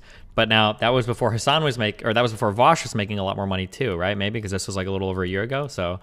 Man, I don't know, dude. Maybe what they say is true. Money changes people, huh? Did you see me not pay attention to my health bar? Oh, yeah. I thought you were playing hardcore. My fucking... Destiny, to correct something you said earlier, it's a lot easier for bigger businesses to be co-ops because they can draw from a lot more profit to distribute amongst everyone. Smaller businesses have way more upfront / startup costs, and that complicates... yes and no. So, obviously, the startup cost is a big thing. However... But you have to keep in mind, a big business turning into a co-op is hard too, because you're essentially expropriating capital from all of the owners. That's hard. That's really, really hard to do as well. So it's hard to start them, and it'll be hard to turn one into it, unless all the workers were able to buy into it. Or I think there's like a right of first purchase. There's like a name for this. If owners leave a company, that workers have the opportunity to buy the company. But if that's something you want to do, and if we can break bread on that, right? Like, yeah, it's not. But like, at the end of the day, I'm not using the hypocrisy. Is what. Sometimes, I mean, okay, I understand how it can affect how you would respond to somebody's behavior, because if you think they're acting with like an element of malice, you might have to respond to them differently. Yeah, because he's locked in my basement. You know, different types of behavior require different types of responses. I get that. It's just with with the actual underlying arguments. Can you understand like the perspective that I have on this, or the feeling that I have, where it seems like overwhelmingly this conversation is only being had because people are holding socialists to a higher standard than like any other group? Well, yeah, I do. But I think in certain areas that makes sense based on the argument that I made previously, which is that they have a greater understanding of how labor is. Like, I mean, I don't think you would disagree that they have a greater understanding of how labor ought to be and is actively influenced by people that purchase it, trade it, or what have you, right? Yeah, but Like, isn't the technical consequence of holding people to a higher standard if they're in the correct political movement to discourage people from entering that political movement? Yeah, you would potentially discourage people from joining that. Just political no movement standards at all. It might scare people off. Or in a primarily like streamer fashion. I don't think very many viewers are going to be discouraged. No, I mean, no, because it happens all over the board, and I know there are people in like the non-streamer, like regular people or whatever, who have experienced this as well. Where when you're on the progressive side of things, you suddenly get held to a higher standard as well. You Oh, know? no. In a way, like I'm not saying you're as sneeringly dishonest about it, but in a way, it's kind of like how conservatives will, accuse you of assuming their gender when you're a progressive and you talk to them. Like, they try to hold you to a higher standard because they have a misunderstanding of your beliefs and they try to do it, like, use it to make your life worse or whatever. Stuff like that. Like, with being a socialist, if you really wanted to, you could hit a socialist for hypocrisy for anything. What about conspicuous consumption? That's it's a concept generally aligned with socialists, where they believe that the public consumption of commodities can be used to further deify like capitalist consumptive standards. So would you be like, oh well, you're a socialist, but I noticed that you drive a nice car. Don't you think you're participating in conspicuous consumption somewhat here? And then like it seems like because socialists have so much theory and they talk about so many things, there are so many potential like angles you could get one of them on. You know what I mean? For no benefit, like no good comes from this. Well, there are no goods to moral standards. Nothing good comes from having moral standards, guys. Revolutionary philosopher, Vosh Vidya. How we go about it. I think if you hold those principles, holding people to account on those principles will necessarily, if you believe in them, result in better outcomes. However, right, we may disagree that like holding them. What does it look like? What does holding them to those principles look like? And how does that manifest in discouraging people from participating in it and what have you? And I think that's where the real disagreement lies. I think because we hold people to a standard where if they, let's say we agree on $1 million discretionary income. That means $1 million after taxes, after rent, after everything, $1 million income. They should pay their mods a penny, right? Like, I think because we do something like that, like, obviously I'm being a bit hyperbolic, so you have to, bear with me on that. But like, if we do something like, I don't think very many people are gonna get turned off. I just don't think that's a socialist thing, like having money, like paying your mods. I think that's something like everyone should agree to, right? If anything, why does he keep saying like that's not a socialist thing? Everyone should agree to this. No, these are your principles. Not everybody agrees to this. This is why we fight over like just worker compensation all the time. If everybody should agree to this, then why do we have a minimum wage? We don't need one. Everyone should just agree to what the best thing to do is. There's a reason why we have expectations and standards in society. To be clear, I would apply this to SOCDEMs as well.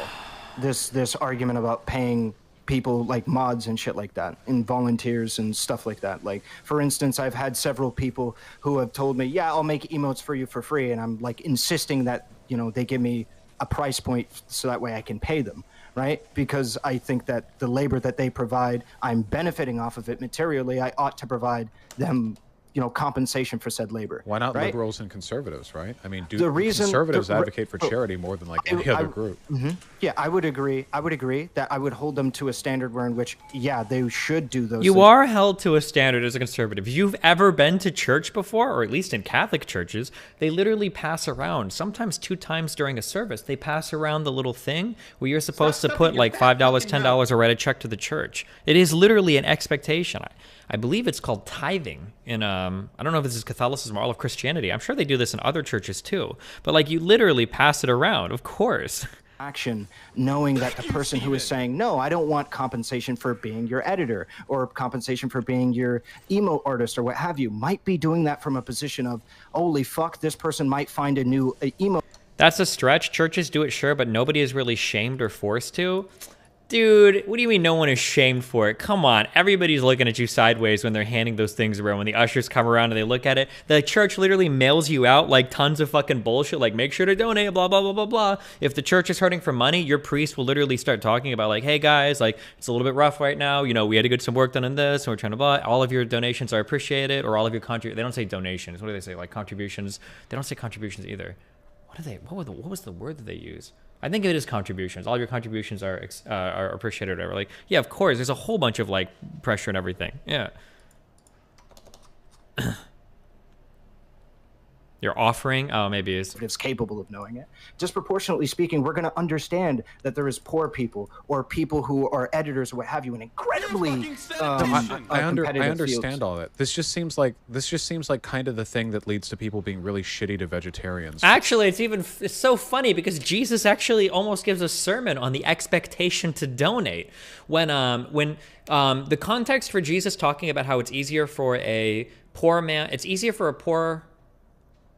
oh God, what is it? It's harder for a rich man to enter heaven than it is for a camel to pass through the eye of a needle. The context for that, I believe, was, I think it was either some Pharisees or some rich people were making fun of some woman who came up and she donated very quietly, like a couple frankincense, I don't know what their currency is called, like a couple bucks. It was like nothing, right? But there was some guy that went up before her and he made a big flashy show of donating a ton of money to this synagogue or whatever their temple, whatever they were called at the time. He made this big show and this woman went afterwards, and Jesus went on to explain, it's like, okay, yeah, the rich guy did it, but he wasn't giving out of the goodness of his heart. He was like making a show out of it. He was being flashy. He was, showboating or whatever. But the woman was genuinely giving like all that she could to the church, and like her, this is obviously a really good thing to do. Like even in a religious sense, there are kind of like these commands to tithe, to donate to the church, to give what you can. Towards making your movement more difficult to like participate in and get up off the ground.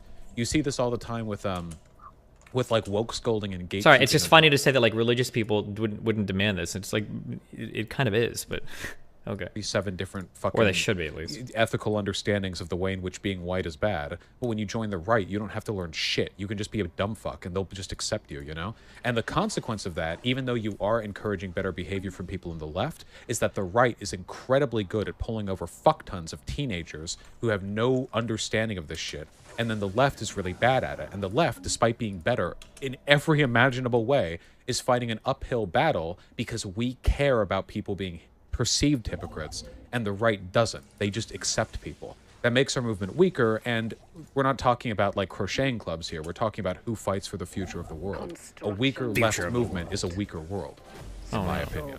So with all that being said, it seems like this, I don't know, this... No Destiny, those are separate stories? Wait, are they? Rich Man, Heaven, Eye of Needle. Are those 2 separate stories? I thought he told that off the back of the one. Actually. Oh God, just give me Bible verses, please.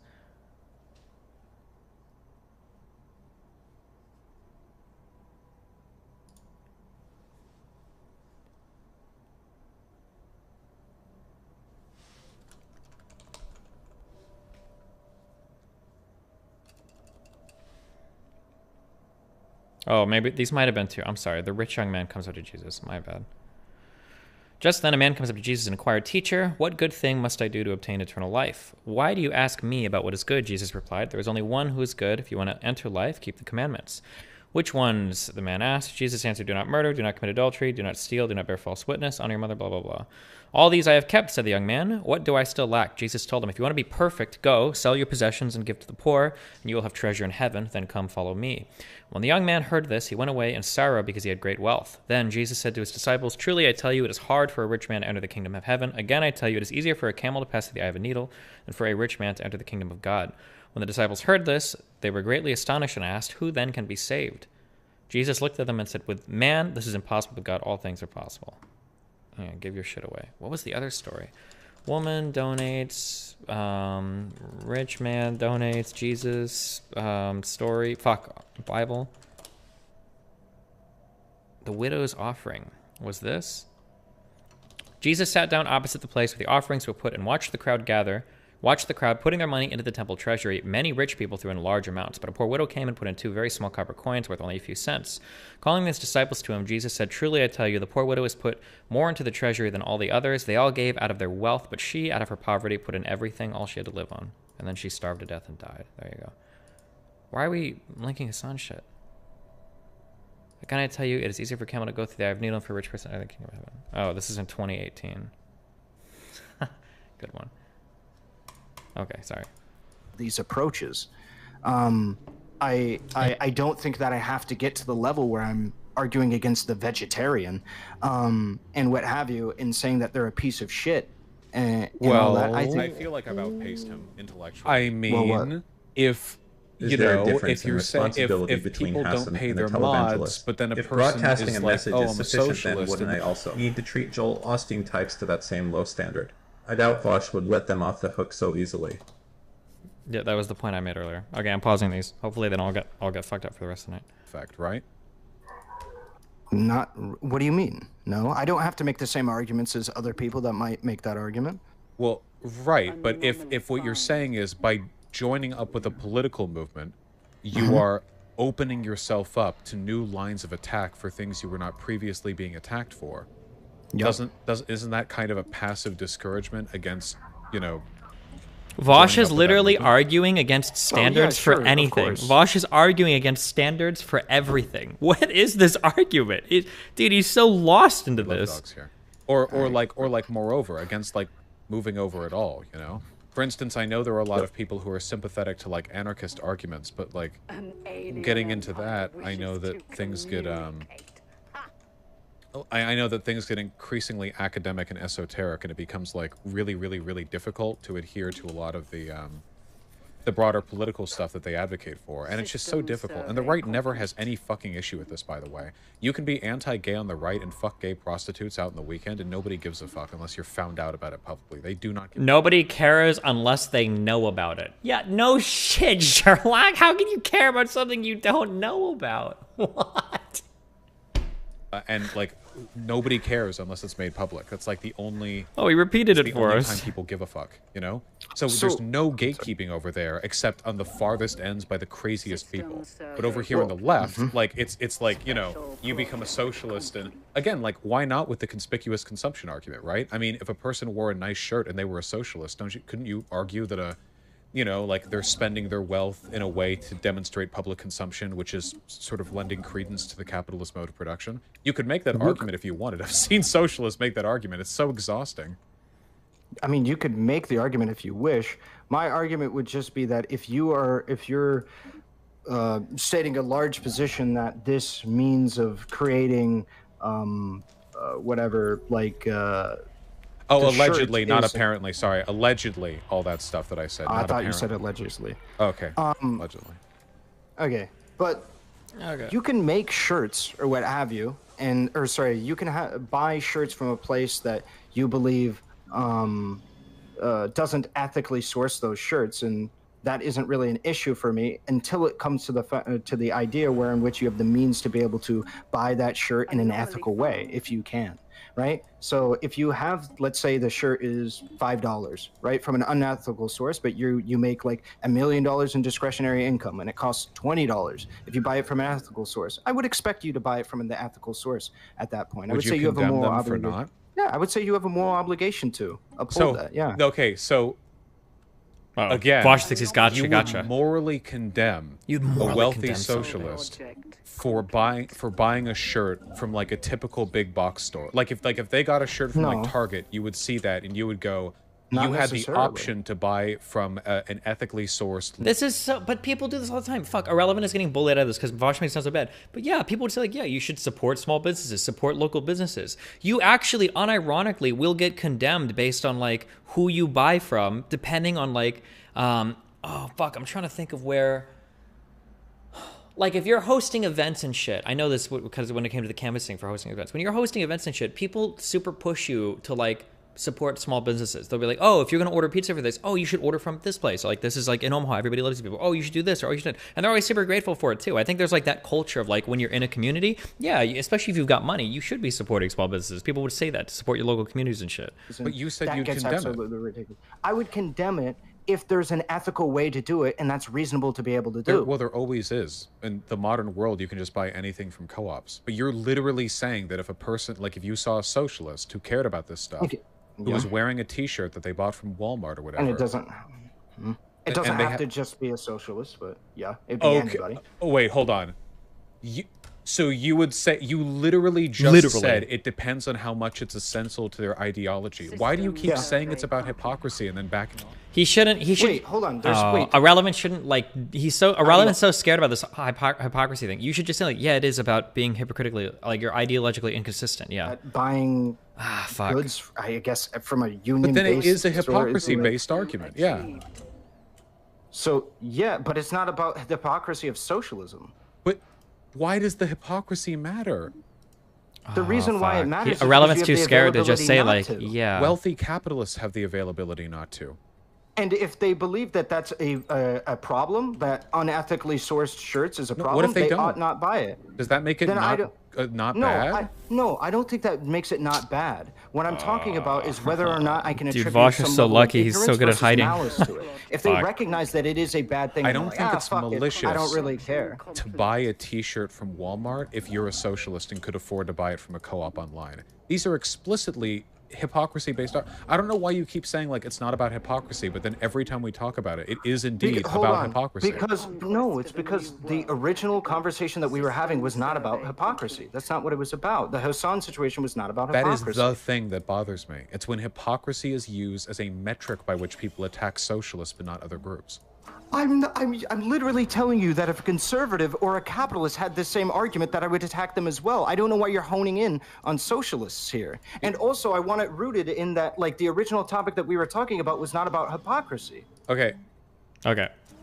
The original topic that we were talking about Vosh. was about what obligations we have to do good on our platform. Your finishing move. Your arguments were specifically influenced by the political beliefs of the hypothetical people that you were describing, which means that hypocrisy was the element. You're talking about hypocrisy every time. Like, every time any justification comes up, it's about hypocrisy.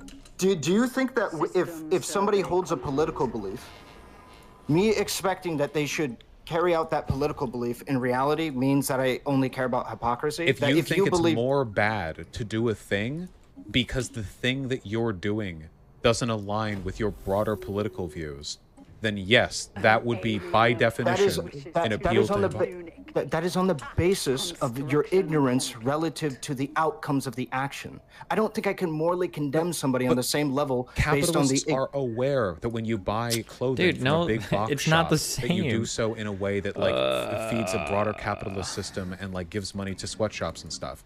You're conflating awareness of a thing and moral positions on a thing. What the hypocrisy that you actually care about isn't whether or not you know that X or Y does a bad thing. It's about whether or not you care that X or Y is a bad thing. Do you think that everybody who supports cops is knowingly participating in supporting the anti-black discrimination that is systemic amongst the police force? No, but a lot of them. Hold on. Okay, so I would make an appeal to those. So I mean, I would doubt that like that on the face of it, but even if let's agree on it nonetheless, right? If we agree on that, then I would be making an argument to those people that are ignorant of those of that system. The people that are aware of that system, that's some chaotic evil shit. If you're aware of it, I think what's far more common is that only changes their level of awareness, not necessarily the moral harm of the action or the potential outcomes of how you would address it. Dude, we're not talking about outcomes and oh god, he's like utilitarian brained all up like it's utilitarianism all the way down. Depending on whether or not somebody's ignorant or somebody's doing it in malice. Why? No? What outcome are you trying to achieve by handling it differently? The changing of an action, whether or not somebody's doing something of malice or of ignorance. If they're doing it of ignorance, I could educate them and they have a fair chance. Why are malice and ignorance the only possible options here? Do you think that animals have feelings? Yeah. Okay, do you eat meat? Yes. Okay, is that malicious? When you buy the meat, are you thinking, you know, like, hey, fuck these chickens? Or instead, is it just a little evil to which you have become acclimated? Something that you don't think about all the time, something which has become systematized, normalized. This is how it is with big box stores too, after all, right? I have bought from Target. I was a socialist before I was wealthy, and I still have been known to buy from Target. I don't go there thinking like, ah, yes, this mattress spread. I hope the Chinese slaves who made it have arthritis, you know? Like, the malice implies, and because we're circling back around to Hassan here, I think, that when Hassan like doesn't do a charity stream, he's doing it maliciously. Like he's like cackling when he does it, as opposed to the real answer, and I think this is much more descriptive, by the way, which is that he's a dumbass and that he does whatever he wants, and that our goal should just be to guide him doing whatever he wants towards the most like ethically beneficial outcomes, right? Like we should guide him, but he's the idea that he's going to be more responsive, or that anyone in the socialist community is more responsive to like. It's Hassan, hypocrite, not pay mods more money, he bad. So, like, hold on. I just don't think it's affecting. So I'm just wondering, like, how could I levy criticism then? If I cannot morally condemn an action, how could I criticize him? I do. I've said I think that Hassan. I literally called him. I've called him an idiot like 3 times in this convo. Well, I've said that he's lazy. I've said that he. There's nothing wrong with what he's doing. So yeah, there's nothing wrong with it. Sure, but he could always do better. It's true. Why would you be an idiot for not doing something that you could do, but that's not required of you to do? Always push him to do better. What? But there's a difference between how there's I do that. There's no obligation for him to do better. So why is he an idiot? Why would he ever do better? Yes. You don't have the ability to enforce an obligation on him anyway. Morally, we do. We hold each other to moral standards all the time. Obligation onto him. That's not what I'm trying to do. When you say obligation in a practical term, obligations have to have like the ability to be enacted. There must be consequences. No, that's not true at all. Morality doesn't. When we're having conversation about morality, it's not that these things are only bad insofar as there's like a consequence to the action. Maybe like in a legal sense or whatever. But like, I mean, like cheating on your partner is bad. But there's not really like a legal consequence for it. So does that mean it's not bad in Vosh's world? Or like if I go online and I call somebody like a bunch of slurs, I'm like, maybe I'll get banned, but there's not like a legal consequence for it. Or like I could do it on the street and there's no consequence for it, right? Against him though. And like in what way we can go about it, in what manner we can go about it. Well, you cannot deny that in lieu of the environment we're in right now, which is this huge wave of right-wing media attacks against Hassan for being a hypocrite, that I might think there's a better way of handling this, right? Yeah, you could think that there's a better way of handling it, and I could as well, because I'm not using the same arguments the right-wingers are. I wouldn't say because there's a bunch of people making shitty criticisms of a person, that means that I shouldn't criticize them because, well, other people are making shitty criticisms. I mean, you're still making the hypocrisy argument, right? I would make, not relative to the same way that all of these conservatives are. No, these conservatives are making the, well, no, because you're reducing it down to that. You're saying you're making the hypocrisy. No, not in nearly a comparable fashion to any conservative. All of these conservatives are saying he's hypocritical because he's a socialist that makes money. There is nothing hypocritical about being a socialist who makes money. Nothing at all. You've said there's something, okay, do you think there's something hypocritical about a socialist who makes money who doesn't use that money to further their political platform? No. No, Irrelevant is getting walked Then I guess I'm a little bit confused because I was under the impression...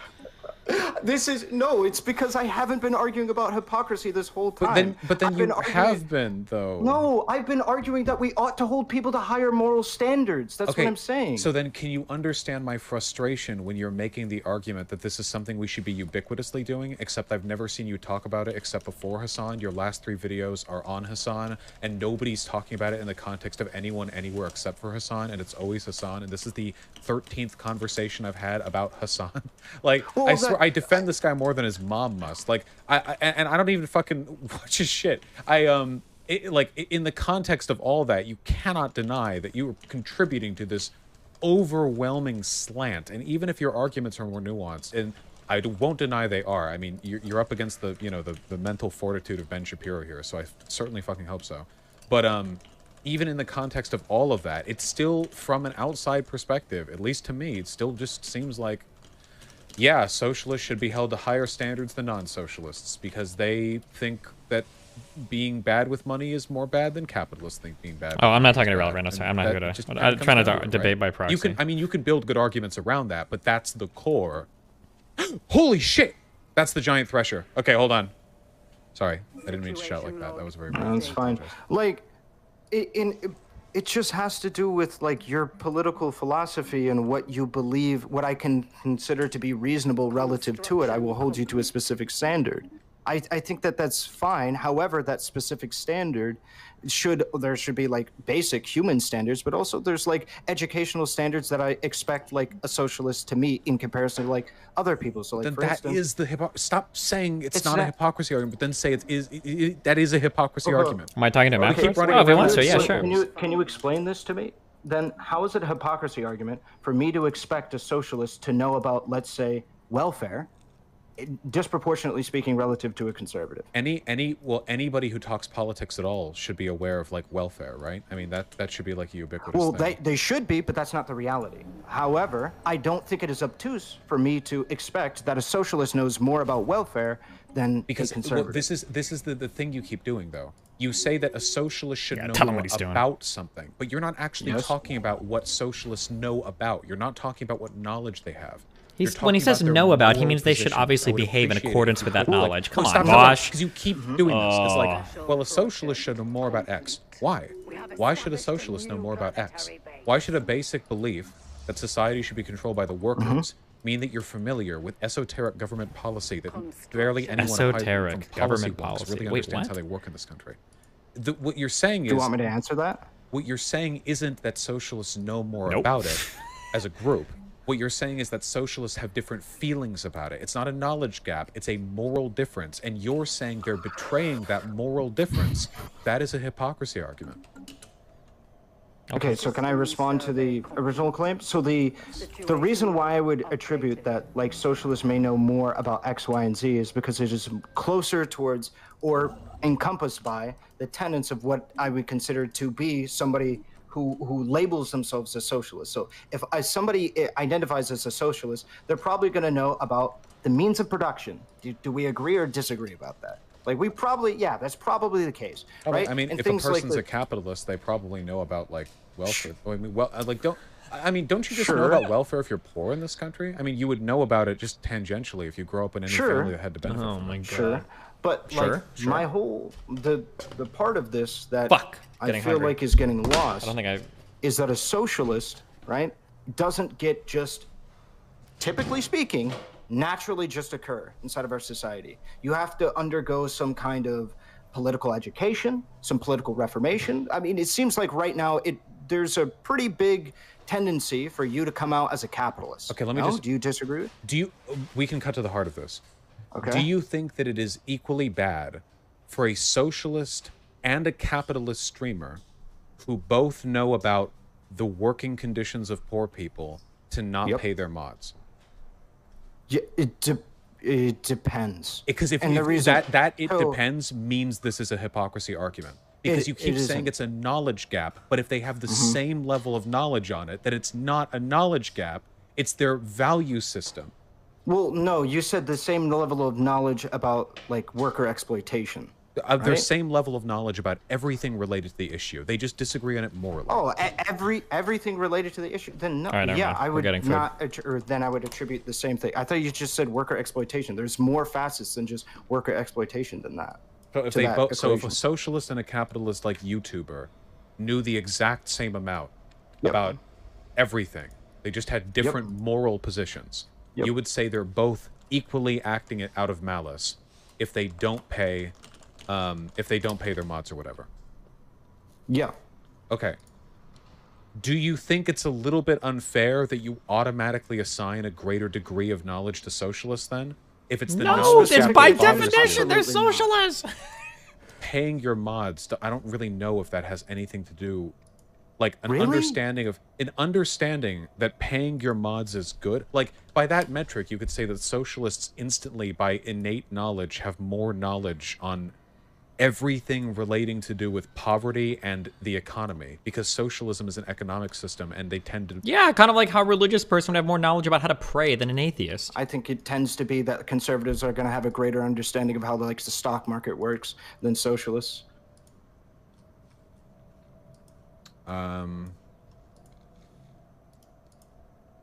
I guess it just seems like if we're really reducing this to a knowledge gap, you found a way of like putting the hypocrisy argument one further. Like It's not the hypocrisy argument. It's just I assume socialists will know more about all the things that I will morally. Well, I don't think it's wild to assume, to not only assume but also like have evidence for like the knowledge of these specific things. So like this, I use this in reference to. I just think everyone what I knows cited. it. Come on, I'm using this like for instance in reference to Hassan and the editor situation, where he's saying that like he gave his editor the means of his production by giving him the. Yeah, I'm not denying computer. that was. Yeah, I'm not denying that was stupid as shit. And the reason why I could condemn, in my opinion, him more for that than somebody else is because he has a level of knowledge about it. He has a level of knowledge about giving people the means of his production and what the means of the production mean in regards to liberating the workers. And I would argue that that is not just something that people are born innately with, that they just have any knowledge or what have you over it. I condemn him more because he claimed to be somebody and prescribes or states that he is somebody that has a measure of knowledge on it and clearly didn't. Yeah, well, I agree that it's okay to condemn him for that thing that he said, but I'm just talking about stuff regarding like whether or not you should be like donating money to causes or whatever. But you know, I think the reason why I want to talk about the computer thing is because that stems from, in my opinion, his knowledge of the situation. If he was somebody that didn't know anything about the means of production, I let that shit slide. No, I agree that, but really you assume a greater degree of knowledge, and I think that you assume way too little knowledge from like non-socialists. Like you really don't fucking think that like liberals and capitalists and conservatives don't know like that they're mistreating their workers when they do X or Y. No, I think, like, this is so dumb. They don't have I need them to be done. I need to talk to Irrelevant. We need to do a debrief. So I can cite Ethan Klein, literally, and Hassan having a debate on this on their podcast, where Ethan was like, no, I think it's a fair wage to not give your editor rev share. And they had a disagreement about that. Like, Ethan believed that you didn't have to give your editor like 50% rev share for it to be a fair and equal wage. Like, there is a massive amount of difference between these things. Like, what one person considers to be a fair wage and exploitation versus another person considering it to be a fair wage and exploitation is radically different between these people. But that's a moral difference, not a knowledge one. Well, no. Okay, so they both know. They're both equally aware. They're both equally aware of what? They're both equally aware of all the relevant conditions. They just have a different moral understanding of what is an acceptable amount to pay a worker. And what is that informed by? Your knowledge of the situation is not informed by your moral perspective in the way you're describing. Because if it was, then this would become a hypocrisy argument again. If you're saying that the knowledge surrounding fair treatment of workers is gatekept or at least heavily coded behind the socialist moral framework, then that would again mean that your standards for condemnation would rest heavily on the ideological leanings of the person making these arguments. And that would be, if they're socialists, they're held to a higher standard. There's no way of moving past this. Look, okay, I'm sorry. We've been running in circles for a long time, and this is infuriating, considering the fact that allegedly we agree on what we should be doing here. Basically, you just think that we should be like condemning, and I think we should be encouraging. The fact that we've managed to draw 2 hours of blood from that stone is insane. Can I just condemning and encouraging? I mean, like these can be two sides of the same coin. Can I see like anyone getting dogged on this anywhere apart from socialists, because it's so fucking disproportionate, you know? So I believe you when you say you would hold other people to this standard, but there is a broader pattern that many people have fed into of, yeah, we're totally super sincerely concerned with fair worker treatment. Just ignore that we're only attacking the 1% of the American population represented on social media that's like a socialist or whatever, you know? I would just like to see, like, I want to see people getting hit for this all over the place. If we're really being consistent, that's what I want to see, you know? I would say a really good example of this is when every single person on the left shits on, like, corporations that change their logo to, like, for Pride Month, and then change it back the moment Pride Month is done. Do you not agree? What about it? Well, it's the same exact, like, I love the obtuseness. Somebody going through, committing to something in a performative nature, or whatever you consider to be congruent with this specific example, right? Like Hassan specifically stating that, or again, I don't really like targeting him specifically, but unfortunately it's going to be rooted in it. Hassan specifically not participating in specific activity, or I mean wanting to be able to morally condemn him for specific activities, right, and what have you, and my criticism being able to be levied at other people for doing the same thing, not actually advocating for proper whatever political advocacy, and the way that people advocate for like political causes is by just changing their logo once a month, and then me going, yeah, listen, that ain't it. You're gonna need to do a little bit more, right? You're gonna need to do a little bit more than just changing your logo once every year for 1 month every year. You're gonna need to do a little bit more. Wouldn't you count that as probably an example? Do you think it's a bad thing for a company to do like a pro BLM like? No. Okay. Okay. Do you think they could do better? Yes. Okay. I agree completely. And that's been my position on rainbow capitalism for a long time, too. I don't think it's bad to do rainbow capitalism. You can still do bad and good things simultaneously, though, right? Like, I think that's the thing. Like, if you... Like, for instance, let's say I owe a friend $100 and I pay him $50. Was that a good thing or a bad thing? Well, I mean, it's good I gave him $50, but it's bad that I didn't pay him back the full $100, right? Like, there's a... I guess if it seemed like they were doing it, like, deliberately. I don't mean, like, if they didn't change their social media profile pic for a year or something, but if they released some statement saying they would no longer be doing it, I guess if they just stop doing it forever. It'd be a little odd. I'd have to wonder why. I mean, I don't know if it does, like, that much good for the LGBTQ community for them to actually do it, but it would a decision to not do it would be an odd omission. Okay, no, I'm just... Would you condemn them for not doing it anymore? Condemn? Probably no. I probably wouldn't even think about it. Okay. Unless I felt like there was some direct, like, motivation, you know? Like, some... Like there was... It was being done in alignment with some rejection of or movement away from the queer community. Okay, so then let me ask you this. What if Hassan stopped talking about politics and just went full gaming? I guess I'd be okay with that. Okay. You wouldn't have any issues with that Wait, whatsoever? Did he say go full gaming and no politics, or did he say go full... He said full gaming and no politics, right? We shouldn't be encouraging this kind of behavior. I don't even know what Vosh believes. I don't know what the fuck Vosh even believes in. I have no idea. Regular frat bro, React Andy bullshit, you know? I don't know. He gets about the same amount. Which makes me think that, like, in a way, it could actually participate to diversity of tactics, right? Sorry, like no. What I mean by stop doing political content is he stops talking about socialism altogether. Like never ever. Like he never. He becomes XQC. He becomes XQC. I guess if he just became XQC, I would think that was bad because there's some wasted potential going on there. Right, and so wait, you would morally condemn? You would say that's bad? Well, I would say it would be bad for him to move away, like he was doing. Saying something is bad is moral condemnation. That's what bad means. No longer doing a very good thing. It's bad. And right, and so that's what I'm trying to describe when I'm talking about like setting a higher moral standard. Is I'm trying to move that bar that you have set up. That's what I'm trying to talk about, right? I think we can push the envelope. I think we can push people to do more. Yeah, I guess it really depends on like how you handle it too, you know?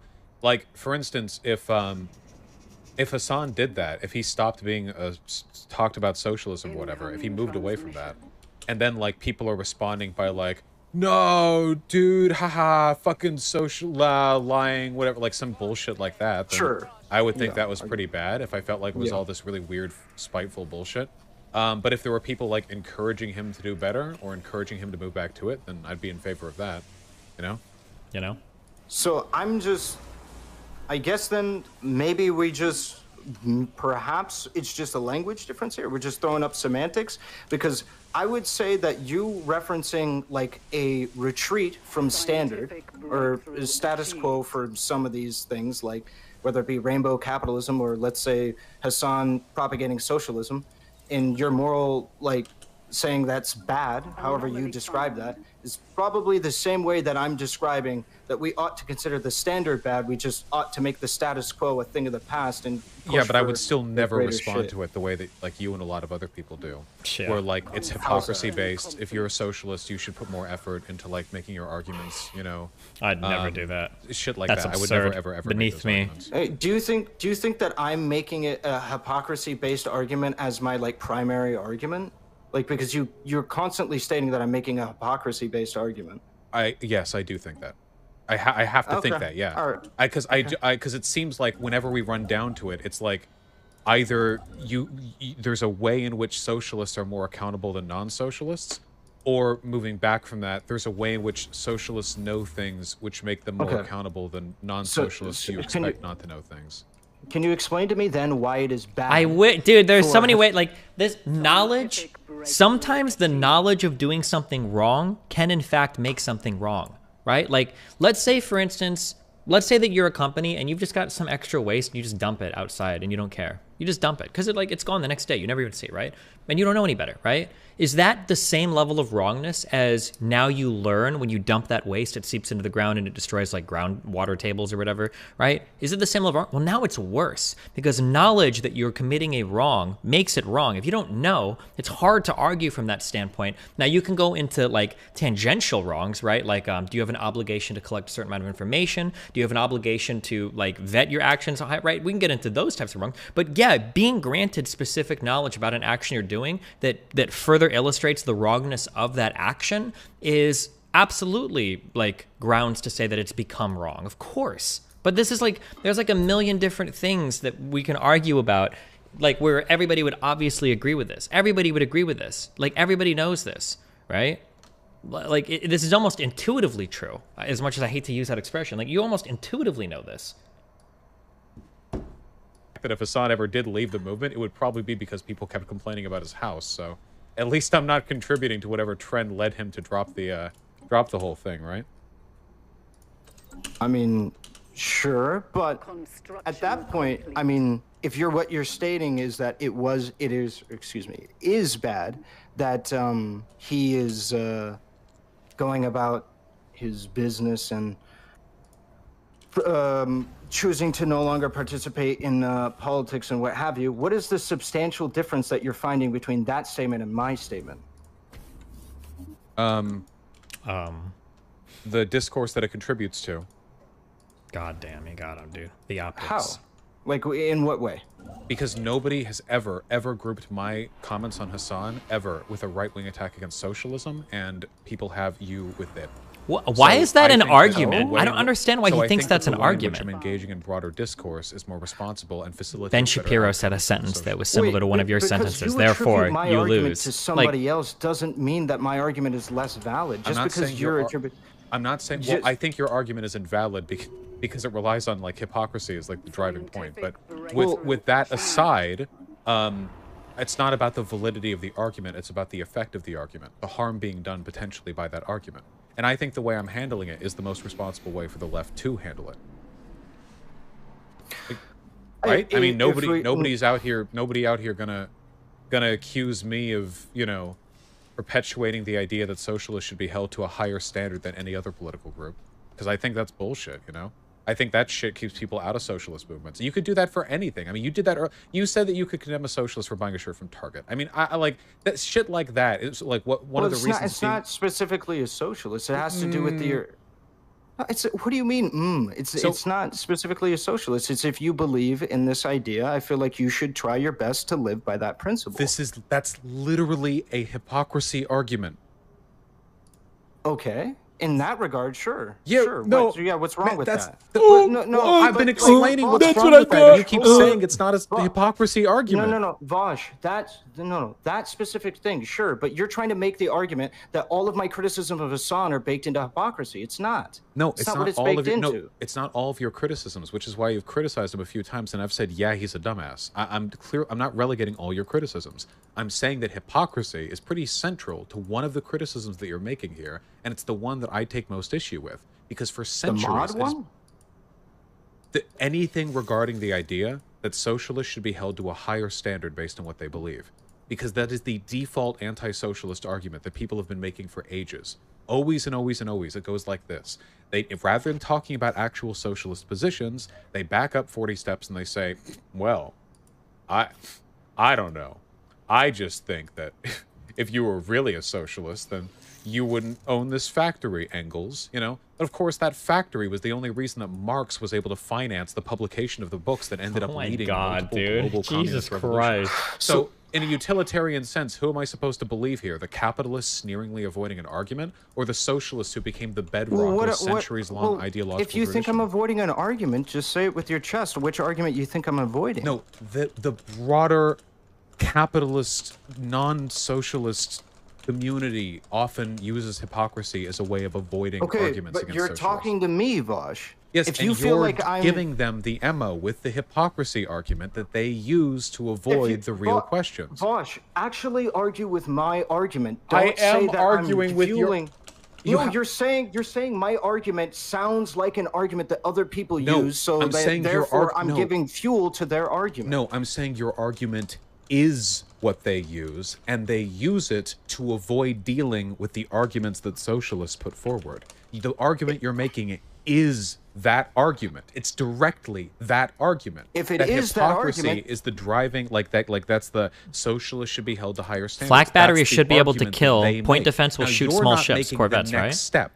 Well, actually, no, you are, because the next step is to laugh at socialists rather than address their positions directly. And we watched a video of you laughing at Hassan for saying something that's not even inaccurate. If you have an issue and you think that I'm running away from socialist positions, exactly what I said 45 seconds corvettes, ago, strike then just say so this won't shoot I'm trying to avoid? Corvettes? It won't? Man, what positions? You just said I'm running away from attacking socialist positions. Which position am I running away from attacking? Man, I just said this. Okay, I'm not saying you're running from it. I'm saying you're using the argument people use to run away from them. Fuck it. People use the anti-hypocrisy argument for socialists all the time. That's like the favorite one. That's why people the use Ben Shapiro and you know conservatives use the lib argument against SOCDEMs, and so do socialists. Can I make the argument socialists are the same as conservatives? How do they make that argument?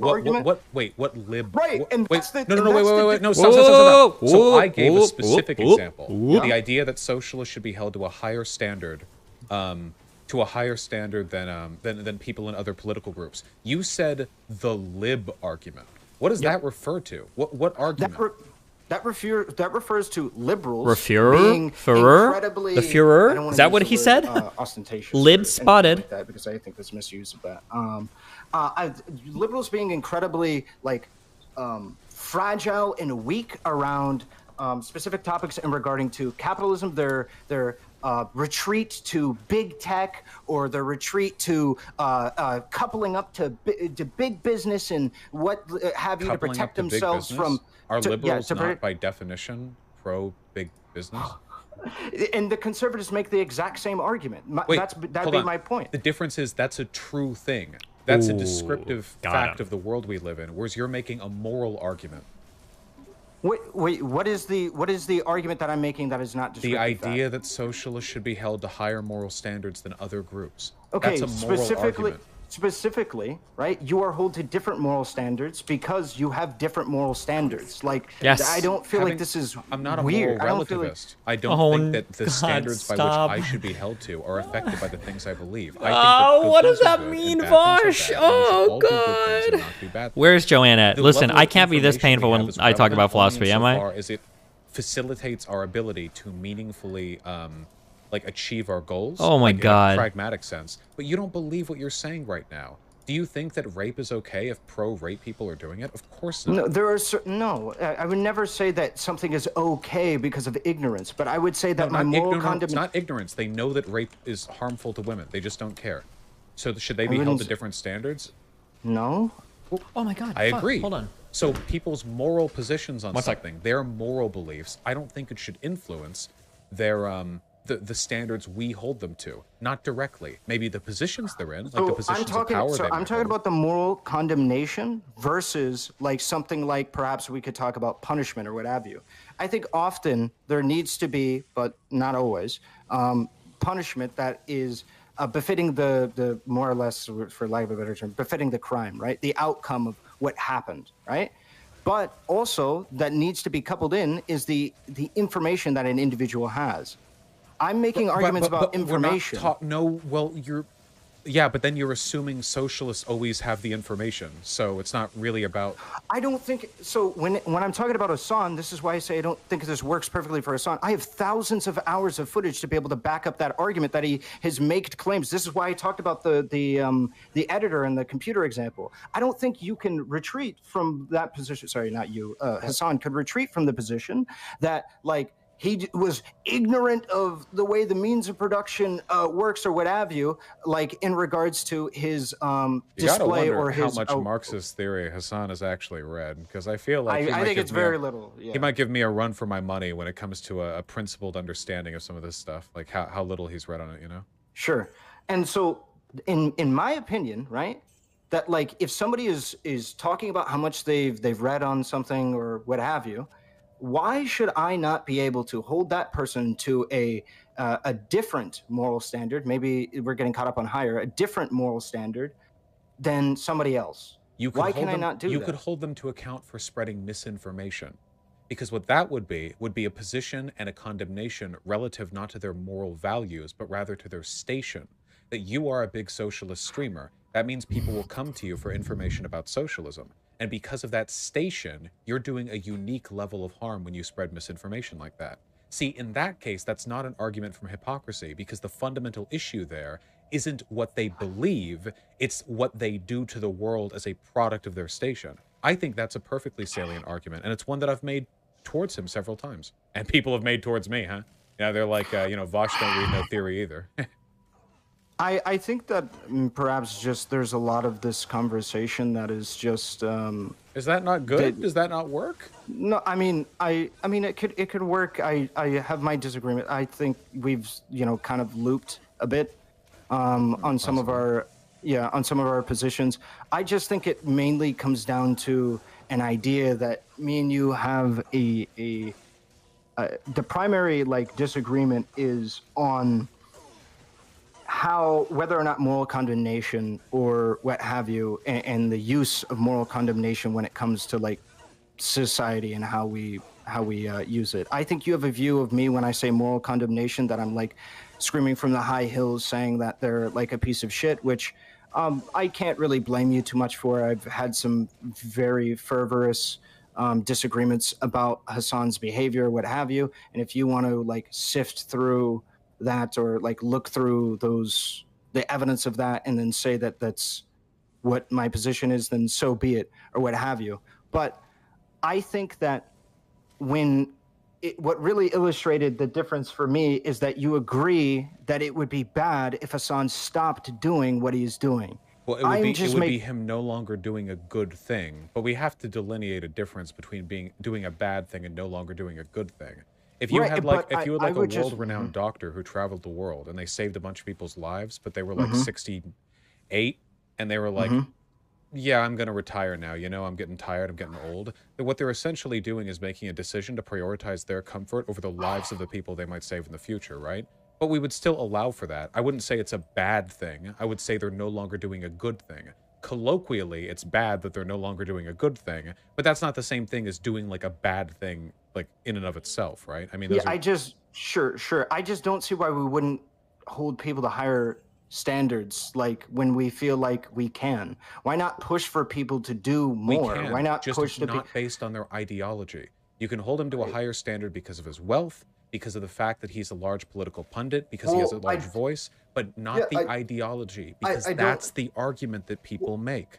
Vosh, do you want to hold conservatives to a higher standard and say that conservatives should go out there and canvass? Do you want to do that? Because I don't want to do that. I don't want to hold conservatives to a higher standard, because if I do, they're going to start winning more elections than they do. Well, wait, if we're making an argument from pragmatism, then I think that you shouldn't hold people within the socialist movement to a higher standard in a way that foments destruction of the movement.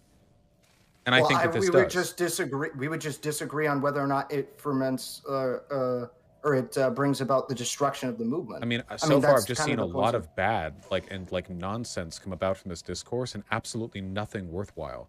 Nothing. Nobody's mind is being changed at all. And the thing is, I'm harder on Hassan. most other people on the left. I do think that his dumb frat boyish tendencies get in the way of him delivering good political positions. And I do think that he has a lot of lazy affects that he adopts, because to go further than that would involve, like, I respect him for arguing with his chat a lot, because arguing with your chat makes you a good streamer no matter what. But there are definitely things he does that I think are worthy of criticism. I would just never say it's like socialists should be held to a higher standard. I just don't think that, because that's like your belief system. Like, I don't think if we want socialists to win, why wouldn't we hold them to higher standards? We should, if we want them to win, we should do things that help the movement. Holding people to higher standards can hurt the movement, like how veganism has been hurt by gatekeepers. How are we going to actually how are we going to push that people, for instance, canvas without making arguments that people? Do you think veganism has been helped by the hyper militant vegans who accuse everyone of being like super like morally repugnant for participating in the meat eating industry? So this is what I was talking about earlier when I was saying I think when what you hear when I say morally condemn is something that I'm not saying. I'm not saying that we have to call him a piece of garbage, a walking piece of shit, because he does what he does. I'm using moral condemnation as a vehicle to be able to establish a moral standard. That's what I'm doing. So the standard that you have set that you say would be bad if he went below that moral standard, I'm just arguing for you to make it a little bit like have it go a little bit higher. It's just it's just about the behavior that prevents the best results. If I thought that you could get really, really good like advocacy for socialism by holding this gatekeeping standard to people, then I would advocate for it. What is the point? Okay, I'm typing the first. This is the first thing I'm typing to relevant. Being a socialist, I'm not saying he isn't a socialist. Ask him what is you're gatekeeping people from socialism. The point of making more socialists if there is no different standard for behavior. Pretty ridiculous. Do you agree that I'm also gatekeeping people by saying that like we shouldn't say the N-word?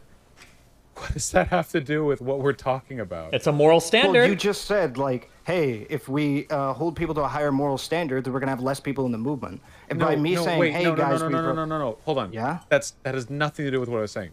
Not whether or not we hold people to a higher standard. It's whether or not you think that you're more willing to condemn a person if they join the movement that you want them to be a part of. Like, are you like, like for instance, veganism, and I think this is a perfectly salient example. Online. The salience of the example ameliorates all of our problems. By the gatekeeping like piece of shit like moral Puritans who make it insufferable. Like, because to them, going vegan for once every like one day out of every week is it's like it's not enough. If anything, it's an insult, you know? Because in order to do that, you have to kind of get in with vegan communities, you know? Like, nobody started getting into veganism without being at least tangentially close to vegan communities, but they'll hate you for it. Because they don't, because they just see you as like you know, like, oh, well, now that you're aware of this stuff, you know, now that you're at least partially in it, and you're still like eating meat 6 days out of the week, like, no. But it leads to like really bad outcomes in advocacy. The most successful advocates for veganism. Most vegans, by the way, would be super chill with you changing one meal or 2 meals. Like, most vegans are pretty chill with like you taking small steps. Bad action if you do X or Y. But okay, dude. Even if you believe they are, what you do instead is you try to help people into the good positions. You know. Hey, eating vegan isn't as bad as you think it is. You know, we can do better on this. You know, here are some really great recipes. Actually, did you know that eating vegan is cheaper than da-da-da-da-da? If you took that attitude towards Hassan doing advocacy, then fuck yes. Hey, Hassan, did you know that being a super duper rich fucking millionaire means that you have lots of money you can give to causes? Oh boy. Hey, did you know you don't have to sit there watching YouTube videos for 12 hours? You can actually like do something. Okay, can I respond? Yeah, but like that's a it's a good. Okay, so I'm just stumped as to why. I mean, it comes down to me personally. For why would we care about furthering a political cause or getting people politically activated if they have no moral obligation to do anything? Like, what is the point of making getting more people involved if there's no moral standard for them? Because to do if they get involved, they do more good things than they were doing before. So you just hope. So you just hope that people it's so do stupid. things. No, is that what you do? Encourage them to do good things. But why would you encourage? Who cares? You encourage somebody if there's no moral standards. I don't know how you think social movements work, but yes, encouraging people to do good things is generally how all political I mean, you could go the fascist route. You could scare them if you want. I mean, I guess there are other options if you want. We could lie about like illegals that are. Remember Mao's encouragement or Stalin's encouragement? What? Yes, obviously, encouraging people is what you do. And Why you would can he say this? criticize I don't them have you when know they how do all bad, social which I movements do. work. Yeah, But they there's work a at the end of a difference rifle, bro. Between criticism and condemnation, there's a difference between tone, attitude, Not all of them, to be affect, fair. and there's certainly Okay. a pretty. So I think this is just a difference of language then. But we've talked about this. No, I literally made a point earlier about how criticism, I believe that you need to have some basis of moral Do you think there's a condemnation to be difference able to- between saying Hassan should donate some more money and he could afford to, and saying Hassan is bad for not donating? Do you think there's a difference between those two things? Yeah, there is. Okay. Do you think it's possible that the former might be a more like effective? Yeah, for sure, but both can be moral condemnation.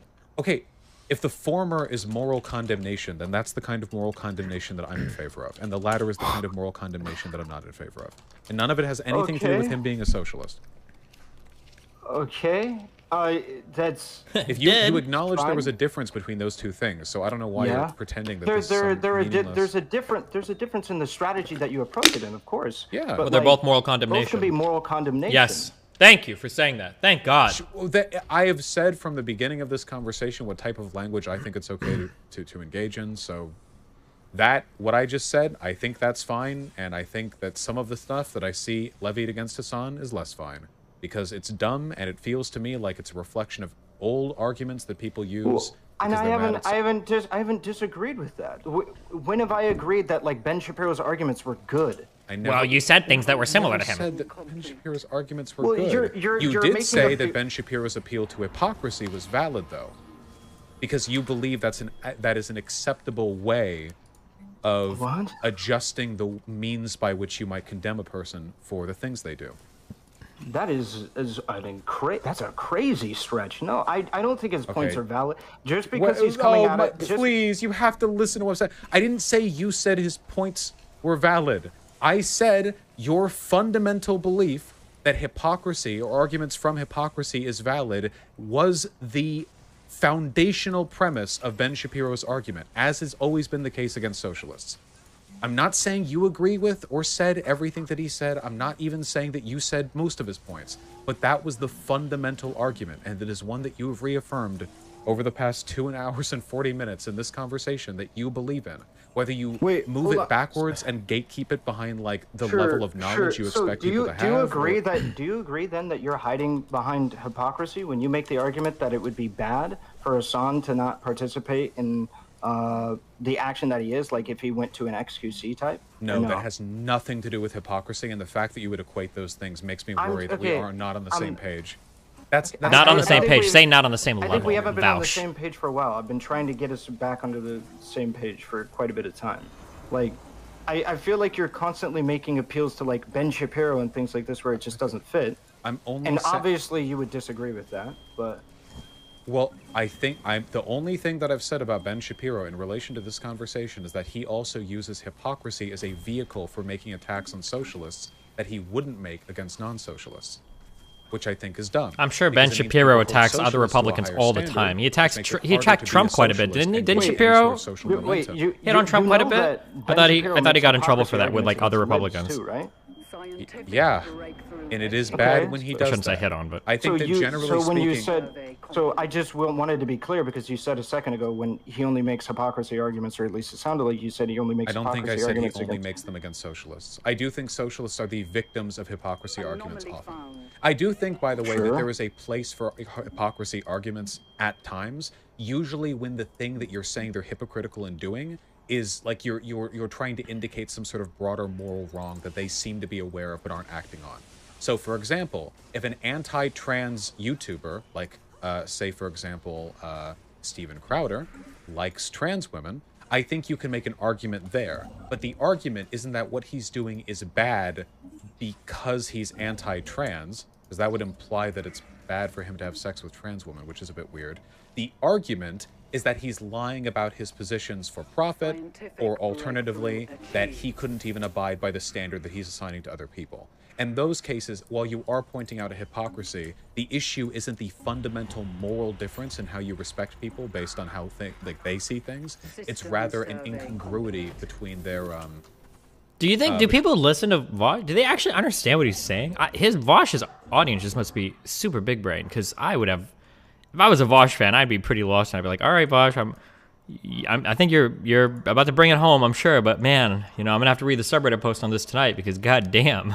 Anyway, then that's an argument I'm not on board with. I just don't understand why knowledge of your wrongdoings don't result in you specifically, not like necessarily saying you get like jail time or anything like that that's for, but like you getting, or people understanding that you're coming at this position with a greater level of understanding and therefore can condemn you or say that you did a wrong action to a greater degree than somebody who's because this is hypocrisy by another name.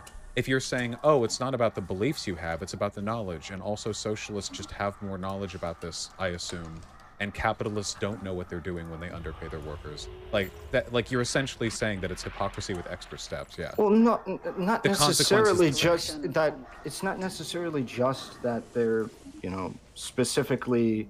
I'm just assuming that they are. They're saying that they do, right? You would say that you have greater knowledge over a conservative who exploits labor. You have a greater understanding of how that labor is exploited by that group than conservatives would. I think I have not? about the same understanding of what a human being can live on oh my God. than many people who own and run businesses. That's not what I asked. I don't think that underpaying is more ethical because they haven't read Das Kapital.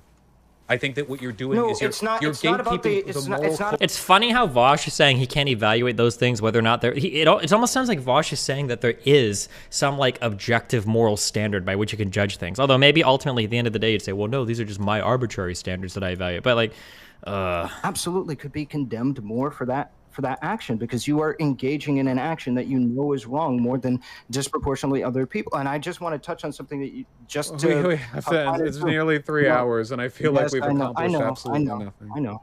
It's getting late. You know, the sun's getting low. We gotta split ways on this. I think that your position, right? I think that your position right now in regards to this, when you just said that you have a similar level of knowledge about $9.50 an hour as a conservative, I feel like this is a bit of a misnomer. Would you say that socialists, broadly speaking, have a greater understanding of the exploitation of labor than a conservative? What do you mean exploitation? That's a moral. Okay. Do you think that workers understand the systems that are at socialists?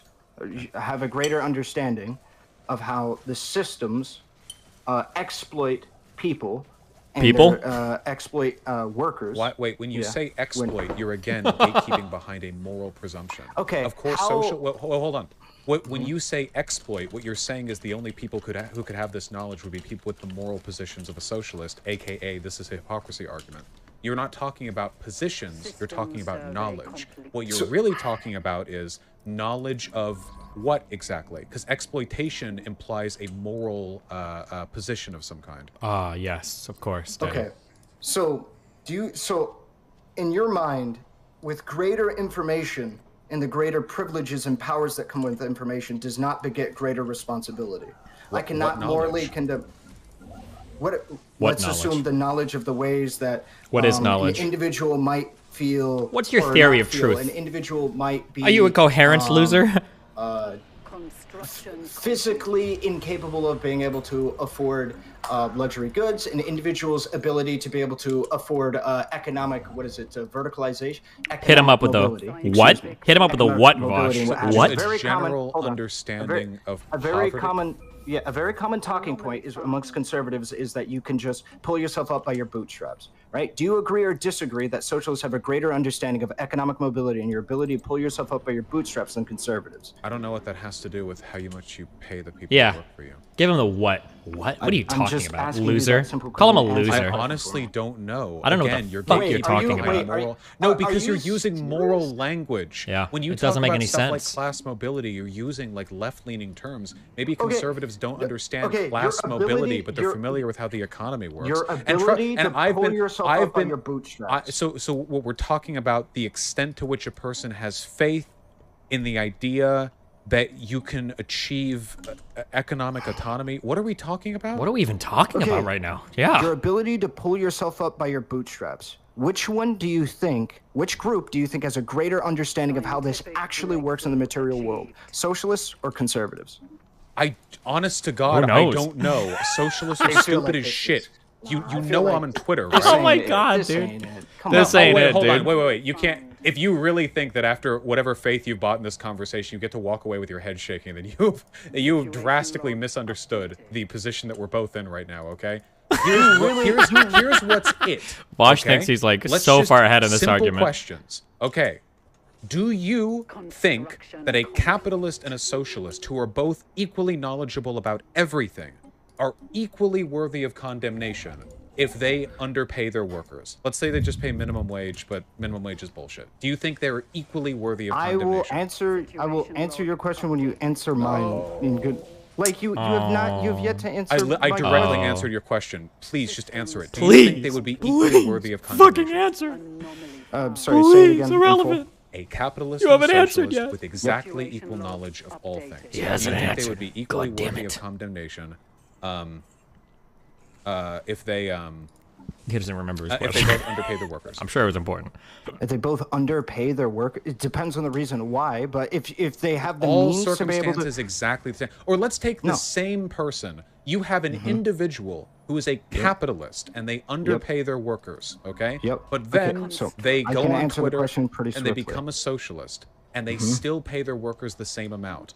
Is there now a wrong being done that was not being done before? So yeah, I should write down explain these things to talk to him about. in full here first. Sure. And okay, great. So I believe that an individual who is participating in a system, let's say you're a capitalist, you think everything's above the board, right?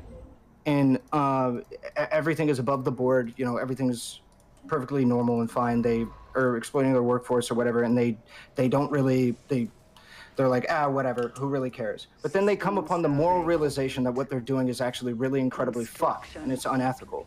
If for them to continuously There you go. participate in that Good job, action Irrelevant. I don't know if is chat's giving tips or what, but absolutely there we shit. go. Yes, Yes. because you are knowingly True. go So from a there's position. more harm is being done before. No, than no, is no, now. no. It's not. It's Oh not my like God, dude. Vosh is on like the fucking act utilitarianist like AIDS shit, dude. He's like so far out on this stupid fucking normative system that it is giving him brain AIDS. Utilitarian. You're right. So it'd be virtue ethics in that case. No, Ask a if utilitarian the would only thing also- that matters, ask him if is it morally wrong for a 1-year-old to like throw the pacifier on the floor? might have Like, can, this is so gatekeep whether or ridiculous. not we can morally condemn people to a Oh my certain degree, God. right? And whether or not like their moral prescriptions and what they're abiding by. If you're talking about the material conditions don't change based on your opinions of almost anything. Your mind, the beliefs that you have don't change almost anything. However, whether or not I can morally condemn somebody for participating in an action does. Because if somebody is knowingly going like, yeah, you know what, I think it is incredibly unethical what I'm doing to these people, but I'm doing it anyway, I will morally condemn that person to a higher degree than I would somebody who's like, you know what, this is perfectly normal, this is the way that the world is, and that's perfectly fine. And that fits within my moral system. Yeah. So I in would. that case, wouldn't it actually be to the benefit in your moral system to make sure that person doesn't become a socialist? No, in my opinion, because Vosh inadvertently stumbles onto one of the funniest memes of all time, where in some churches they teach you that like if you don't have knowledge of God, then you can't actually go to hell because you never knew about God. Therefore, you can't go to hell for not knowing about God. But if you have a missionary come to like the new world and start preaching the word of God to people, and then they don't believe in him, you're actually like significantly decreasing the chances of any new people getting into heaven just because you've introduced them to the concept of God. Like Vosh is like discovering this like kind of silly paradox in real time. No, they would.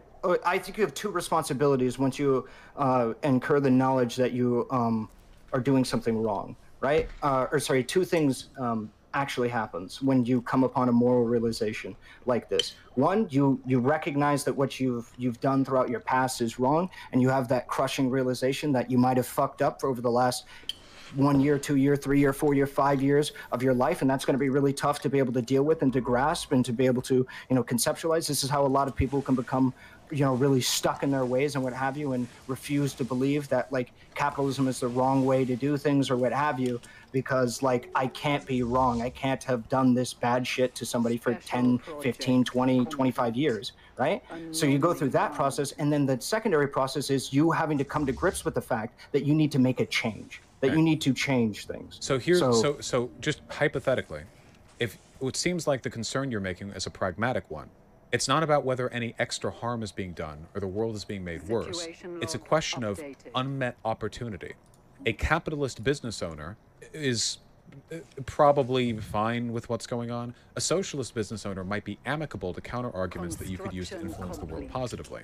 So what we're talking about here, at the end of the day, isn't so much like utilitarian consequence or what should be like harmed or whatever. We're talking about the pragmatic effort of moving people over. Now, don't you think that a person might be less amicable to being moved over if they have to do anything? That being known as a socialist means they have some sort of obligation for things that they've been doing for years. This is so stupid. I think it depends on how. Why would anybody become religious ever? I think you can levy criticism in a sure, and I think. But that doesn't escape the moral condemnation argument. I can morally condemn somebody in a way that doesn't have them like me shit down their chest for doing fucking anything. Yeah, right? But that's not them doing something that's more bad. That's only unmet opportunity, which runs back to my argument. In that case, that's not hypocrisy in the sense. No, that is. In that case, the hypocrisy isn't you're a socialist, therefore what you're doing is more bad, which is what you said earlier. It's about the fact that being a socialist means that there's a greater action opportunity to move a person from the bad behavior that they've always been engaging in and continue to. And at that point, what we're really talking about here is not condemnation and not what's good or bad. We're talking about the most practical way to affect positive change. And that's what I've been arguing for this whole time. There are good and bad ways to criticize someone. Let me bring back, because you were saying it was not a utilitarian argument, what I was talking about. The utility, and it is a utilitarian argument, allow me to explain, the utility in presenting the argument that we should morally condemn people who are knowingly participating in malice is to condemn people who participate in that malice in the hopes that people will participate in it less, so we may levy that criticism. We ought to make it as unforgiving for people to actively participate in what they consider to be evil actions as possible. I don't think people should discourage people from engaging in evil actions. Whether or not they know it's evil only changes the means by which we should reach them. It's useful in that case, and there is utility in changing the way in which you approach a criticism, depending on what they know, but it doesn't actually change whether what they're doing is bad or whether or not they should be prevented from doing it. So this goes again back to my argument. It's just about the approach. Well, relative to the person, it does matter as to whether or not it is bad. It does. Maybe not. Why would they change their behavior if it's not bad? Yeah. It absolutely does. Otherwise, why change their behavior? Like you would talk to them differently. Like my way of telling Hassan to do like more socialist-y stuff would be different because there's less ground that I would have to cover. I would have to work against what I assume would be an obstinance. Whereas with like a capitalist, I would have to start with like a whole bunch of. I mean, I guess I'd have to lay out my ethical framework, or at least I'd have to make an appeal to shared values. So there are different ways of going about it to begin with, right? But that's not an appeal to hypocrisy. That's just different people with different levels of knowledge should be reached and have their mind changed in different ways. And again, then I settle back on, I think the best way to reach Hassan, or any socialist who you think is doing unsocialisty stuff, would be to encourage them to do better, rather than to say, like, socialists are... you're bad because you're a socialist and you're not doing it, you know? Got him, dude. Fucking A, man. So, you knocked it out of the park with that one. I want to hear, I guess, the substantial difference another that you're loser between crushed by Vouch. Because I could take your rhetoric, because that's what we're disagreeing on in regards to this, or at least it seems like that's the position that we're at. I could disagree or agree with your rhetoric approach towards this situation. And if I agree with it, like, and I substitute, or I fall in line with it, what's the substantial difference between our positions? Well, I think that there are significant differences in how they affect the broader discourse, because there's there's a pretty big difference between criticism and encouraging people to do better and outright condemnation. I mean, it's huge. The whole Hassan bad thing is like this massive. So maybe again, it has to be the word condemnation is what you're getting caught up on here. Well, when I'm talking condemnation does imply like you're saying a person is bad for doing or for not doing something. There's nothing wrong with saying a person's bad for. Not only do I not think that's true or utilitarian, but I also that's a virtue ethicist position. because utilitarianism follows from a position saying that there are things that you can do that increase goodness and decrease goodness. A utilitarian must acknowledge that there are some things that are good and some things that are bad. Otherwise, how are you measuring utility? Utilitarian is literally the measure of like how do we measure the goodness or whatever. I don't know, dude. Oh God, he's like an amalgamation of. He's like the fucking Anna of philosophy. That's what he is. He knows like a bunch of terms that he's clearly read before, but the way that he uses them and weaponizes them is just so wrong. Like, Jesus. Amount of money or socialist or like it's very dumb stuff, but it does. A lot of people treat socialism like being a part of that group means you have to be some kind of, you know, wizened monk who gives up all material possessions, which no. I want there to be socialists who do whatever the fuck. I want socialists in everywhere, from Beverly Hills to fucking Monaco. I want socialists all over the world, because to say otherwise, to say, actually, socialism is when you do this, and you can't do that, this, that, or the other, and all these other things that you like and have always done are bad, you can't do that. If I do that, that hurts the movement. So that I want to avoid. To be clear, though, what you're advocating for is just people to post on Twitter. Like, yes. Yeah, that's the True. only moral obligation that they have. Yeah. Is like if they okay, follow into your thing, can I give you another Got opportunity him. to start that sentence so that I don't absolutely just tear into you for saying something that's stupid? Do you Nah, want like a go-over? I mean, earlier you fucking ran into me, dude. I feel like this is getting absolutely ridiculous in the first place, man. This is like I have no obligation if I'm a socialist under the system to do anything more than to post on Twitter. Yep. You should do. It's the same as every other group all the time. You should do good things and shouldn't do bad things. Again, like you keep welcome to Tautology is 101 by Vosh. The best way of handling things. And the only question is, how do you get people to do the good things and not do the bad things? What you seem to be obsessed with is this weird virtue ethicist, how do I sufficiently... Sorry, so a tautology is just like saying the same thing twice, right? Like, we should do good things. A good thing is by definition something that you ought to or should do. We shouldn't do bad things. A bad thing is by definition things that you ought not do. Why would you like? So like you seem more interested in the condemnation than whatever good you get from the condemnation. If Twitter shitposting somehow brought about the workers' revolution, then fuck yes. I don't think it will, and I'm not advocating for us to just do that, but I'm not specifically attached to any one method or approach. I have a bias against yours because I've seen how much harm it can do, both within the community and from outside of the community at the community, you know? I just think that we can do significantly better. I don't know what to really say. I mean, earlier you agreed that the level of like moral obligation that you would put out there is like non-existent. So I just what do you don't mean know by moral obligation? What do you mean by that? What is a moral obligation? You were saying that if you are a socialist, you don't have to do anything. Is what you're saying. You don't have to do anything. So you when you should say you want do many good things. Hold on. What do you mean by have to? You're saying that like if I proclaim that I'm a socialist, or you want socialists everywhere, that you don't have to do anything to be a socialist. You can just say, "Hey, I'm a socialist." Hey, make these jobs. Nothing's First of all, yeah, it's a political belief, not a membership club. Yeah, and second of all, you only have to do two things: believe in democratic ownership of the means of production, but not do it. Believe in partial or total decommodification of the economy, but not do it. Those are the two things you have to do.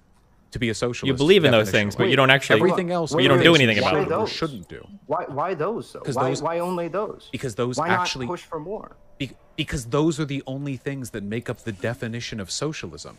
Why not expand the definition of socialism to be something that we consider to be so greater? That's not how change, any political people. or economic system works. A capitalist is a person who believes in, free market economies, or relatively or at least somewhat free of regulation. They believe in like supply demand, like that kind of shit. And also a capitalist is a person who never pays their workers more than the median income, and they're like, what is that? Nobody does that. Why this obsession with arbitrarily attaching meaningless? You want to change the definition of socialism?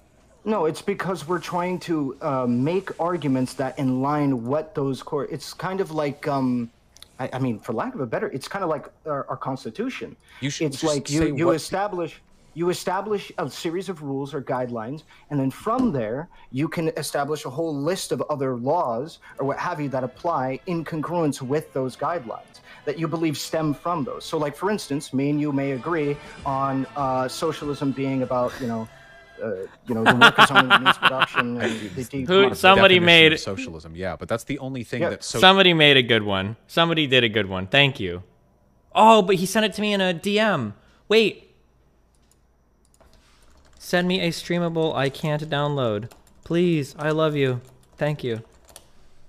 Somebody made a good meme. Finally. Thank you. Thank God.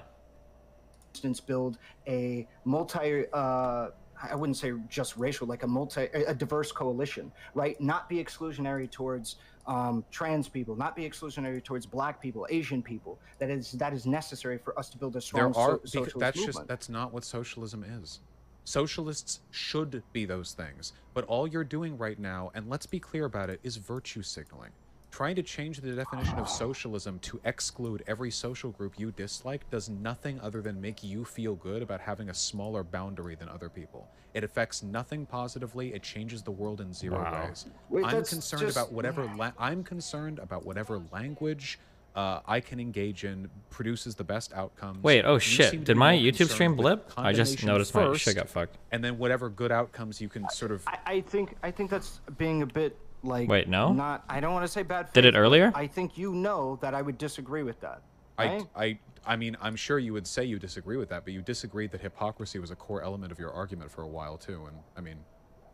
I'm not asking if it's good now. I'm asking earlier if it did. Okay, never mind. I have, like, a thing that measures bandwidth, and it looked like it dropped. You know, you're being bad faith, so fuck it. Anyway. I don't think I'm being bad faith. I think that you're primarily concerned with the condemnation here, which is very strange to me. And I think that the condemnation is necessary to be able to make the arguments about how, hey, we should set a standard that if people say something, what happens if they don't do that thing? You would say that that is a bad thing to do. Okay. Is to be a slacktivist is a bad thing to do. And you think that with that, so hold on. Everyone says being a slacktivist is a bad thing to do. It's already a morally loaded term, okay? But there's a difference between saying that it's a bad thing to be that and to say a person is bad and worthy of condemnation for doing it. I would rather a slacktivist socialist, for example, than I would a slacktivist capitalist. So even though I don't like the slacktivism, I think that a person is making a positive change if they are a socialist for it. I would rather have a person be a, well, I don't know if I'd say bad socialist, because some socialists are so bad they start defending Stalin and shit, so I'm not going to say that. So if they, sure. If they don't do anything, then what does it matter? I think it's better for their mental health. Also, maybe they'll have a conversation with somebody once every 5 years, and maybe that'll influence people's perspectives a little bit. Sure. Right, and so then we can get, I mean, that's where we get the ball rolling.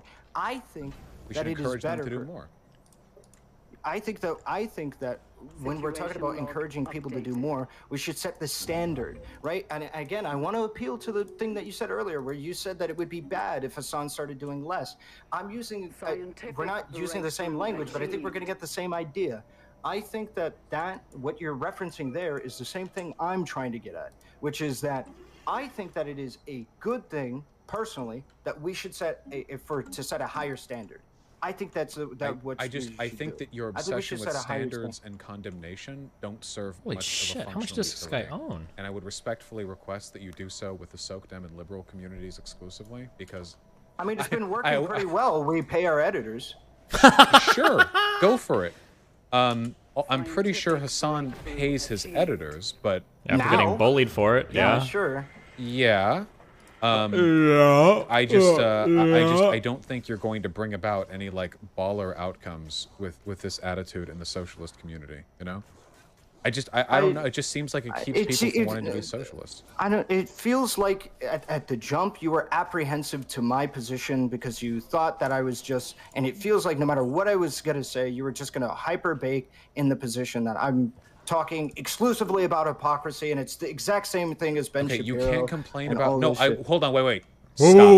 Stop it. I never said it was the exact same thing as Ben Shapiro. Every single time. Wait, hold on. We can end this conversation soon, either way. Sure. But I'll either remember. Holy shit! Did Destiny spend a day at middle school? What the fuck are these stupid fuck sounds? Wait, what sounds? I never said you were exactly like Ben Shapiro. I was clear and specific in the ways in which I felt your arguments of hypocrisy, which they were, which you affirmed again many times after, rang very similar to the comments that Ben Shapiro made, even if all your arguments weren't the same. Oh my god, look at this meme. Line of criticism is look at this meme.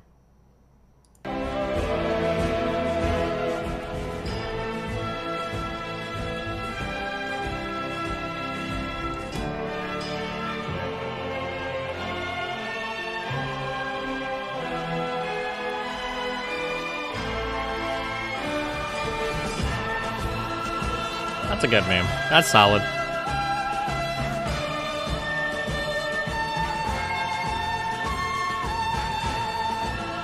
We'll take it. So hold on, wait. First of all, what I'm saying. You say that. Second of all, I don't know what arguments you're making about big tech right now, okay? Because the most fervent advocates for big tech that I see I don't know if I see anywhere else. People accuse me of being big tech. I don't even know what you're referring to when you talk about that. But the arguments you're making right there are descriptive. You're making a prescriptive argument. You're saying... What is a descriptive argument? What does that even mean? Are they arguing over what's true? Hypocritical, and we need to hold them to a higher standard because of their moral beliefs. That is a moral statement. My factual statement that capitalists and liberals tend to get along is just... you and conservatives say about liberals just kissing up to big businesses or capital owners is not descriptively true. It is you something... Can you... Wait, anything in particular you're referring to? Wait. Because again, I hate to keep saying this, the hypocrisy argument is a purely moral one. If I make the argument that liberals kiss up to big tech, that's one that I can accurately substantiate with evidence in the real world. You keep conflating moral statements that are impossible to describe or to prove with things you could say that actually descriptively can be proven. I am referencing specifically Vosh the argument crushed that it. people on the left like to make. Base-ified. Okay, on that one. Oh my god. Well, we're talking about me right now. That was so base. Okay, listen, I've been trying to make that argument this entire time, but you've constantly referenced Ben Shapiro. Hold on. So no, don't let him get away with that one, Vosh. Make the hypocrisy argument. I criticize and you have made the lib argument, but you don't see me going screaming about... please. I don't know if it's just late for you. Okay. Or maybe you just need a drink. What is the lib argument that I don't like? What is it? The liberals side with fascists? Are informed by their complete, I don't want to say slavery, their complete, like kiss-assery to corporations. Okay, that their capital, that the capital owners and what have you inform the liberals or soc dems or I'm going to try this one more time. We're going to do one more time. You're not keeping up, Irrelevant. That socialists need to be held to a higher standard or they're being hypocritical is a moral argument for which no evidence can be produced. Whereas the claims you are making right now, even if they were... we don't do moral arguments here, and I honestly don't remember if there are any arguments I've made recently that align with those, are arguments you could substantiate with actual evidence in the real world. They're not moral arguments. They're descriptions of how the world is. Now, you can argue maybe those aren't the fairest descriptions. Okay. I don't know what specific position we're arguing here because I'm not arguing... So is your argument that conservatives have the position that people who espouse certain principled positions ought to abide by those principled positions? Are you stating that that's a conservative position? Because that's my position. That when leftists or what have you say a certain position, that they ought to take a principled position in regards to that. That is what I'm communicating. If you believe that to be a conservative position, that's fine. Deferring to hypocrisy rather than addressing the underlying argument. It's bullshit. Yes, a bland and banal bland and banal is something I notice often. Is something I notice often from... Is it banal or is it banal? Yes, I think I thought it was... I don't know how to pronounce it. Hold on. Because they have very bad... Oh, no, it is banal. But holy shit. I think that all groups do it to some extent. I think it is by definition a bad argument, because I do not think that deferring just to hypocrisy is a sufficient response. It's borderline fallacious sometimes. Additionally, I know that people do it to other groups as well. However, I think that socialists get the back end of this the most often. Socialists and progressives. It's almost like maybe they're Lord the most knows hypocritical. I've heard this about progressives too. What you're saying right now is like the assume my gender 2015 argument, you know? Hey, they claim to care about trans people, but here's a video of it's like, progressive... I don't really like arguments about moral consistency because it seems like whenever we talk about moral consistency, people always attack my side the most for being inconsistent. So I hate those arguments. Like, what the fuck? How do you pronounce echelon? E-C-H-E-L-O-N, I think. And that they're being hypocritical and they're not living up to the things they actually believe. And if they don't, then who else should? That's rough, man. And those are arguments that people have made against progressives and socialists for a very long time. They've made it for centuries. They made it during the civil rights movement. They made it all the way back during the abolitionist movement when they said that abolitionists were insincere in their positions because they were not willing to personally shack up with like former slaves like roommates. This goes back so far. And it's most often made against progressives because they're the ones ones fighting the most against the status quo. You can't make this argument against the status quo because people who live within the status quo and believe in the status quo already abide by the morals of the status quo. It's the status quo. Socialists, by daring to believe in something a little bit better than the status quo, have these arguments thrown at them because it's easier than actually saying anything meaningful or relevant. Now, I don't think that's an entire summary of what you've said and believe. I just think it happens a lot, and we probably shouldn't be doing the hypocrisy angle because historically, because all socialists are hypocrites. It's like what he's saying, bro. I'm of the belief that there is nothing in all of material reality I could possibly say to convince you that I'm not doing the hypocrisy angle in the way that you're describing.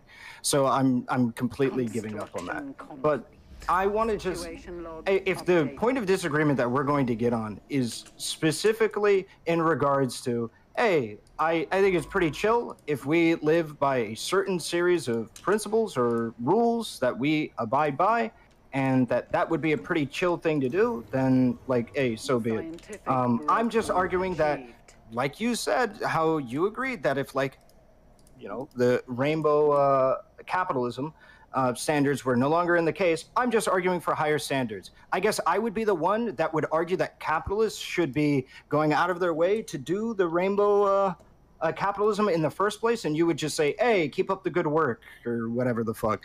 I feel like that's just where this is at. I feel like this has devolved into absolute nonsense. I mean, I think it started as absolute nonsense, to be fair. I just think that the mask came off, like, more and more with time.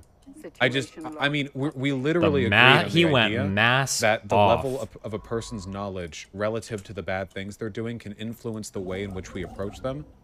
And that's purely, like, a consideration to people's, like, you know, like, the optics and the effectiveness in an argument. And I'm just taking the position that I think it's more effective if you come at them from, like, an understanding and reasonable perspective. You try to, like, talk it out with them and, like, say that, encourage them to do better. I think you could do the same thing with moral condemnation. No. I think if you take a look at almost any, like, data on human behavioral science, I think you'll find that for the most part, affirmative, like, he is, guys. Remember the data? You can do affirmative positive criticism if you morally condemn somebody for an action. What? I don't know what you keep saying by condemn. You can criticize. Right, Let me hold on. Wait. Condemnation. I don't know why you're so obsessed with that word. The expression of very strong disapproval, censure, okay? But when I think of, like, hey, human behavioral scientists, like, how do you get people to do better behavior? My game just crashed. If you can get people to do better behavior, like, how do you do that? I don't think that word condemnation is going to come up very often. I think words like reinforcement, criticism, and incentives are going to be the big ones. Right, because they're not concerned with the, like, saying it is a moral condemnation or what have you. They're concerned with getting to the... We already agreed. We're not talking about moral. We already agreed that the moral facts of the matter change. No, stop. Because we're clearly operating under two different descriptive... No, we're not. We agreed earlier the moral facts don't change. We're only talking about the ways in which you can appeal to people based on the knowledge they have. We did not agree. I disagreed with that because then you believe in the hypocrisy argument. No, I can't. Wait. I can't do it again. I can't. Okay, make your argument. I'm not going to respond to it. And then we're done. And that's it. We'll do this for another 3 hours. We're going to be here all night.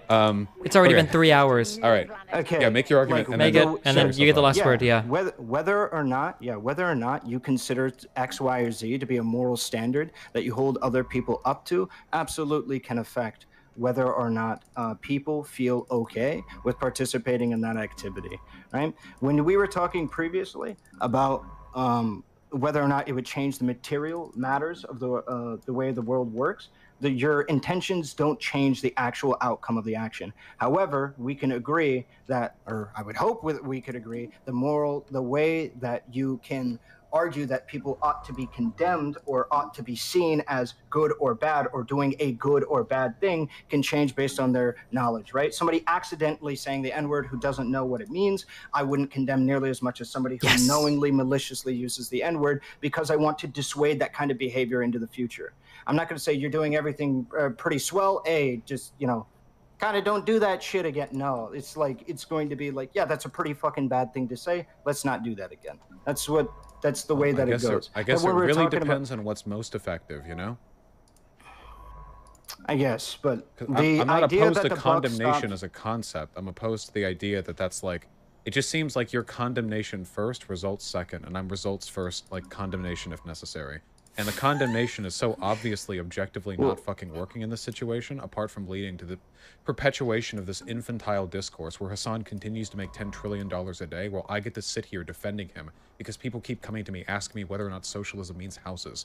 Or in your case, whether or not hypocrisy is, isn't, or in a quantum superflux might be an essential component in determining whether or not a thing is harmful. Oh my God. It just God. goes on You got forever him. and ever and ever, and it's clearly, condemnation is clearly not arriving, like we're not doing it. So the best I can do, what I'm going to do with my platform, is I'm going to say, hey folks, if you become a socialist, you know, all the things you've been doing before, keep doing on Twitter.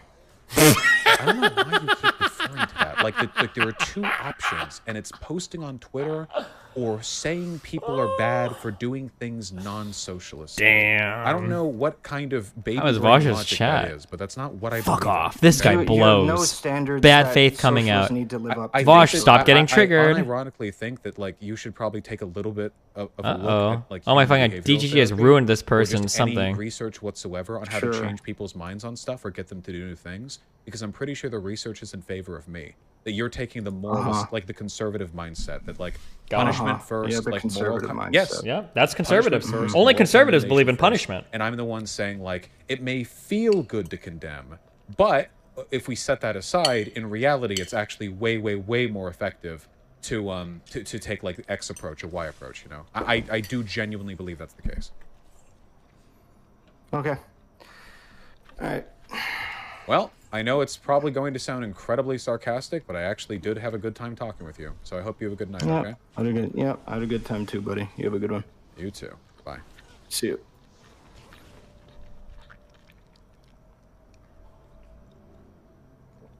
What a ride. All right. Now it's all of your turns. Chat, for everyone who's disagreed. Let's hear it up. Hello? I think I made a few mistakes in that conversation. Okay. I started writing stuff down because goddamn. Okay. Mm-hmm. Okay, just. Oh no! Wait!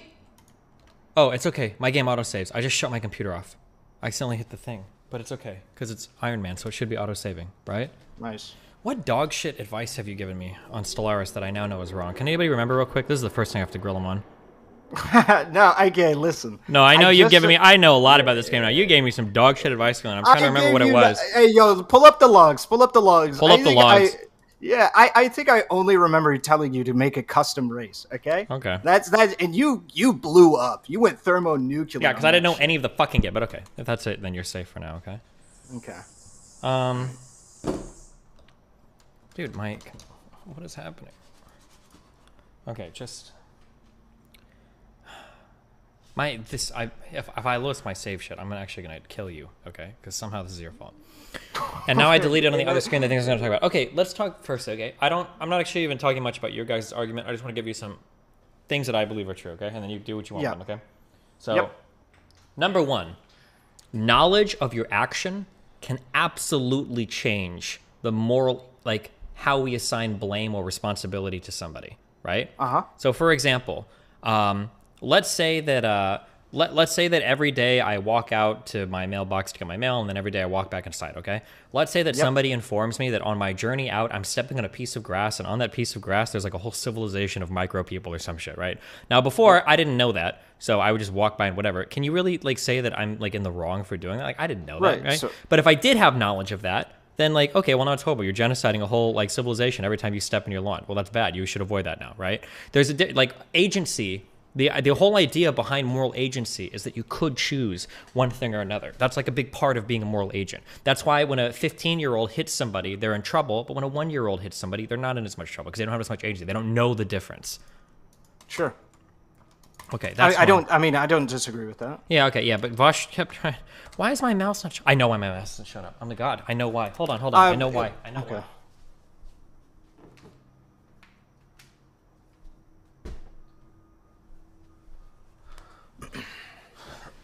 What's up, chat? There it is. Okay. Jesus Christ. Okay. So that was number That was number 1. Okay. Yep. God damn it! I lost all my notes. Okay. Number 2. Mm-hmm. Okay. There are 2 different types of hypocrisies that we can talk about. Okay. Yep. Okay. So 1, the hypocrisy of like doing a bad action.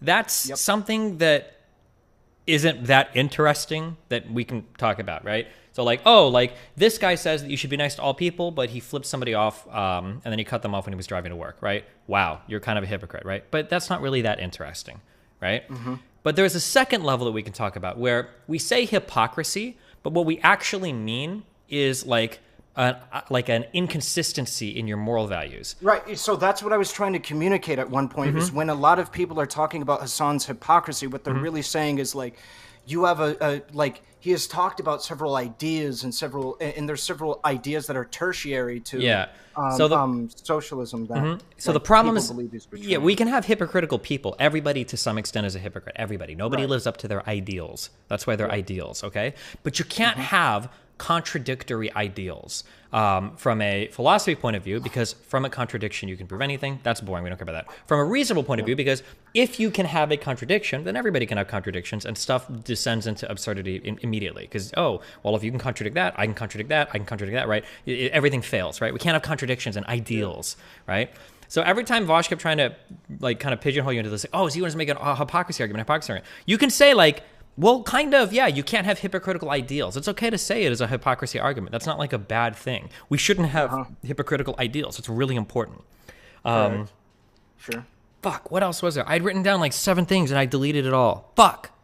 I imagine probably somebody in chat could get like a clip or a picture or something. Well, no, because I just wrote it down like in a little chat on the side. I didn't have it on stream. Rip. A couple of like really good questions are like, oh, here's a second thing, okay? I can't even believe that I have to say this, okay? Standards are good, okay? Yeah. It's good to have standards, moral standards by which we hold ourselves to.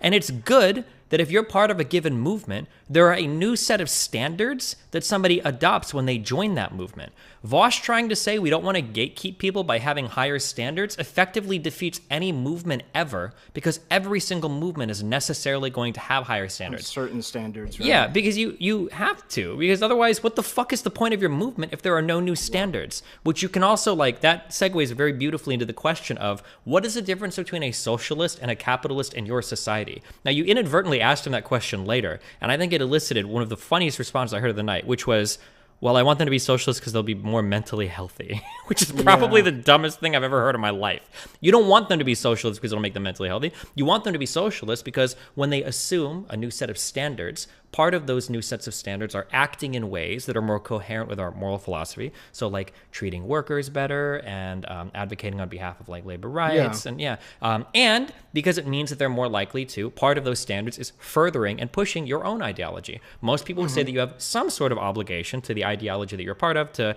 proselytize or evangelize or whatever. To some extent, you want to like encourage people to join, especially if it's like a fledgling ideology. You're trying to recruit members, right? So this, his world where he does this thing where he's like, oh, well, I am the utilitarian, blah, blah, blah, blah, blah, blah. Okay, tell him, when you argue, if you ever argue with Vosh, say, stop using philosophy terms, because holy fuck. First of all, every time he does is absolutely just mind-blowing, okay? And then just focus on like, well, what is the outcome of what you're saying? And you kind of started to hit on this, but it was like 3 hours in, so you were both tired. Where it's like, okay, so socialism is just literally posting on Twitter. That's what it sounds like. Socialism is when you post on Twitter, because you don't want to hold people to any other standard, which is ridiculous. And that's, I mean, I don't really know what to. Do you even know what to say if he just dies on that hill? Because that's what it seems like, or is that? And then you ask him, are Elon Musk and Jeff Bezos, are they socialists? Right. And if he says no, and you say, well, how do you know? Maybe they are. Right. And so, I mean, I feel like his response probably from there would be just like, well, I guess I can't say for sure. They could just in their mind be a socialist or what have you. But yeah, but it's like, this is such a boring, pointless way to live your life. And I think even his audience, I don't know how like copium up they are on these answers, even his audience must know that it is incredibly unsatisfying, right? Like if I have a group of people, like even for my own community, I try, even though everybody says I'm transphobic and whatever, like I try to hold my community to somewhat of a higher standard. And I don't think that turns off people from joining my community. Like, hey, like if you say things that are, even if I hate them, if you say things that are like transphobic on Twitter, or if you engage on like crazy people, it's like I ban people for that, right? That's a standard. It's okay to hold people to that standard. You want to be in a group that has higher standards than another group that you're not in, because it's your group. Why wouldn't you want your group to have like the most idealistic standards that they can have? Like, yeah. I don't know. It just there's I don't know. I felt very much I don't know. I felt like he was constantly trying to use other people's arguments against me so much, especially at the beginning. I just really was trying to keep it in a spot where I was like, because believe it or not, I do have quite a bit of content, especially recently, shitting on Hassan or what have you. I don't think he's that bad. I really don't. I think overall he is like not the worst person. Like there's a million people I could imagine that would be worse to be the largest political streamer on Twitch. Sure. There's like a million people I can imagine to be worse. I can imagine better, but I can imagine a lot worse. So I don't think he's that bad. However, when I see that he's doing something bad, I'm going to target it. But when I would bring that up, he would say, well, it's like really convenient that you're not targeting other people with it. It's like, but there's no other person that like I can realistically target in the space that I'm in. And also you're going to work proximately to your own causes sometimes, right? Like imagine you've got a 5th grader and they're like, dude, our teacher is bullshit. This is like fucked up. And you're like, oh, well, why are you criticizing your teacher when the police chief just, decreed this horrible thing? And it's like, well, I'm not a member of the fucking police department. It's my 5th grade class, bro. Like, yeah, of course you're gonna like deal with things that are in closer proximity to you. That's always the case, right? Why would Jane complain about her mom and dad when Samantha's mom and dad are so much worse? Like, well, what the fuck? Because it's not Jane's mom and dad. Like, it's and I was also like, I mean, I really fuck. I wish that I didn't get sidetracked on this because I really wanted to ask him, like, can he point me to somebody? Because God, it was so. I really didn't like the appeal to the gray area. There was an appeal to the gray area. Because if you can't draw, this is like some brain aids, dude. The crazy lefty trans people do this as well for some reason, where they'll do this thing where if you can't like draw this exact border somewhere, then they say that it doesn't exist at all. Like if you cannot, in the most precise manner possible, delineate a certain like border, then everything is everything. There's a name for this, but I don't know what it's called. But like it's like the joke that I made when we were listening was that like let's say I'm standing on the border between Nebraska and Iowa and I demand somebody to tell me exactly where the border is. Where it is exactly? Oh, you don't even know? Then fuck. Then Nebraska and Iowa are basically the same thing. It's just one state. You can't draw exactly the border. You can't draw the exact thing. Then it's like, okay, well, fuck you, right? And so I'm just, I don't know.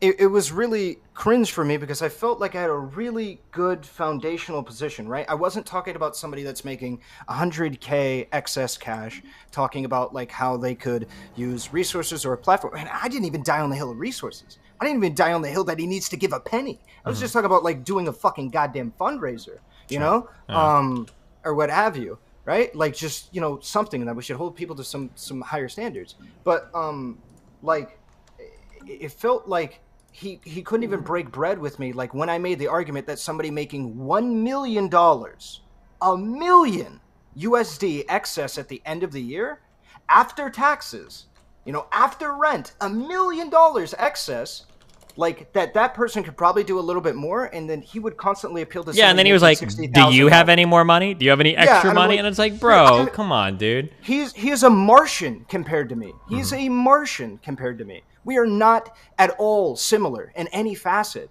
and it's like I don't feel like I was being really obtuse. I wasn't talking about maybe 100K. And it's just it's got to be so unsatisfying that like you're essentially admitting that you have like zero moral standards for your side. Like it's like, oh well, we have zero expectations of anybody. And it was funny because in a roundabout way, it's like we don't have any expectations of anybody because we're tired of people using them against us. He almost made it sound like they didn't want to have any expectations because they can never live up to them. It's like what it almost sounded like it was saying. Yeah, I I don't know. It was a really big issue. But, all right, do you have any constructive criticism, like more constructive criticism for me or anything like that? Yeah, I mean, I would just say you have to like be very aware of like all the arguments. I think like rhetorically it was okay. Okay. Yeah, don't be so scared of that.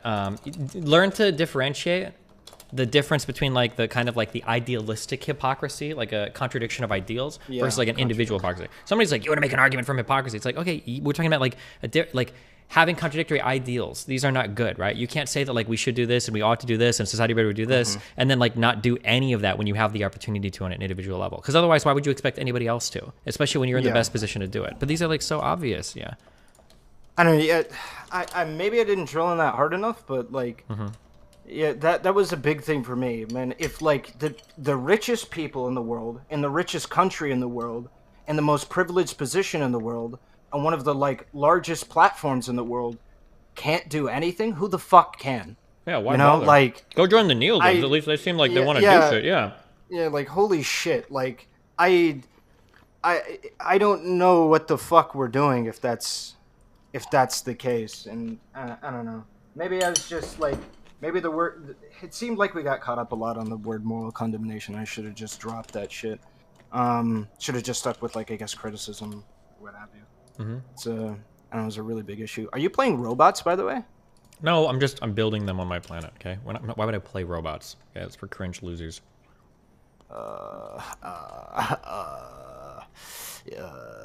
Okay. Any Robo fans in chat? Yikes. All right. No, I don't know, man. I was hoping that was going to go a lot better. I didn't want that to devolve into the situation that it was. I was really hoping that it was, at the very least, I was hoping that if it was going to devolve, it wasn't going to devolve into a place where it seemed like it'd be difficult to have another conversation again, because I don't know how realistic it's going to be that we have another conversation again. It's not like you guys were screaming at each other horribly or anything, right? Like it went okay. Yeah, I don't know. It feels very, very, very not great. Considering that's like the first time we've interacted, but I don't know. Yeah, I don't know. I just can't. I think I needed a greater understanding of like why we need the moral standards, I guess, and like why. Yeah, because you're not used to answering a question like that, right? Oh, that was another thing. Yeah, it's good to be able to condemn things morally, because from condemnation, like we can create ought statements for how people ought to act in society. That's why we have it. Oh, and you started to hit on this. I don't know if your chat was talking to because I was screaming this a lot. You started to hit on this when you were talking. Moral condemnation doesn't have to mean like screaming at somebody on the street. Like moral condemnation could be like, hey, like you get the money, probably be cool to pay your editors. Like that can be like a front, right? If we say that it's morally righteous to do a particular thing, or it's morally condemnable to not do a certain thing, and also he was trying to give you these black and white examples. Things can be like simultaneously like good, and there can be bad parts to them as well. The example that I gave was like, let's say that I borrow $100 from my friend and I'm supposed to pay him back. Let's say that I only pay him back $50, right? In a way, that's good and bad. It's good that I gave him $50 at least, but it's bad that I didn't give him the full 100, right? Yeah. Incoming transmission. I don't know. Incoming transmission. Just damn shame. But I don't know, man. Okay. Well. maybe things will go better in the future and shit like that. But yeah, I know. I went into that hoping something else would happen a little bit better, but. Yeah. Well, it happens. Things are what they are, Yeah, I guess so. Are you still playing this game like every day? A little bit. Well, I want to do one playthrough and win on like Grand Admiral, which is really hard, but I'm working on it. Okay. Yeah, that's pretty tough, man. Yeah, it's pretty stupid, but. Yeah, definitely. It's definitely a challenge. Have you Are you gonna play? Wait, I think I already asked you this. Are you gonna play? Darkest Dungeon 2 when it comes out? Yeah, of course. I just like had recently like redone all of Darkest Dungeon for that.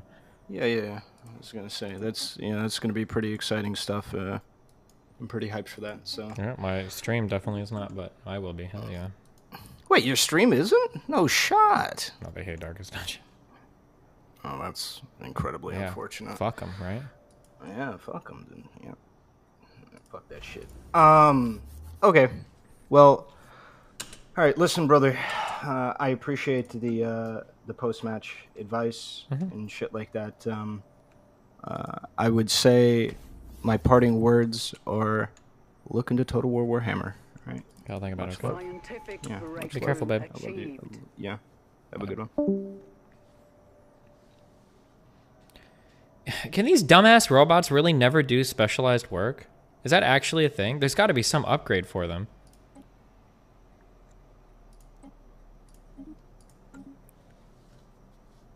No, there is an upgrade? What is it?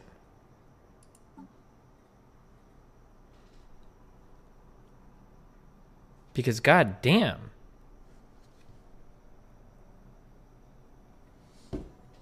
It's a research you don't have yet. Okay, Jesus. These fucking losers. I've got all these extra jobs, but I think I just have a bunch of dumbass robots not doing anything.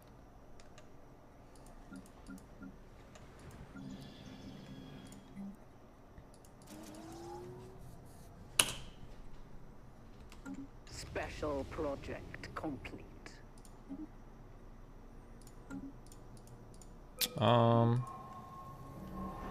Situation log. Oh wow, what a Sato revitalization service. Oh, these are the upgrades for the okay. Gene clinics are actually based, okay? And the reason why is because I think if you have them, you can avoid ever building dumbass hollow theaters, okay? Which is base, especially when you get that upgrade. Research Institute is, I think you only have one up, right? This is a good building. That fallacy of blurred lines is called fallacy of the gray. Wow, bro. More like Gandalf of... I don't even know where I was going with that, but yeah, true. Okay. Lacking 60 of... I can't... Am I not mining the gas shit anywhere? Rare crystals. Oh, I need to upgrade crystal mines, I think. Special project complete.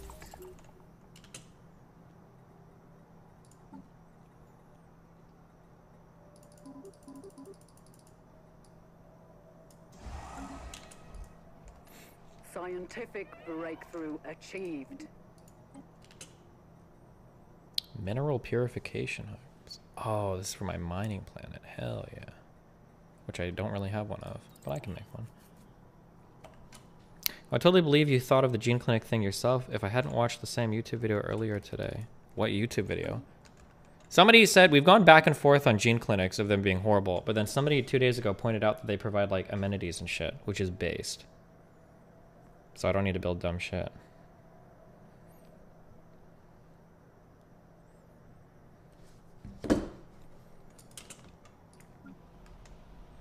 Incoming transmission. Nothing can keep us out of paradise. True. Situation log updated. Incoming transmission. Do you remember this classic meme?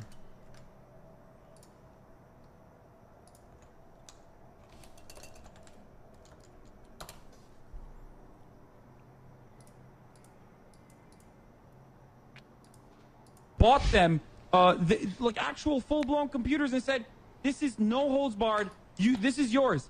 I don't want anything from you for this. You can literally go back and look at the fucking DMs that they will openly admit. I literally bought them computers and said, here, you get to own the means of your fucking production.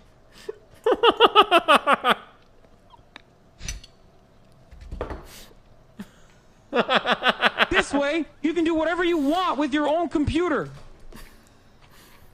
But of course, these motherfuckers who are so horny, so fucking horny, to disparage someone that they fucking hate, are going to rush to judgment even after this piece of fucking garbage knew that this clip was knew that this fucking tweet was deleted, and he still talked about it on his fucking stream.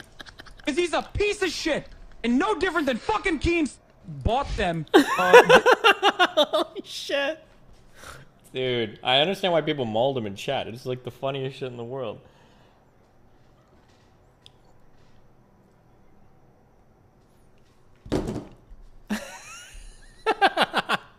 Doesn't he call us both gnomes or something after the...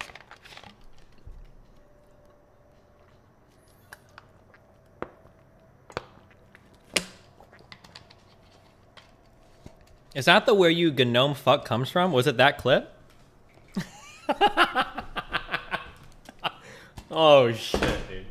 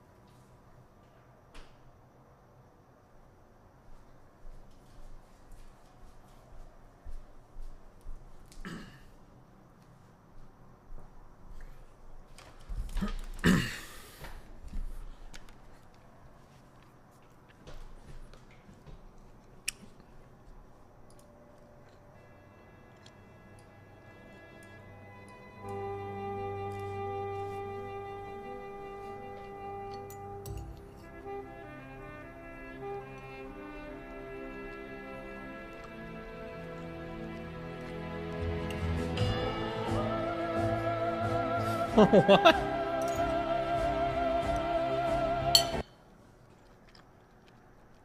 Anything from you for this? You can literally go back and look at the disparage someone that they fucking hate are going to rush to judgment even after this piece of fucking garbage knew that this clip was knew that this fucking tweet was deleted, and he still talked about it on his fucking stream.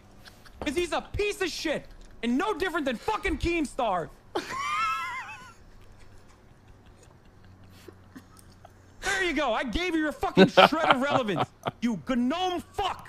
Oh my god. Anything from... I just want to play video games, man.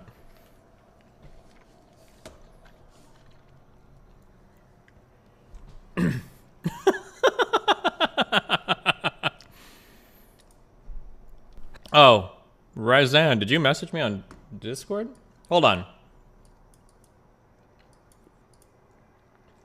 Hi there, I watch your stream on Irrelevant and Vosh, watching the condemning arguments. My brain hurts, I'm not following the step arguments I bet. Oh, okay. Came up naturally.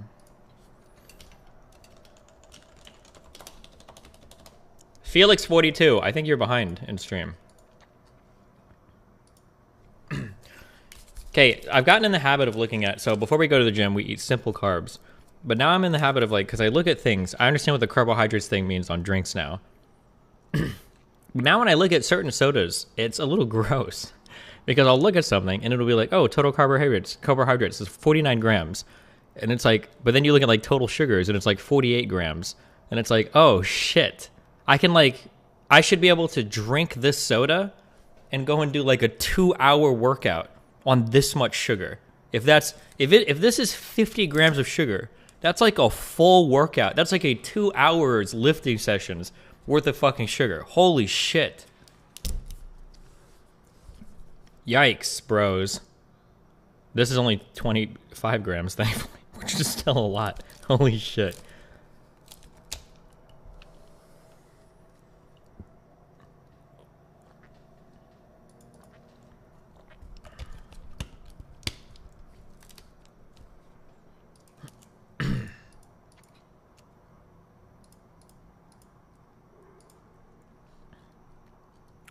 Destiny, respond, coward. How long? Starting to go for many pace. I'm never talking about nutrition or lifting ever again. When was this? 10? Oh, 8. Holy fuck, listen about it today. He said something about not feeling complex carbs kick in or some shit.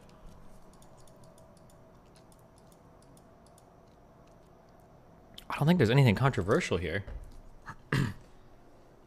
I don't think Tabor would even disagree with what I said. I'm super curious what he thinks I said that was controversial. I switched to like a different oatmeal, and I went to the gym twice, and it was like, I didn't have the energy that I thought I would. And if I don't have enough energy for my workout, it drives me crazy. But I think when I came home and I looked at it, the nutrition, it's like there are so many complex carbs in the oatmeal. It's not something that I can like eat immediately and then go work out. I think that like the more complex carbs you have, it can take anywhere from like 1 to like 2 or 3 hours for it to kick in if it's like if it's a lot of like fiber and starch. Like, I don't think that's controversial though. Like, so what I've heard is if you're going to work out, and this seems anecdotally to work for me, if you're going to work out and you're working out like 30 minutes, then you like simple carbs are good. Like a banana, somebody says, or like sugar, whatever the fuck. Simple carbs are key. They're good. If you have like a mix of like some simple, some complex or whatever kind of, that's like good for like an hour. And then if you're getting like a lot of complex carbs, then that can take like 2 to 3 hours to lift, to like kick in. If you eat if you eat like a meal that's really heavy in starches and fibers, and then you go to the gym immediately, you're not going to feel any of that energy. It's going to take like 2 hours for that shit to kick in. That's what I've heard like a million times. And anecdotally, it seems to be true for just me personally, but.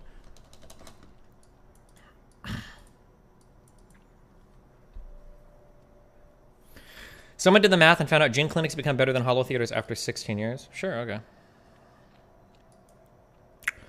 Complex carbohydrates contain longer chains of sugar molecules. True. I think a simple carb is, I think it's 2 connections or less. Can somebody tell me? Complex carbs contain longer chains of sugar molecules than simple carbohydrates. The body converts these. Let's see. Chemical, simple versus complex carbohydrate. It might be just 2 or 1 connected, I don't even know what you call it. Connected molecules?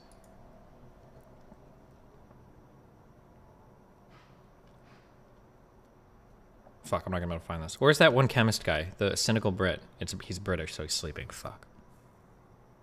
How do I tell if a food is simple carbs or complex carbs when I look at the nutrition facts? Okay, I think this is true, okay? I think this is true, but I could be wrong. So my understanding is that if you look at the side, so if I'm looking at this right now, this is 27 grams of total carbohydrates. Now, when I look below, it says total sugars, 25 grams. So my understanding is that there are 25 grams of simple carbs in here, and the other 2 are like a fiber or a starch. That's my understanding. So I think if I go pull out my oatmeal, I think it's like, it'll say like 10 or 15 grams of carbohydrates, and it'll say like 5 grams from added sugar. So that means like the other 5 or 10 should be a complex carb, I think is how that works. That's my understanding. I think. Maybe, possibly. And then sometimes they'll specifically say, sometimes I think they'll say like fiber or starch. Can't the food have sugar inherently that isn't complex? If it's a simple sugar, like it breaks down easily, then it will, if it's a simple sugar that breaks down easily, then it'll just be, it doesn't matter what it is. It's just,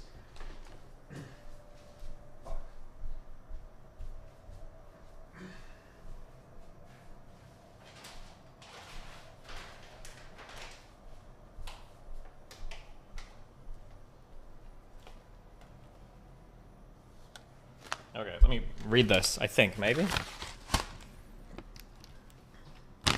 So these say they have 25 grams of carbohydrates. Dietary fibers is 3 grams. And then the total sugars are 8 grams. So I think my understanding is that, so like 8 grams is like simple sugar. And then I think the other 17 are some form of complex carb. I think. If somebody can tell me I'm right or wrong on that, that'd be good to know. That's like how that's my understanding of it.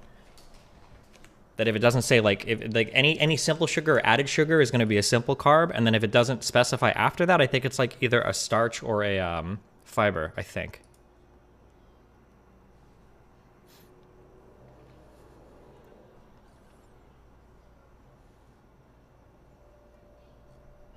What is the difference in outcomes between simple carbs or complex carbs?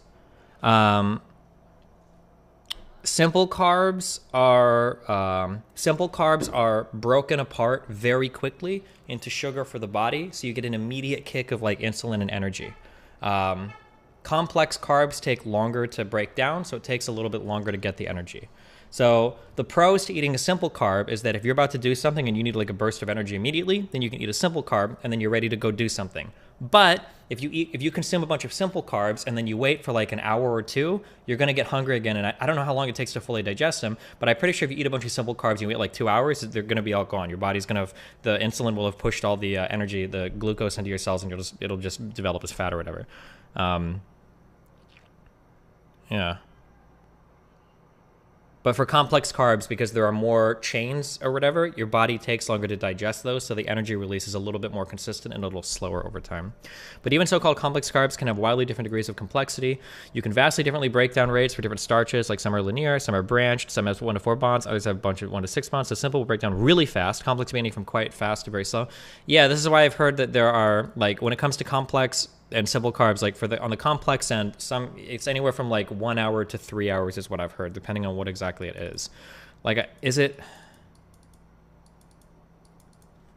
like, I think like, fuck, I don't remember now. I think fibers take a long time. Like if something is really high in fiber, I think that takes a really long time to break down. Carbohydrates on food labels. Sugars equals all mono disaccharides. Disaccharides, I think. Dietary fiber equals fiber present in the food. Does not include added or functional fiber. Now you can find total fiber.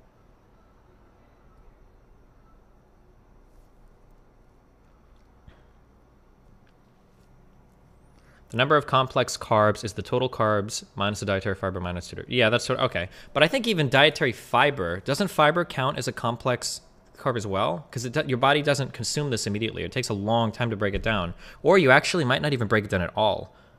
I think dietary fiber actually just helps your gastrointestinal tract. I think you might not break down fiber at all, actually. You don't actually even absorb it.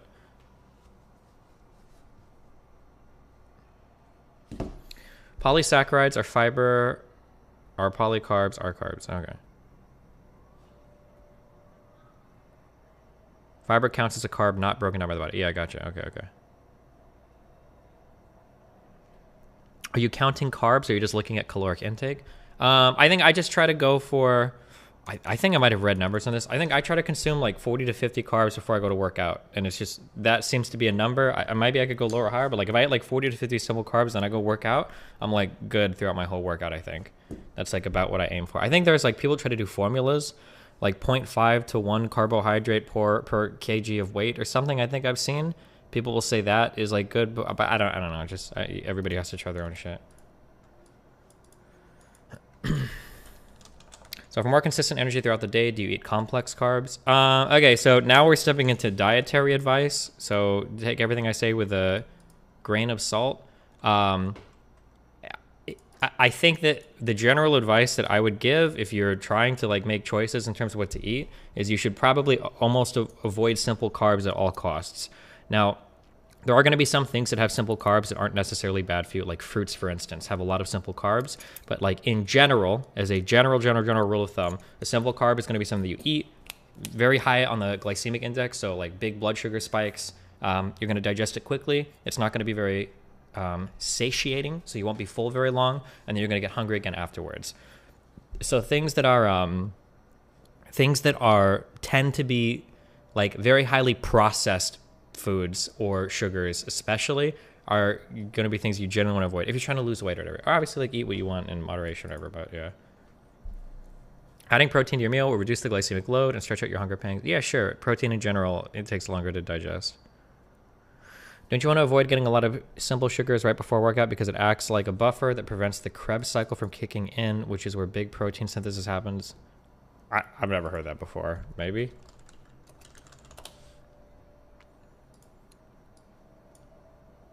I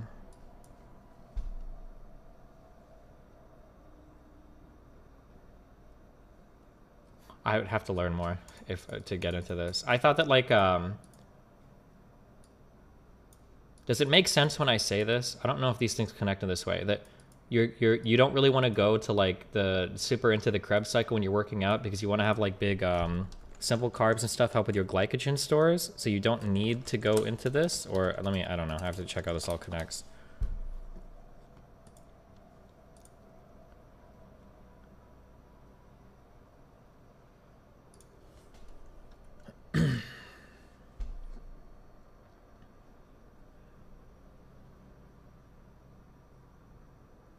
I'd have to read more on this because I always learn some new shit every day. So I'm not 100%, but like I think aren't glycogen stores? You're basically kind of like immediate energy reserves. So things like simple carbs can help like replenish your immediate energy reserves. When you work out, you're hitting those glycogen stores or depleting them, and then you go.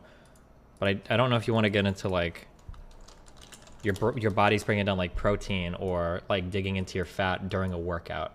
I don't know if that is the case. I could be totally wrong on that though.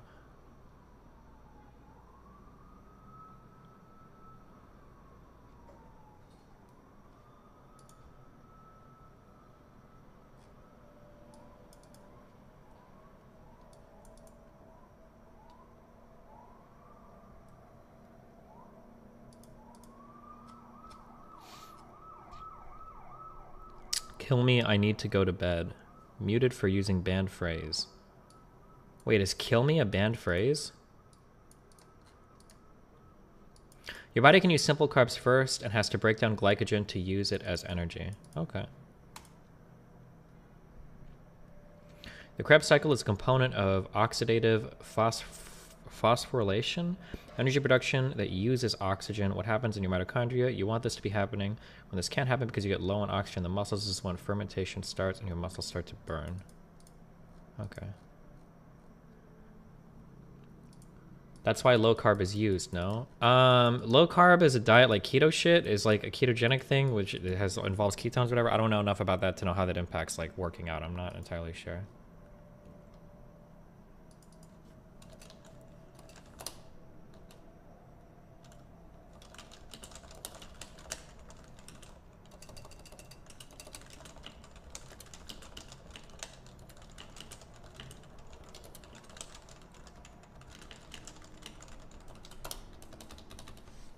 Did I ever go over donos? Oh, okay. I'm going to try to play donos. If all these get skipped tonight because the shit fucked up, I'm sorry, but I'm pushing play. We'll see what happens.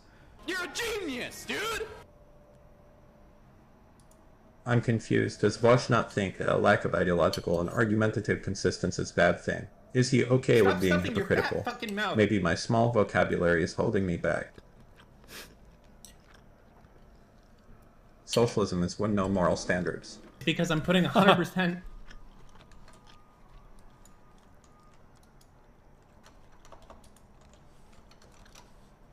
Destiny Coomer. Destiny Coomer. Destiny Coomer. Destiny Coomer. Destiny Coomer. Destiny Coomer. Destiny Coomer. Destiny Coomer. Destiny Coomer. Destiny Coomer. Destiny Coomer. True. Destiny Coomer. Destiny Coomer. Destiny Coomer. Okay. I feel like the creatures outside looked from pig to man, and from man to pig, and from pig to man again, but already it was impossible to say which was which. Okay.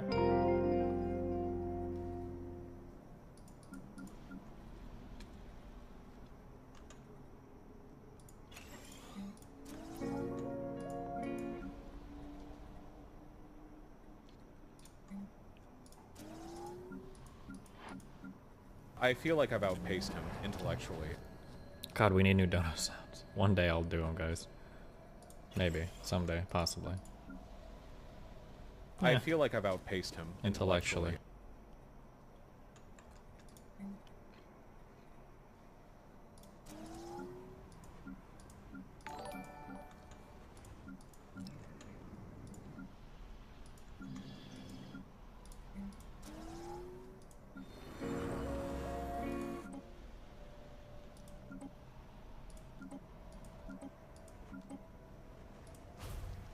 Shut the fuck up, Movement, alright? It's a Stupid fucking meme. Man, it sounds like... I wonder if a whole bunch of dono messages are getting skipped right now.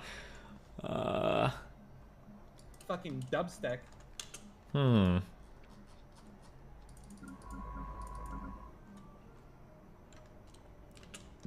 Ideas? What do you guys think? Because I'm putting 100%...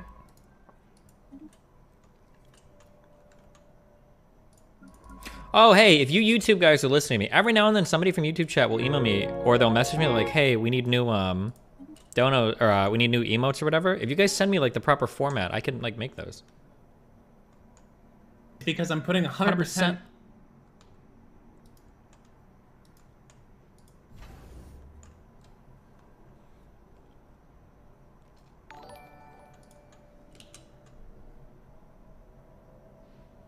The Ripper game actually looks dank. Good stream killer after Stellaris? Yeah, maybe.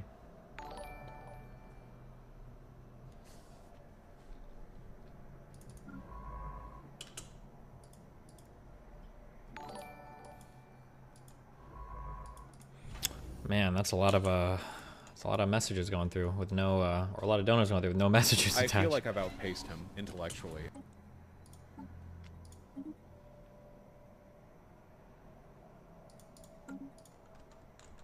I feel like I've outpaced him intellectually. Incoming transmission. Okay, let's knock out this dumb shit.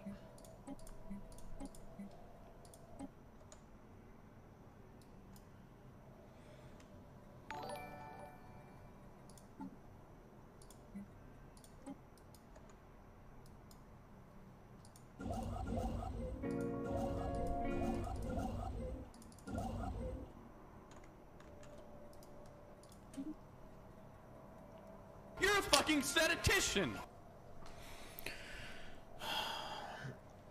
Oh shit, I just remembered we were doing things. Wait, hold on, sorry.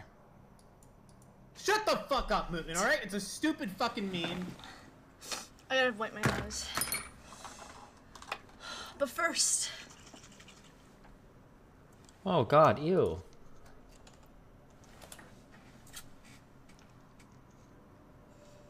Ah, that's gross.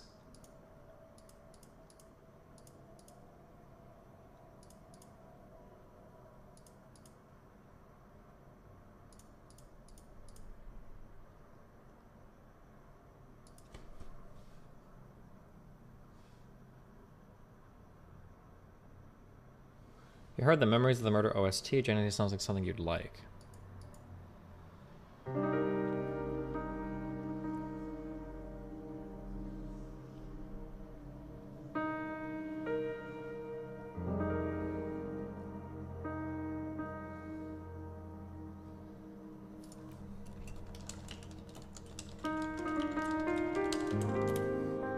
By the way, you should refresh your cache at some point. Can't wait to next stream though. Wait, if I refresh it, is it gonna fuck everything up? I think it's already fucked up, so fuck it. Refresh.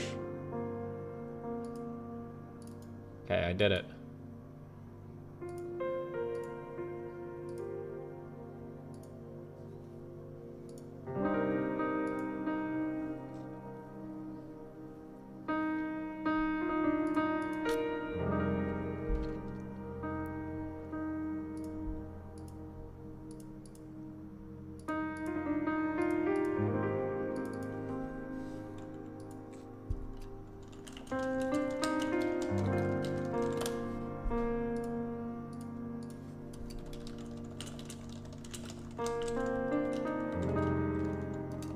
You're a genius, dude!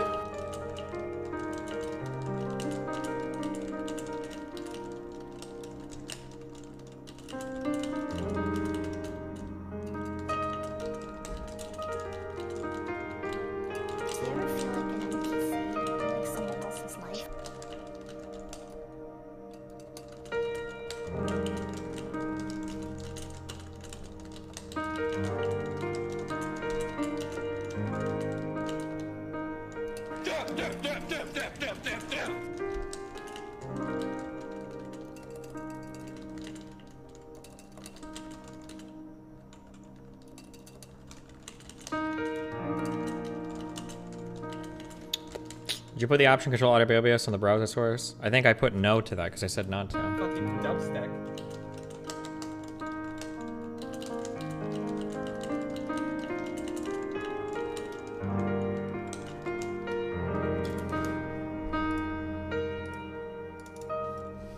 Do you ever feel like an NPC who makes someone else's life?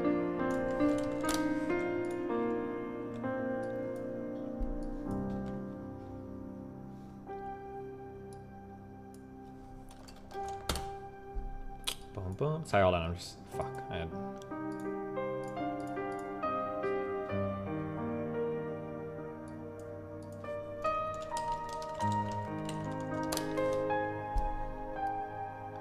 What do you want? What is an orbiter application again? Why does he ask me this? Hold on.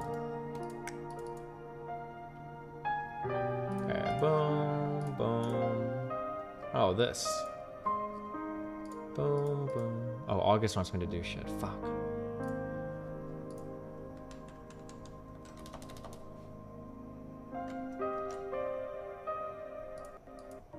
This sounds nice.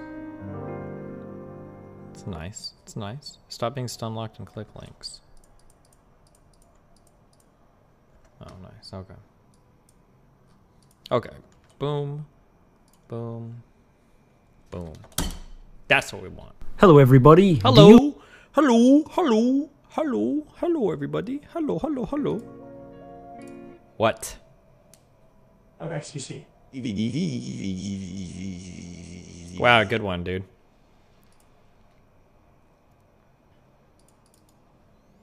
Boom, boom, boom, boom. Okay. Do you like fruit? Do you like consuming fruit in winter?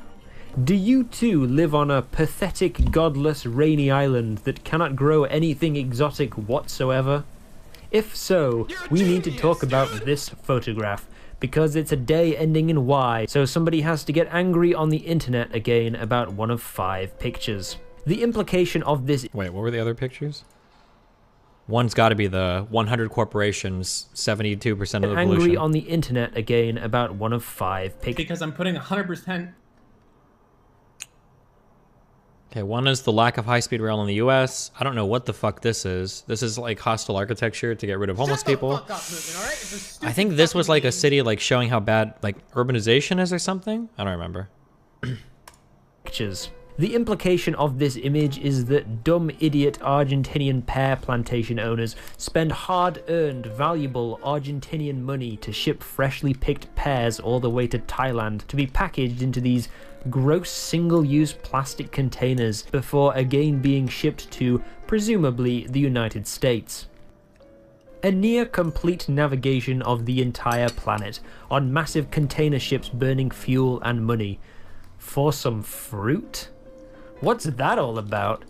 Long story short, it's this thing called comparative advantage, but the Wikipedia page for that is really dense and covered in equations and has only 4 pictures and 3 of them are graphs, so I'm not going to read any of that. Let's take a look at the supply chain of pears and figure out at what point exactly it becomes cheaper to do all of this than supposedly the easy way of just growing the pears in the USA and packing them somewhere in the USA. Like Iowa. And I promise you, I'll try and make it funny. I know it sounds really boring, I should know. I just spent several days reading about the f***ing pear industry. No, wait, don't click off, please, no. Part 1, growing a pear. Okay, some of the clever clogs among us may have already figured out that in most places across the world, you can grow your own pears in your backyard. Even in Sweden, where the average temperature is -1 billion. But anyone with a fruit tree in their garden, or anyone who learned about seasons in preschool, will know that the tree doesn't always make fruit all of the time. Usually for a few weeks in summer it makes a lot, and then it dies off again. Pro. Some weeks a year you get free fruit. Yay! Con, you have to eat like 100 pears in the span of a week or they'll all go rotten and make your house smell worse than a university dormitory kitchen. Take the f***ing bins out, Jessica. For the other 351 days per year, if you want a nice pear and sausage smoothie, you need to buy your pears from elsewhere. Perhaps a hot country where seasons barely exist and fruit grows on trees all year round, like Argentina, for example. But the United States of America also grows pears, more than Argentina in fact. Why must the pears in this picture come from Argentina and not be homegrown, red-blooded, freedom-loving American pears? God damn it. Because while the United States produces pears, it also produces a lot of other things. Argentina is still primarily an agricultural economy, and so naturally their government policy is geared towards specializing in farming and food transportation, making their pear quality better and producing more of them faster, even if they don't produce as much as Americans. In the real world, it's kind of like getting your hair cut by your mum or by a professional barber.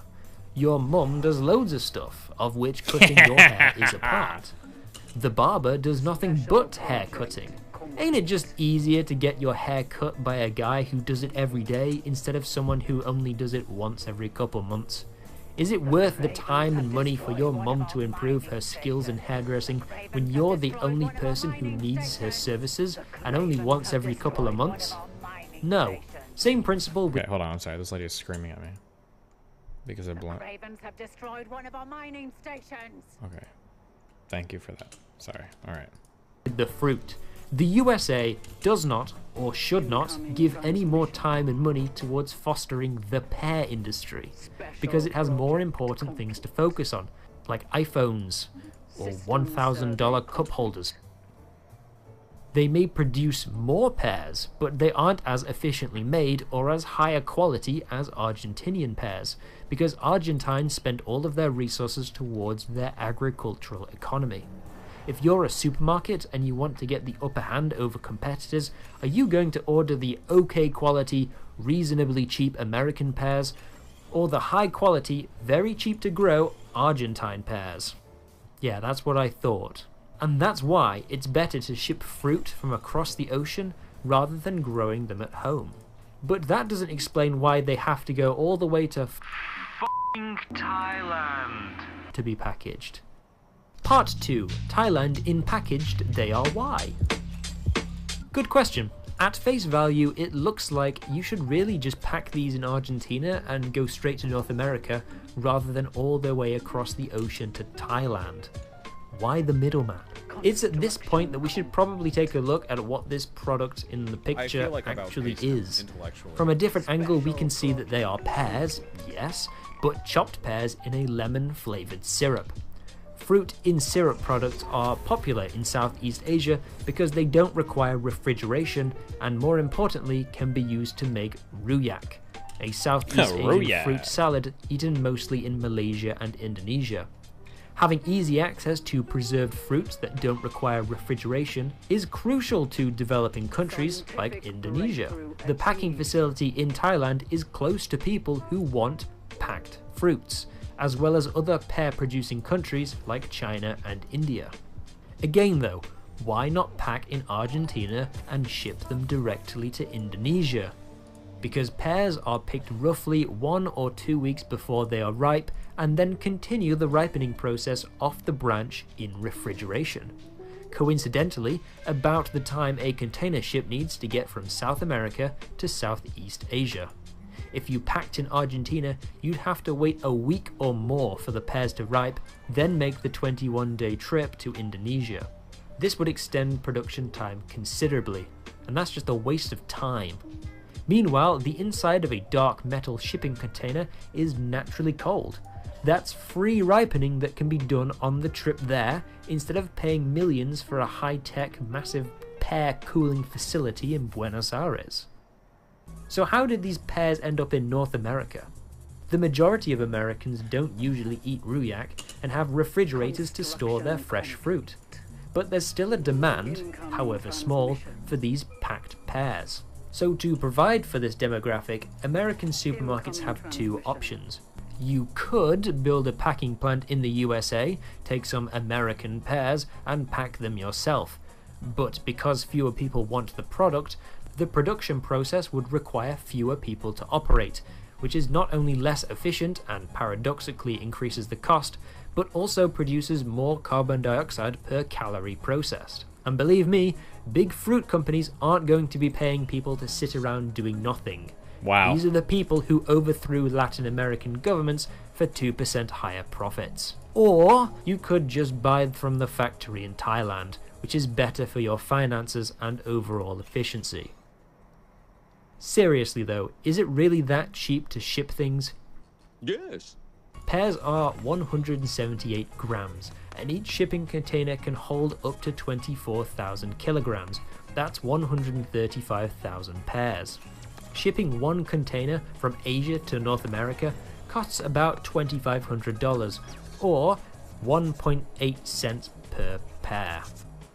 And that's how it costs mere pennies for companies to lug vast amounts of food across the world, and how exotic fruit ends up on your dining table at any time of the year. Maybe you don't have a problem with that. Unless you're under the age of 12, we all like fruit, and there's nothing wrong with getting things from abroad that you can't get in your own country. But maybe your contention is different. Maybe. Perhaps you don't like this supply chain because it is bad for the environment. Part 3. Environment for the bad that shipping really is? Obviously... I like how he uses like wacky sentences with the words out of order. Anyone else think it's wacky?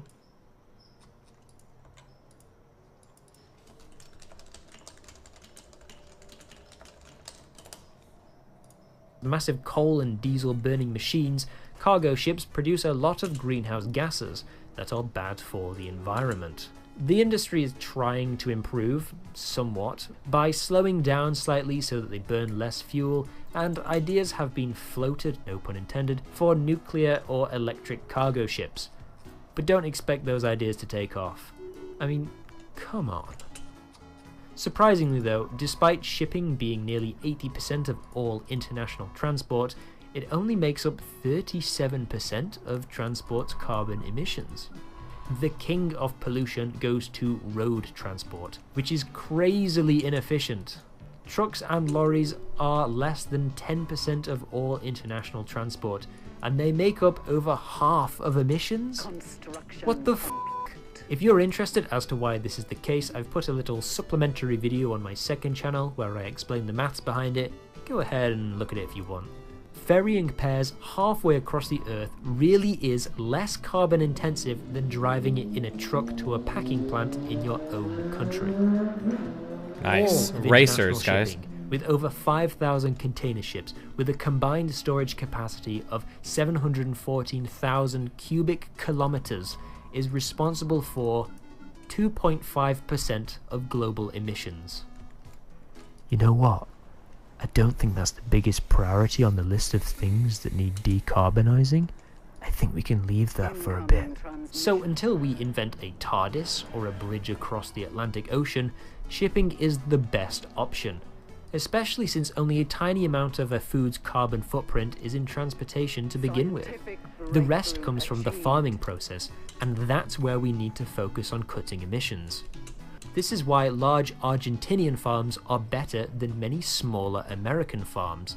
Larger farms can afford to invest in green technology and reduce their carbon footprint, and statistically, they do. So if you like buying things and you want to help out the economy of a developing nation while being the least environmentally damaging, be sure to buy foreign. This weird pack of Do I hate H-Bomber guy? Inefficient, just but the Twitter it really version. is the best way to get the food you want into your mouth.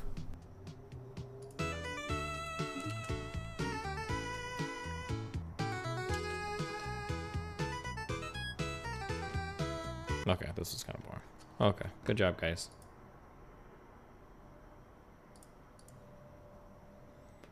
Donkey vid. Over what? Video game pricing. Oh no.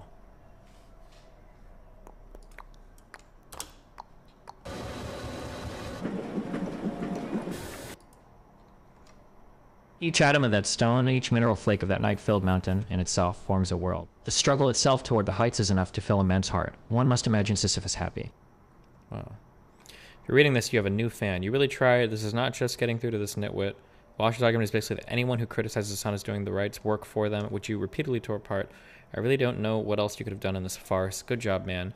You just can't argue with anyone who has no principles. This sounds like, is this like a Destiny fan in disguise? Or a hater? Who is this? Goodness, that was an awful debate by Vosh. Started with the continuum fallacy. Irrelevant doesn't need to provide exact element to make sorry. Oh, shit. Is this a Destiny fan? Or is this a... Do we have an authentic Vosh fan? Oh, no.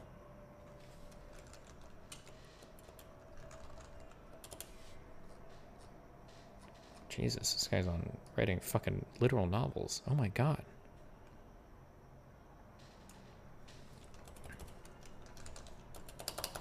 I hate... Would you call it dynamic content? I don't know what you would call this, where, like, the whole page isn't always loaded. It's like, I can't find Vosh on the page, because I think it deloads content when you scroll by it, probably in an effort to, like, dynamically conserve resources on the page. So when I scroll up, I have to go back up here to find Vosh because I don't think it was loaded before. I guess I can understand it in theory, but like resources are, I don't think this is where all the resources on your computer go to, is like keeping, it's so irritating. Like conserving resources is good, but not when you're compromising your functionality so much. Oh, all right, I'm gonna assume it's a native Vosh fan.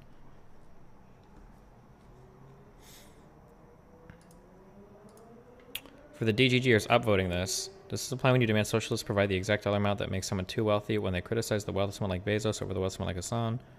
What? DGGers be gone. Uh-oh.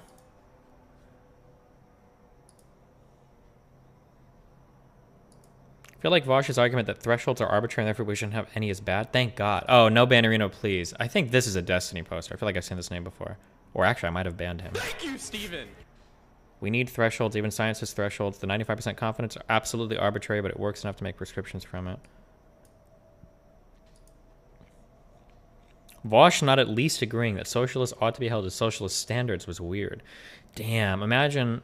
Oh, this sounds really mean. I don't mean to say this. Like, well, because like Vosh is supposed to be like one of the master debaters online.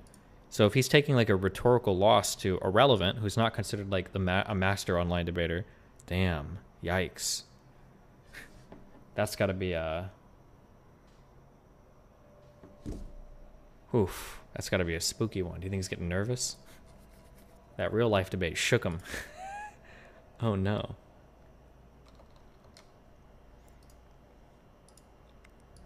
He's got to get back in the swing of things, back in his groove.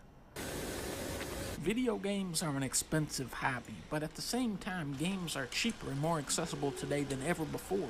When the Atari 2600 launched in 1977, it cost $200, which doesn't sound too horrible until you... That's got to be like $1,500. Oh, never mind. $900 in today's cost. Okay. Wait, hold on. Somebody donated on YouTube. Genuine question. What qualities, if any, does a person need to call themselves a socialist/capitalist? I don't like people that talk the talk but don't walk the walk. If you believe in something, you should live it. Otherwise, you don't believe it. It's just some shit you say to get fucking friends. Some virtue signal bullshit. That's what I think.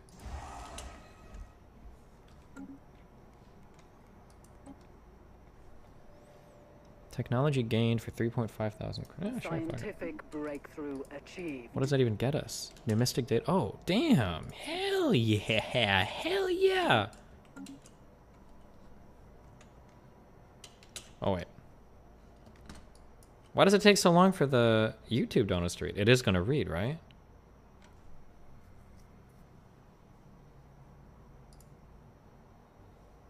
It's a Scott Bradley one.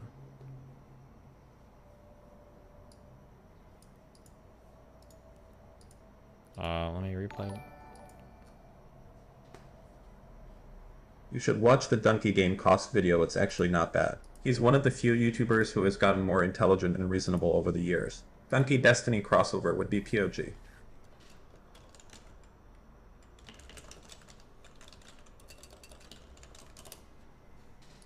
And realized that was like it costing $900. Imagine paying $900 to play this.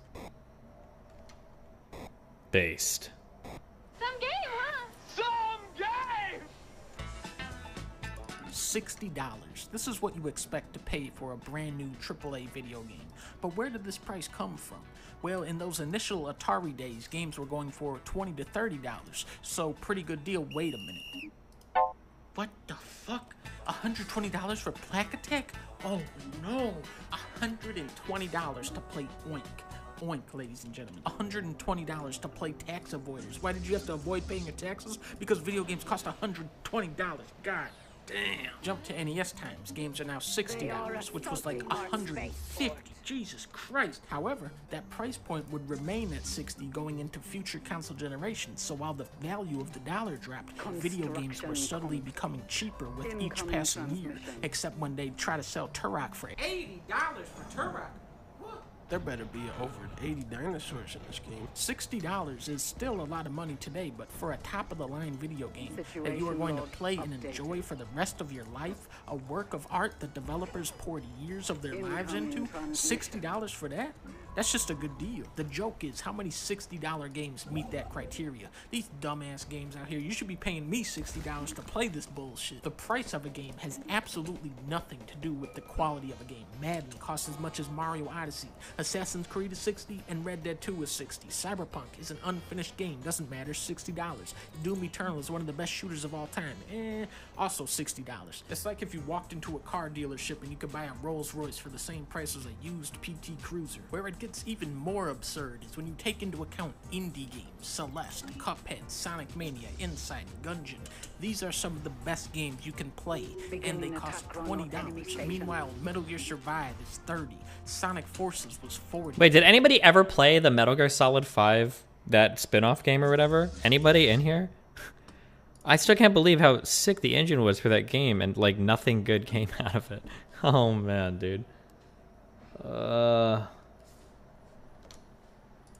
Balan Wonderworld was $60. What the fuck are these prices? They're just picking an arbitrary number out of Balan's golden hat. Marketing will forever manipulate gamers into wanting to buy the brand new cutting edge game, even when there's nothing new about the game because it's all built on recycled technology from years ago. My question is, why is everyone in such a rush to play a new shitty game that isn't even finished yet, that cost a lot of money, when you motherfuckers haven't even played any of the classics that have been out for years? Why are you trying to play Mass Effect Andromeda when you haven't even played Mass Effect 2? Why are you buying Metal Gear Survive when you haven't even played Metal Gear Solid? Why are you buying any game when you haven't even played Mario Galaxy yet? You big bitch. I feel like I just have to start showing up at GameStops at this point. When I see somebody pick up a dumbass game, I just knock it out of their hand like, no, whoa, no, go pick a better game. Coffee that. God of War is $17. Uncharted Wait. is $6. No, whoa, no, go pick a better game. Coffee that. Oh my god, I just got a fucking meme brain blast. Holy shit. The Neck Kid. How long ago was that? This was like, is this like an 8-year-old meme? Copy that. How old is that meme? Was it 2015? It might be 6 years. 7 years?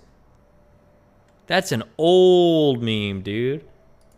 Game, I didn't knock it out of their hand like, no, whoa, no, go pick a better game. Coffee that. God of War is $17. Uncharted is $16. Doom is $25. Phantom Pain is $18. Devil May Cry is $23. So don't let me catch you out here spending $70 on lawn mowing simulator like I know you will. I will come down on you for doing some bullshit like this. Even good games drop in value fast. Ubisoft junk even faster. More than ever, video games are fighting over your money, and as the industry grows, so do your options as a consumer.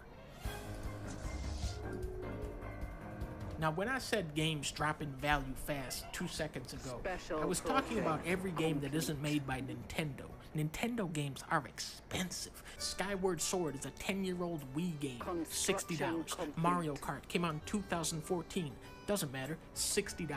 Why are they so expensive? Because it says Nintendo on it. Nintendo is the name brand in video games. They have 1, 2, 3, 4, 5 games, which could be considered the pinnacle of their genre.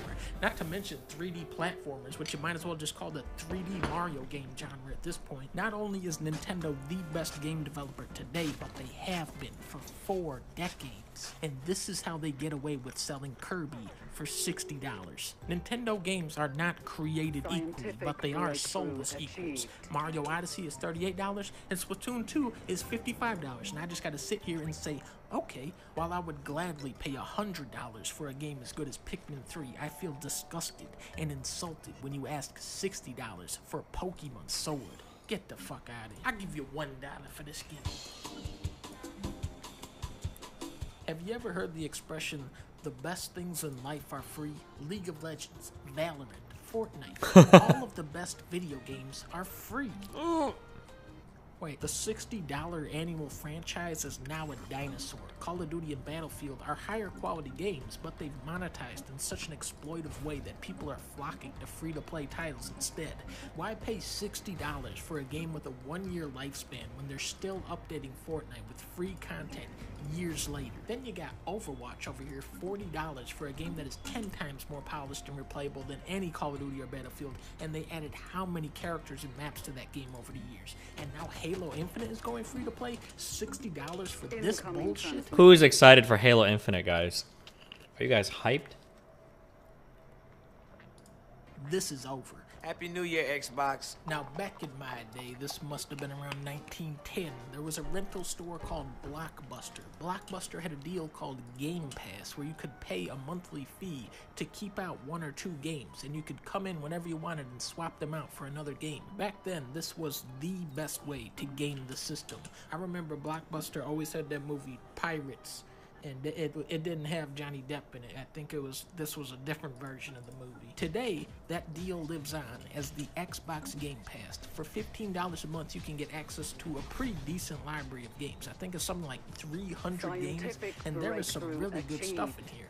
The only thing wrong with the Xbox Game Pass is that the second I recommend this to people, you already know snake-ass Microsoft is going to triple the price on this thing. Sadly, many of the best video games out there are not available on any modern devices. Say you want to play a Sega Saturn game. Well, first you're going to need the console, and then the game. Let's look for a Panzer Dragoon Saga. $1,700. Now, remember when I said that games drop in value? We are at a point where remastered versions of games are now outdated. Metal Gear Solid 4 is still only playable on the PS3. Ridge Racer? That doesn't exist. What are you talking about? Do you mean Renzo Racer? Good. GoldenEye? What the fuck is Golden? Are you talking about Golden Tee? That's not a real game. I think you're thinking of the Watch Dogs 2 Golden City bundle. Tekken 3? Eh? Are you talking about the Tekken 7 Season Pass 3? Beautiful Joe. What? You mean Joe's Diner? Emulation is pretty much the only practical way to get at classic games. If it's on arcade, NES, SNES, Genesis, PS1, Game Boy, DS, PS2, N64, or GameCube, you can probably emulate it. Now, this may or may not technically be legal, but this is just a straight up fucking crime. And what's nice about emulating games is that they're all free. Remember, back in the 70s, this was $150. Today, it's a 7 kilobyte file.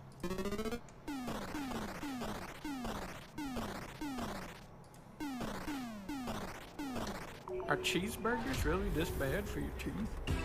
Scientific breakthrough achieved. Wow, another absolute banger, guys.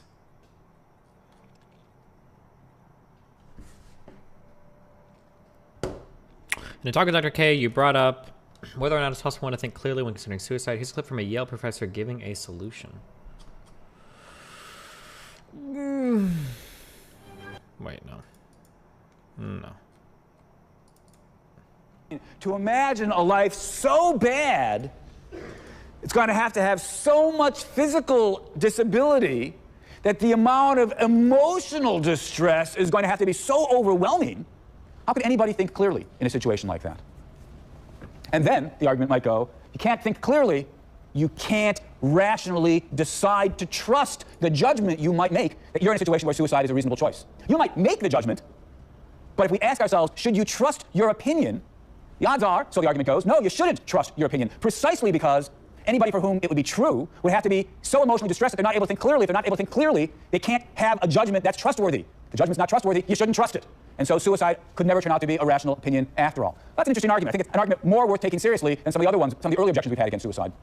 But even here, I'm not convinced. Let's again try to think of a case not quite like suicide and ask ourselves, can't there be cases where, despite the fact that your thinking is clouded, it's still reasonable to trust the decisions that you make within your clouded thinking? Suppose you've got some disease that causes you a great deal of incapacity and a great deal of pain. But as it happens, what is the in solution? your valuable life, suffer surgery. You'd be a fool not to have a surgery. It's overwhelmingly likely going to cure you. But now we worry, wait a minute. Can you trust that judgment? After all, the condition you are in is... Now, to be sure, the fact that you are in all of this pain should make you pause, should make you hesitate, should make you think twice and then think again before deciding what to do. But still, somebody says, since you're so worked up, it could never be a rational suicide case. Same kinds of odds, just reversed. If you don't decide to commit suicide, we are imagining that it's overwhelmingly likely you'll continue in suffering. Some slight chance that you'll recover, but overwhelmingly likely you'll continue in suffering. Whereas if you do kill yourself, it's overwhelmingly likely with your loved ones. But if somebody says you could never reasonably trust the judgment that you make while in these circumstances, I can only say that doesn't seem like a sound piece of advice. That claim doesn't seem right to me. It is clouded and difficult. You could still find the odds sufficiently great that it was reasonable to eventually trust your judgment. The rationality of suicide, I think, is secured. But for all that, of course, it could still be immoral. There could be actions that are rationally legitimate, but for all that, morally illegitimate. Okay. Wow, I feel like I was in a philosophy debate. Why did he have to repeat the same thing like 20 times? Can we just get to the point? Good video.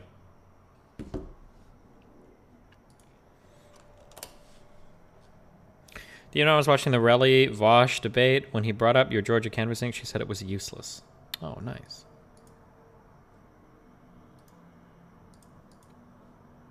Get on Destiny's ass, get on Bastiat's ass, get on Harkdan's ass. Come on.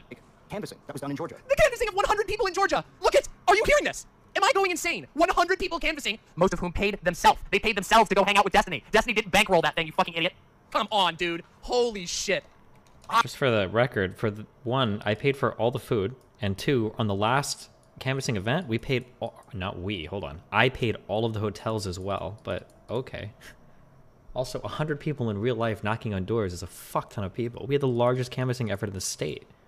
That was like single party, but... Oh god, it's like fucking being psychic. And yeah, but okay, I don't care.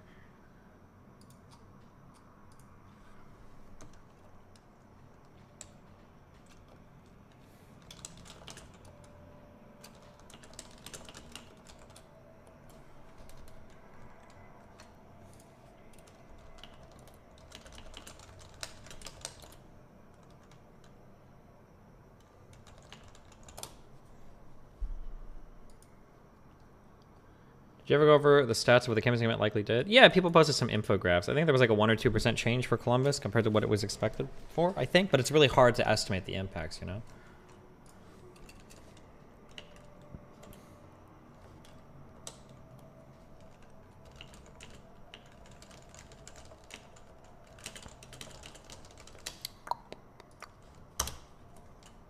Hold on.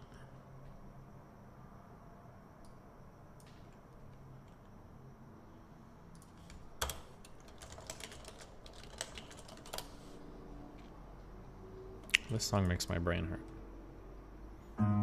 Oh, this guy.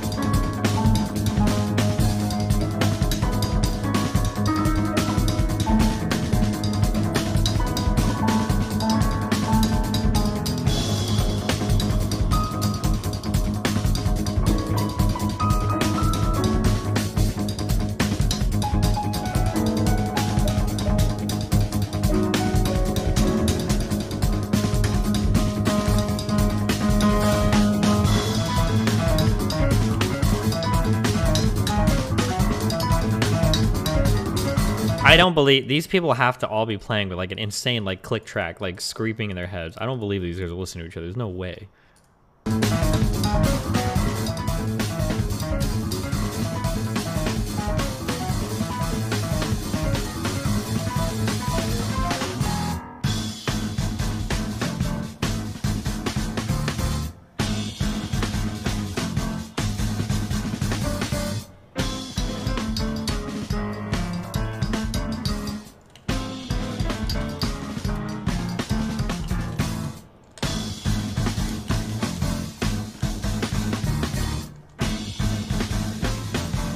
I don't even know how you would. I don't even know how you'd begin to count this. How do you count 24-8 or whatever the fuck time signatures it was?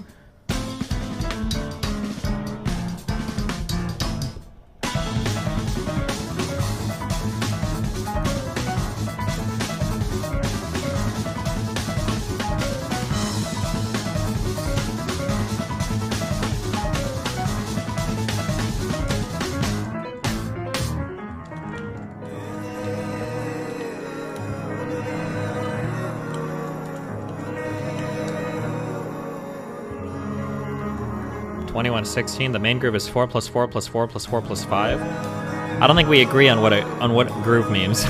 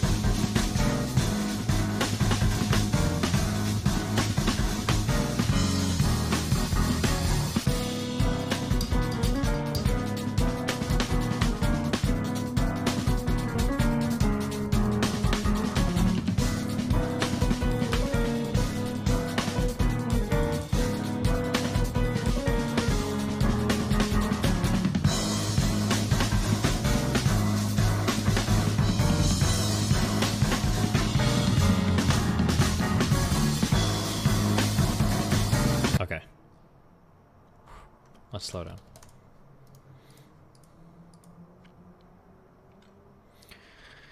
Do you think your Ohio canvassing could have been successful even if you weren't fucked by the other campaigns? It seems a lot more complicated than the Georgia one, so you're running against other Democrats. Yeah, I think so.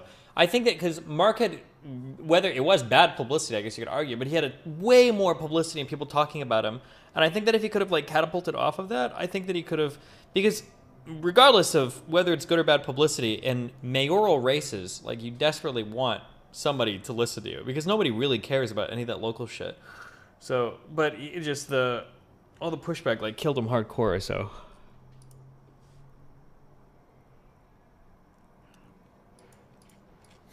that's a good wash, man. Thank you.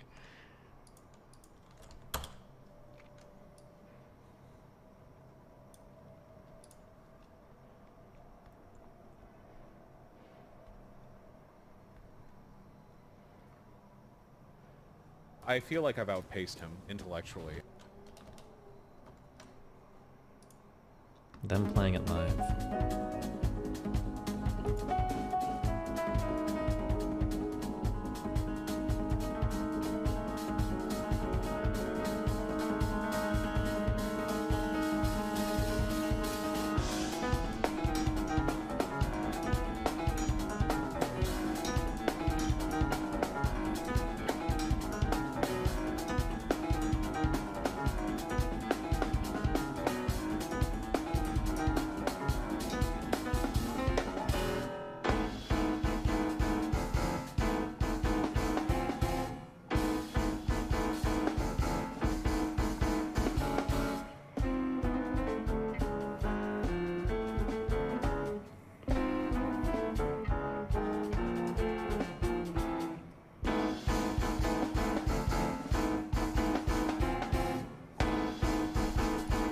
Jesus. How cute would it be if Mooten and Dan could play instruments? We could like have like a little jam band. Oh my god.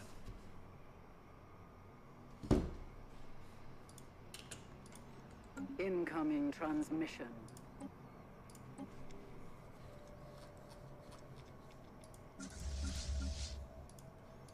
If I come into this system to fight, am I going to be able to fight these guys one at a time, or will all of them come swarm me? 6. It's 6 plus 2 4 is 8.4k fleet strength. What size of jazz band do you think is the perfect size? I mean, it's one guitar, one bass, one. It's guitar, bass, drum kit. And then is it? What is it? 4 trombones, 4 trumpets, and 5 saxophones. 4 saxophones. It's like 1 or 2 altos, probably 2 tenors, and 1 bari. So maybe like 5 of each horn, maybe, I guess. I don't know like how many parts are normally written. Is there like a trombone 5?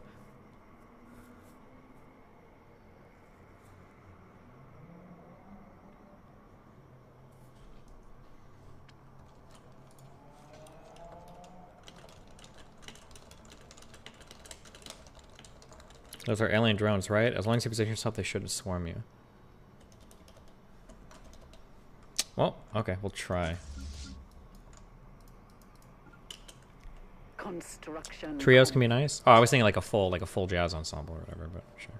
Incoming transmission. Oh, something else that Stellaris really needs to change for the, because I know none of them care. Okay, getting bonus ships from quests is nice, but not being able to merge them with fleets is literally one of the most cancer AIDS things in the world. Like, am I supposed to assign a general to like a 1k strength ship, like just one thing? Just so stupid. So stupid. Like, it almost feels like sometimes these quests almost feel like punishments, because it's like, why the fuck do I want one fucking... Breakthrough achieved. If someone wrote 3 trombone parts, they are a bitch-made low brass player, let alone 5 trombone parts. Construction complete. Are you saying they should write more or less?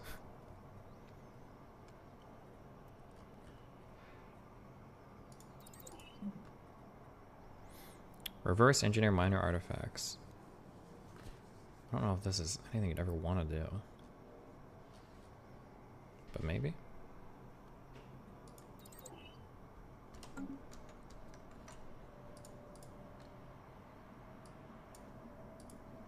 Critic comment there would be 4 trombone parts and jazz stuff, right? I think so, right? Trombone 4? I'm trying to think if there's a 5th trombone part.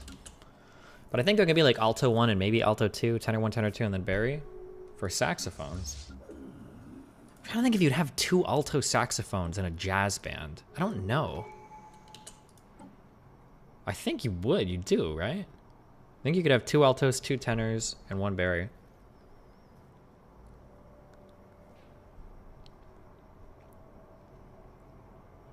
Specialist.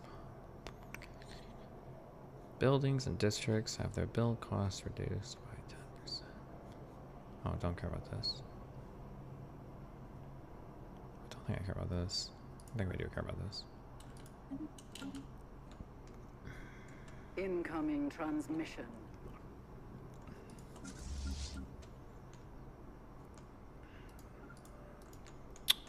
Alright, so our goal is to try to do this one at a time.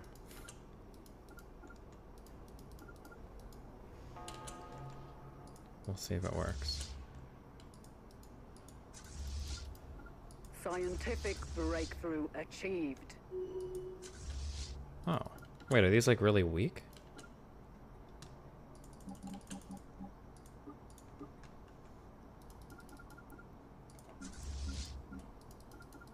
You know what you want to do for Comp Challenge 11 yet? I think so. I just need to record it.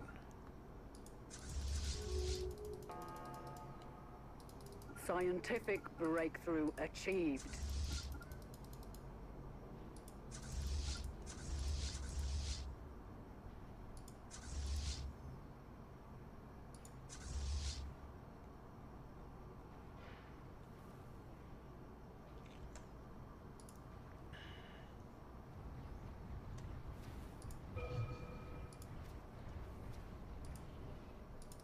Whoa, whoa, whoa, whoa, whoa. Let's not go all the way over there. Or you know what? Yeah, let's just go all the way over there. Fuck you.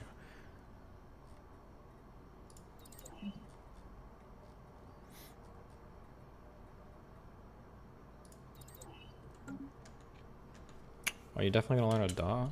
Definitely? No. I'm lazy as fuck, boy.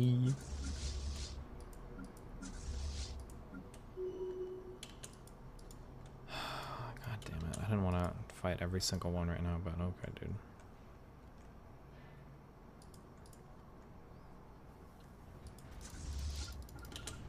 I don't even have like a general. Bastia debated counterpoints on open borders.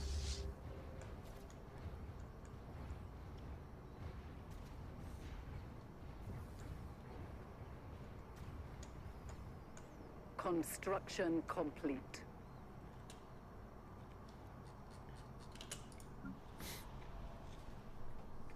Fun. Wowie. As they say in the biz.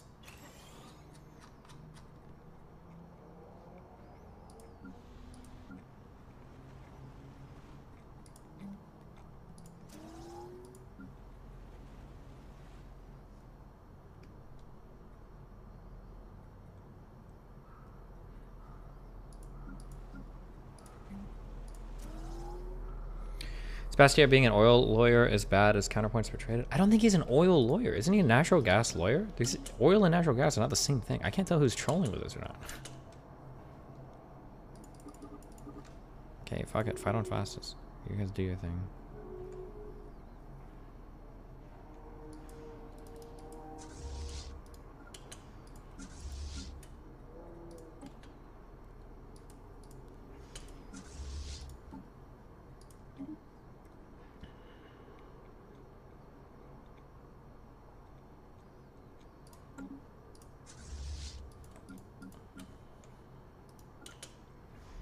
Special project complete.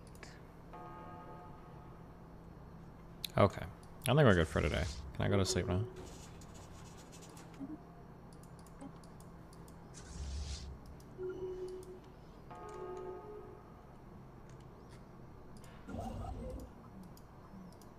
Incoming transmission. Incoming. Situation log updated. I think people don't like him solely because he's a lawyer regardless of specialty. Go to sleep so I can jerk off to porn. Can't you do it at the same time? Does he watch my stream? Isn't that the whole point? Isn't that why we're all here? If not to coom together? We have to coom in protest of the Mutoni authoritarianism, guys. You can't ban all of us.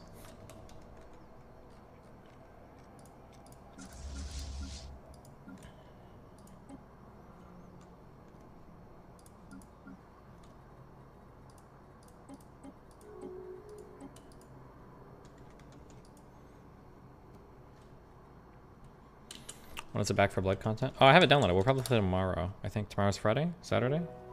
Saturday. Yeah, we should. Oh, I'm not logged in. Hold on.